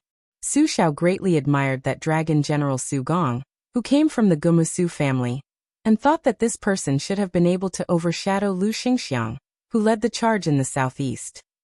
However, that group of Liang's higher-ups all knew in their hearts that if at that time Chen Jibao and Chu Lushan were given the opportunity, then in Baymang, this brand-new battlefield, these two would undoubtedly become meritorious figures not inferior to the four great generals of the spring and autumn period. However, at that time, even if the new son of heaven, out of selfishness, was willing to give Chen Jibao the opportunity to display his skills, that large group of founding elders would not allow the Su family to have a successor. In close to 20 years of constant warfare with Baymang, the Baymang cavalry also developed a set of extremely powerful and mature tactics. For example, the Baymang cavalry lacked crossbows, but had many bows. Unless it was an elite soldier with astonishing strength, it would be difficult for an ordinary cavalry bow to break through the armor from 80 paces away. When the two armies collided and charged, under Chen Jibao's influence, the Baymang cavalry was abnormal to the point where they directly abandoned the crossbows in the process of exchanging fire. Relying on their advantage in armor, they allowed the Mang cavalry to throw out their arrows and fire at them, while their own side only focused on charging forward. As a result, Qin Jibao once made a presumptuous statement that made the outside world feel unimaginable. Under the premise that the military strength was roughly equal, or even slightly inferior, the Beimang cavalry could only survive 40 paces. After all, outsiders were unable to witness this scene with their own eyes, and all along they held a strong skeptical attitude.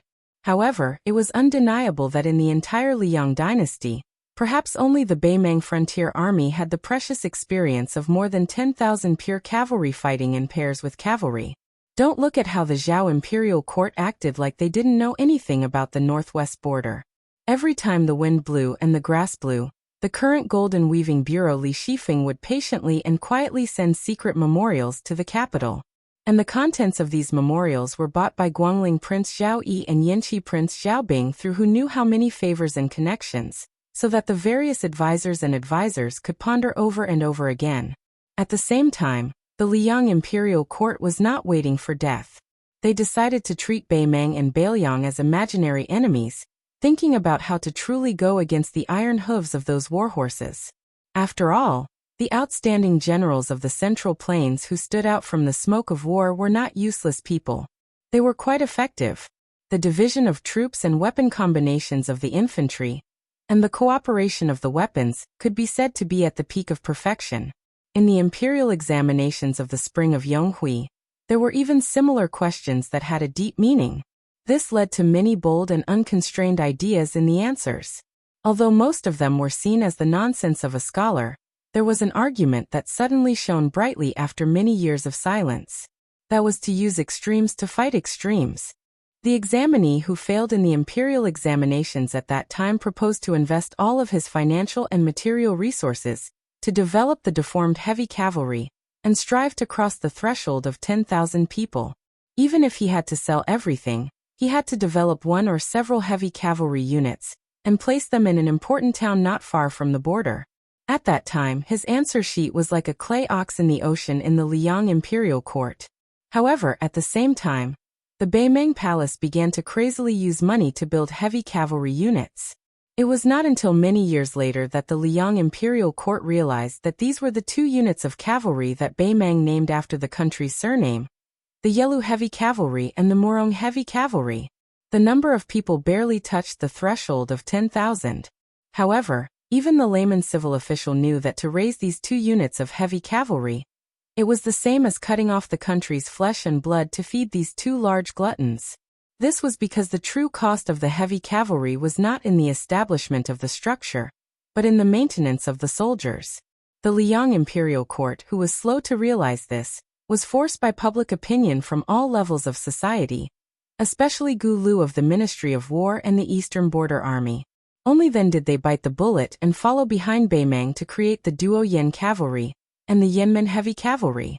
The former had less than 8,000 cavalry and the latter had less than 5,000. As for why the scholar who went to the capital to take the imperial examinations would mysteriously die in a nameless alley, who cared? However, if someone knew of this secret, they would sigh. A little essay of less than 1,000 words written by a nameless Jiangnan scholar had actually affected the life and death of 2 million soldiers in the desert frontier fortress. The enemy was 80 paces away from us. The front line of battle spread out like a line. The surging tide of Chang cavalry skillfully knocked their bows and shot arrows. The violent jolting of the back of the horse during the fast charge, the armor of the enemy cavalry, and the lack of time to switch shots in a hurried battle were all important reasons why cavalry archery was only the icing on the cake. Beimang's proper border army's spears were not bad. Not to mention Dong's Dong family army. Even the generals and personal troops who held the edict had reached the level of the elite border army of Liang. However, this Chang cavalry was much more shabby. It was not that Beimang was so stingy that he was not willing to take out tens of thousands of refined spears. However, even if he gave them to the Chang cavalry, who had their own set of tactics, it would only be drawing legs on a snake and not sending charcoal in snowy weather. The training of war horses was already a headache, much less the training of cavalry in horse battle. The weight of the spear and saber was related to the strength of the cavalry's arms. How many battles and how many lives would be sacrificed before an optimal answer could be found? The precise area of the spear to stab the enemy cavalry, the optimal angle of the saber, the appropriate weight of the armor were all different from person to person and required great knowledge. Therefore, if the Chang cavalry suddenly changed their main weapons to the overly extravagant and unfamiliar spears, and thus slowed down the speed of the Chang cavalry, then once the Chang cavalry reached Liuzhou, they would either be lucky and not run into the Longxiang army, or they would just treat it as a happy trip. If they were unlucky, then Generals Jin Cheng would not even need to think about it. He would just turn and run and try to sell those spears for some money to escape. Those spring and autumn survivors who left their homes and fled north brought along many secret and superb forging techniques to Beimang. However, Beimang lacked a large amount of iron, causing many of the craftsmen of the southern dynasty to become hardworking housewives who could not cook without rice. Qin Jibao once said, "The northern barbarians who lack spears are just a group of foot soldiers on horseback. That's all." Chapter 1278. It could be said that the war saint of West Chu Yi Baikue had pushed the cruelty of large-scale warfare to a peak. Thus, Qin Jibao had divided the war into the shoulders of every junior captain. Not only did he remember the names of every captain under his command, he even knew their personality and leadership style, as well as their combined strength under normal circumstances, and their potential in unexpected situations. In ancient times, military experts liked to describe the unpredictability of war as ever-changing. Qin Jibao had long memorized ever-changing in his heart. He is fully deserving of the title of the #1 strategist in the history of the Qin dynasty, far surpassing his predecessors and peers. Any Jiangnan scholar who had read a few military books and admired the elegant demeanor of the white-clothed war saint would be able to say this kind of overflowing praise that sounded common. But in reality, the person who said these words was Chao Qingyi, who was publicly recognized as invincible in chess. Liuzhou did not hear the cries of the horns or the war drums. Just like that, people died in a hurried battle. The 2 rounds of long-range shooting by the Chang cavalry were expected to achieve merit, but the magnitude of the merit surprised the Chang cavalry. When an arrow accurately nailed into the face of a dragon elephant light cavalryman, this cavalryman's head was immediately pulled back by the powerful arrow, and then he fell off his horse and died. The ownerless warhorse continued to charge forward. Many of the Chang cavalry cheered. The arrowhead of a Chang arrow struck the breastplate of a dragon elephant light cavalry soldier, creating a string of sparks, but it did not pierce through. However, this northern Liang border army soldier's luck was truly terrible. His warhorse was struck in the neck by another extremely powerful arrow through the gap in the armor. The horse neighed, tilted slightly, and crashed into the ground. The light cavalryman who had rolled away quickly stood up. His arm that was holding the spear had been broken, but without his spear, he quickly pulled out the cold saber at his waist. He faced the Chang cavalrymen who were only 20 steps away from him, and began to run in a straight line. Kui felt a bone-deep sense of powerlessness. It wasn't just because the 2 rounds of arrow rain only brought less than 100 casualties to the dragon elephant light cavalry. It was also because even though the enemy cavalry could clearly use their spears to deflect the incoming arrows, not a single one of them did such a thing that would damage the impact of the spear. Not a single one. The 2 armies suddenly charged out, and it was hard to tell whether the enemy was dead or alive. The young Kiliarka's recklessness had brought disaster to the 1,600 cavalry that he and his clan had painstakingly gathered over the past 20 years. Even if the Chang cavalry saw that the situation was not good, the front line facing them started to move to the left, hoping to use the speed of the Chang cavalry to reduce the losses on the battlefield. The vanguard of the Chang cavalry moved slightly to the left. However, the dragon elephant light cavalry reacted in an instant, charging to the right as a whole. The thunderous hooves of the horses did not decrease in the slightest. The rapid changes on the battlefront were actually not much when it was divided between 2 enemy cavalry positions. The Longxiang army and the Chang cavalry were embedded in each other's formation. In the blink of an eye, more than 300 Chang cavalrymen were pierced through by spears. These Chang warriors were all dead before they could even get off the back of their horses.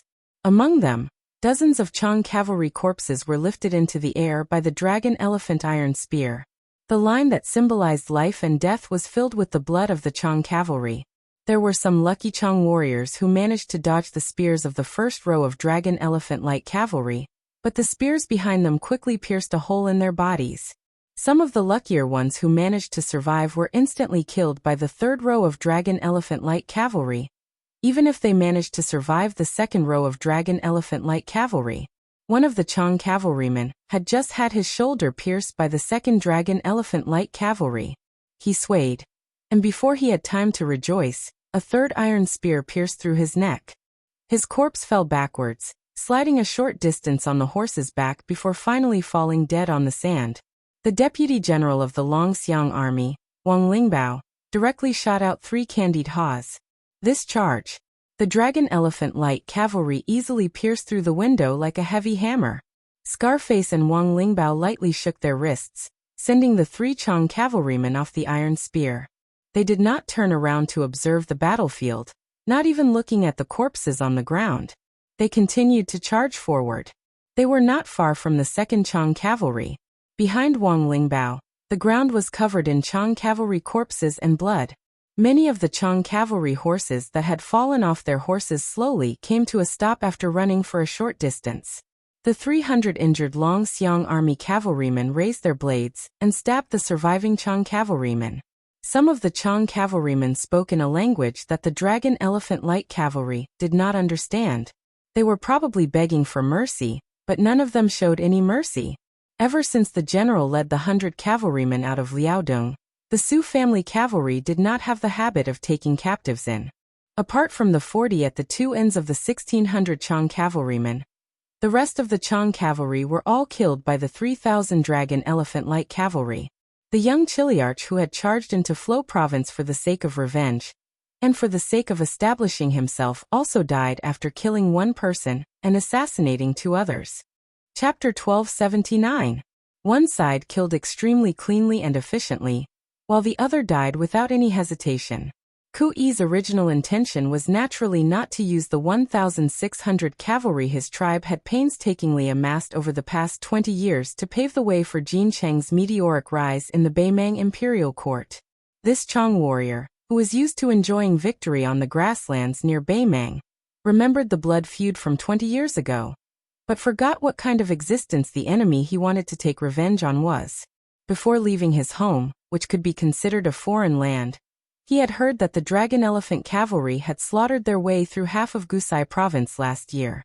However, he had also heard from the mouths of many southern court people that this was only the carelessness of the defending generals of Gusai province. He had also heard that as long as Dong Zhuo or any of the other great generals moved out, not a single one of the Longxiang army that had penetrated deep into the heartland would be able to return. The Beimang border army would toss the severed heads one after another along the border between the two countries. Kui had come for revenge, but unfortunately his youngest son, who was still waiting for his father to return home, could only wait another 20 years before he could continue his revenge. For the Chang people, their nearly 100 years of exile was like walking from one foreign land to another. He lay in a pool of blood, the sunlight above his head blinding. Then he saw a shadow appear above his head. It was a dragon elephant light cavalry rider whose shoulders were one up and one down due to his injuries. Kui struggled on his deathbed, trying to raise the blade tied to his arm. That officer seemed to have noticed Kui's futile resistance. He frowned, and then chopped off this Chang youth's head. After thinking for a bit, he also chopped off the corpse's right hand. Then, like many of the dragon elephant light cavalry who could still fight, the officer cleaned up the battlefield, found a suitable warhorse, mounted it, and began to charge again. In many of the rich places in the Chinese plains, no matter who killed who, most of them were filled with scheming plots and schemes. Even when gangs fought each other to the death, there might also be the competition of the government's backers and the secret instigation of schemers. In the end, killing people was not fun, and dying was not fun. However, at the border of Liangmang, it would be very easy for people to die. Moreover, it would be as fast as the speed of arrows and iron hooves. After killing the 1,600 suicidal Chang cavalrymen, under the leadership of Wang Lingbao and the 2 captains, the Dragon Elephant Light Cavalry's warhorses slowed down and sped up in a rhythmic manner. In this way, the The war horses could fully unleash the second wave of momentum to ensure an effective pursuit. This was the invisible difference between a famous general on the battlefield and a mediocre general. War, especially a local battle, naturally required 10,000 men to fight against 1,000 men. However, it also required generals like Wang Lingbao who were familiar with the rules of the battlefield. Without the former, the battle would be more difficult, but without the latter, there would only be defeat. About half a li away, General Jin Cheng was completely dumbfounded. However, this middle-aged Chang cavalryman, who was more experienced than Ku Yi, did not hesitate at all. Without saying a word, he led the Chang cavalry in an arc and retreated. The reason why they did not stop and flee was because the Dragon Elephant light cavalry, whose fighting strength was negligible, did not allow them to waste even a little bit of their fighting strength. Wang Lingbao calculated the distance between the two sides and the warhorse's speed. He squeezed his horse's belly and wanted to go to Su Longxiang's side to tell him his thoughts. However, this young commander of the Longxiang army had already raised his arm and made a simple hand gesture that everyone in the Beiliang frontier army knew. Quickly stop him. Su Longxiang, who had not displayed much fighting strength in the previous charge, had only used his war blade to kill 3 Chang cavalrymen. He had only chopped off their heads. When Wang Lingbao saw the commander jump up high and abandon his horse, he began to run with his blade in tow. Wang Lingbao laughed, not knowing whether to laugh or cry. Our commander really makes one feel helpless. After Su Longxiang made that hand gesture, the Dragon Elephant cavalry that had been purposely maintaining an orderly formation finally changed. The more than 400 cavalrymen charged out of the army in an instant. These elite cavalrymen decisively followed the war god commander in their hearts to kill the remaining 7,000 Chang cavalrymen. The aristocratic families were particular about the fact that the country could be destroyed, but the legacy of the family name could not be destroyed. However, for an army, the backbone supported by countless martyrs could not be broken. The backbone of the Beiliang cavalry. It would rather be broken. As for whether or not the Bei Mang had the ability to break this backbone, they would have to kill each other. As Su Longxiang ran faster and faster, a giant black tiger rushed to his side. Then, the 400 cavalrymen behind the black-clothed youth and the 2,000 Dragon Elephant cavalry saw an extremely strange scene. Su Longxiang bent down without slowing down, his hands grabbing the 2 legs of the black tiger. His body spun, and just like that, he smashed the black tiger into the center of the Chang cavalrymen. After the giant black tiger crashed into the ground, it continued to roll. Dust was kicked up from the ground. Countless mud-like corpses, and a large number of people were thrown off their horses. Scarface and Wang Lingbao's mouth could not help but twitch. Those fellows that were smashed would definitely be in a lot of pain. When the 400 fast riders at the front were about to catch up to the tail of the Chang cavalry, Wang Lingbao glanced at the large crater that was created by the black tiger's explosion. On the mashed-up corpses, large flowers of blood bloomed. Chapter 1280. The first year of Xiangfu. Early winter. Near the city of Liangzhou, a delicate and pretty girl in thin clothes and a young monk in a shabby kasaya were walking together. Stupid Nanbei, we're almost at Liangzhou. Why am I getting more and more nervous? It's almost as nervous as the first time I peeked at the love letter that the vixen at the foot of the mountain wrote to my father. You're nervous when you're close to home. Anyway, Su Fingnian's home is half your home.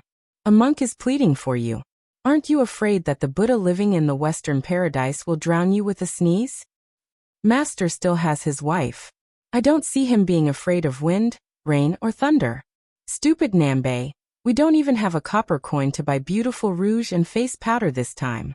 Will he think that I'm getting uglier and uglier? How can he? This is your promise. If it's not like this when the time comes, I'll beat you up. Ba. Stupid Nanbei, let me ask you a question. You Buddhists, stop. Lizzie, your home is my home. What do you mean you Buddhists? I was picked up by Master and brought up the mountain. It was Master's wife who helped me shave my hair. Master's wife said that I was crying at that time. Look, how old was I at that time? I already knew that I didn't want to be a monk. Okay. Just answer me directly. Why do Buddhists say that the heart is all prajna? Then, are those bodhisattvas' great wishes a kind of obsession? If so, How can there be hope to become a Buddha? Well, Li, why don't I answer you after I become a Buddha and burn the Saraira? Is this how you used to preach to those big and small baldies? No wonder the old abbot always likes to owe copper coins. Mother asked me to urge him, but the old abbot always laughed bitterly as if he had eaten something bad. It must be that the old abbot dislikes your preaching. Stupid Nambe, why are you crying? Can you be a little more promising? The old abbot has become a Buddha, not dead. Cry when you cry, laugh when you laugh, eat when you eat, sleep when you sleep, and recite when you recite. When the wooden fish rings, I am Buddha. This is what my master taught me. Come on, how stupid are you? You can't even comprehend Buddhism. If you become a Buddha, who will be willing to believe in Buddhism in the future? Heh. By the way, stupid Nanbei, speaking of the wooden fish, why haven't I seen my father let you knock it? My family doesn't have it either. That's true, but our stingy neighbor, Baldi Huineng, did hide a very precious wooden fish. I heard from my mother that it was carved from the wutong tree of Shishu. If you hit it with all your might, you could hear it from dozens of miles away. Are you serious? Of course not. Once, Master's wife wanted to go down the mountain to buy a set of clothes that she liked for a long time. Coincidentally, Master didn't have any extra money, so he took me out to hide from Master's wife and secretly met with Abbot Huineng to drink. Abbot Huineng drank happily and sat on the ground holding the wooden fish for most of the night. At that time, I stood outside the door to keep a lookout for them. I didn't feel that the wooden fish was very loud. Actually, Master's wife was thinking about the value of the wooden fish. Once, when Master's wife saw me washing clothes, she let it slip. She said that in the future, she must bring the wooden fish home, and then give it to you as a dowry. How impressive! My mother. No wonder every time my mother saw Baldi Huineng a few years ago, she would ask him how old he was. Alas, fortunately, my mother only wandered around the small town at the foot of the mountain, and never went into the Jianghu. Otherwise, which young master would be willing to pay attention to her? Anyway, Master is watching over Master's wife, and Master's wife isn't willing to go into the Jianghu. Besides, Master's wife always said that the women at the foot of the mountain are either tigresses that eat people without spitting out their bones or foxes that only have skin but not brains. Especially that great peace city, the streets are full of shameless and indecent women. It has always been Master's forbidden area. How can Master's wife be at ease with Master? Otherwise, Master's wife wouldn't have followed Master to the capital this time, right? Wu Nanbei, do you believe that I won't tell my mother? Ba. Master, no wonder you don't talk back every time Master's wife scolds you. The more you say, the more mistakes you make. I kind of understand. Stupid Nanbei, what are you muttering about? On the road, the young girl puffed up her cheeks and clenched her fists, as if she was knocking on the wooden fish. Dong dong dong, when the wooden fish sounds, I am Buddha. Ya dong dong dong. The young monk secretly turned his head and snickered. On this day, the sun was warm. As the center of Beimang's southern dynasty, Xijing City was originally called Good Son-in-Law City. It was once just a normal city. With the influx of scholars from the north, it gradually had deep and secluded courtyards in Jiangnan. It had thick black tiles and white walls in the style of respecting one's ancestors. It had the private library of an aristocratic family that cultivated and studied. It had the unfamiliar sounds of reading, elegant high hats and broad belts, beautiful women's long dresses that dragged on the ground, and all kinds of food that dazzled the locals. Good Son-in-Law City became more and more prosperous day by day until it became Beimang's auxiliary capital. With continuous expansion, there was a court where the local nobles and foreign scholars each occupied half of the country. There was a system of 3 provinces and 6 departments. There were many talents, and it was beautiful. With the passage of more than 20 years, this city seemed to have grown from a thin little girl into a plump, beautiful woman. Then, on this imperial road that was slightly more deserted than usual, a group of people walked slowly. The leader was an old woman. The old woman's age was naturally not something that New Xijing City could compare with. The old woman with an old fox fur draped over her shoulders was followed by an old Confucian scholar. Further behind, there was a middle-aged swordsman with a sword and a burly man in his 50s walking side by side. The old woman suddenly chuckled softly and said, I heard that our war god met that family of 3 at Mount Hui, but they didn't fight. The old man in the green shirt nodded. Chapter 1281. The old woman lamented. Is there a fragrance outside the walls? Why are the 2 people I admire heading to Liang? One of them dared to charge to the foot of the imperial capital's walls alone and meet my gaze. The other one is a sect by himself. If I remember correctly, this sect with only one person is ranked higher than the princess's grave and your chess and sword music school, right? If they are willing to stay in Beimang. Forget it, let's not talk about it. The chess and sword music school had 4 masters at its peak. Although Huang Baozhu, or the devil Luoyang, had betrayed Beimang, Hong Jingyan was already the leader of the Ruran cavalry. Sword Qijin and the ancestor of the bronze statue were also among the top masters in Beimang. Who in the world would dare to underestimate the chess and sword music school? The old man who looked like a shabby old scholar smiled. If that wasn't the case, wouldn't the Jianghu be a lot less fun? The old woman turned to look at the middle-aged man with the sword. Huang Qing, do you have a chance of winning against that person? She wasn't asking about his chances of winning, but whether he had a chance of winning. The person who was asked nodded. Although the answer wasn't a pleasant surprise, it wasn't to the extent of disappointing the old woman. Huang Qing's real name was Sun Xiaopu. The chess and sword music school's name was Sword Qijin. And he was also Hong Jingyan's master. Because of the Liang dynasty's ridicule of the Beimang sword forest's lack of manpower, some people even declared that no one in Beimang could talk about the way of the sword. Because of this, he changed his name to Huang Qing. The old woman who could make Sword Qijin her retainer was obvious. This aging female eagle had been flying in the sky above all the other eagles in the grassland for far too long. The 4 of them walked into the palace of Shijing. Then, under the careful guidance of the eunuch from the ceremony directorate, only Empress Murong and the prefect of peace entered a secluded attic. Inside the attic, there was a grayish-black hornless dragon vat made of an unknown material. The vat was less than half a person's height, but it was so huge that it occupied most of the attic's main hall. Empress Murong placed her hands on the cool rim of the round vat, squinting her eyes as she looked at the clear water in it. This vat was called Slumber. Only after she had usurped the throne did someone secretly enter the palace to report to her that there was a dragon hibernating at the bottom of the vat. At a glance, he couldn't tell if there was a flood dragon, but the scene in his line of sight was already strange enough. There was no wind or waves. The surface of the water was clearly still, but it was uneven everywhere.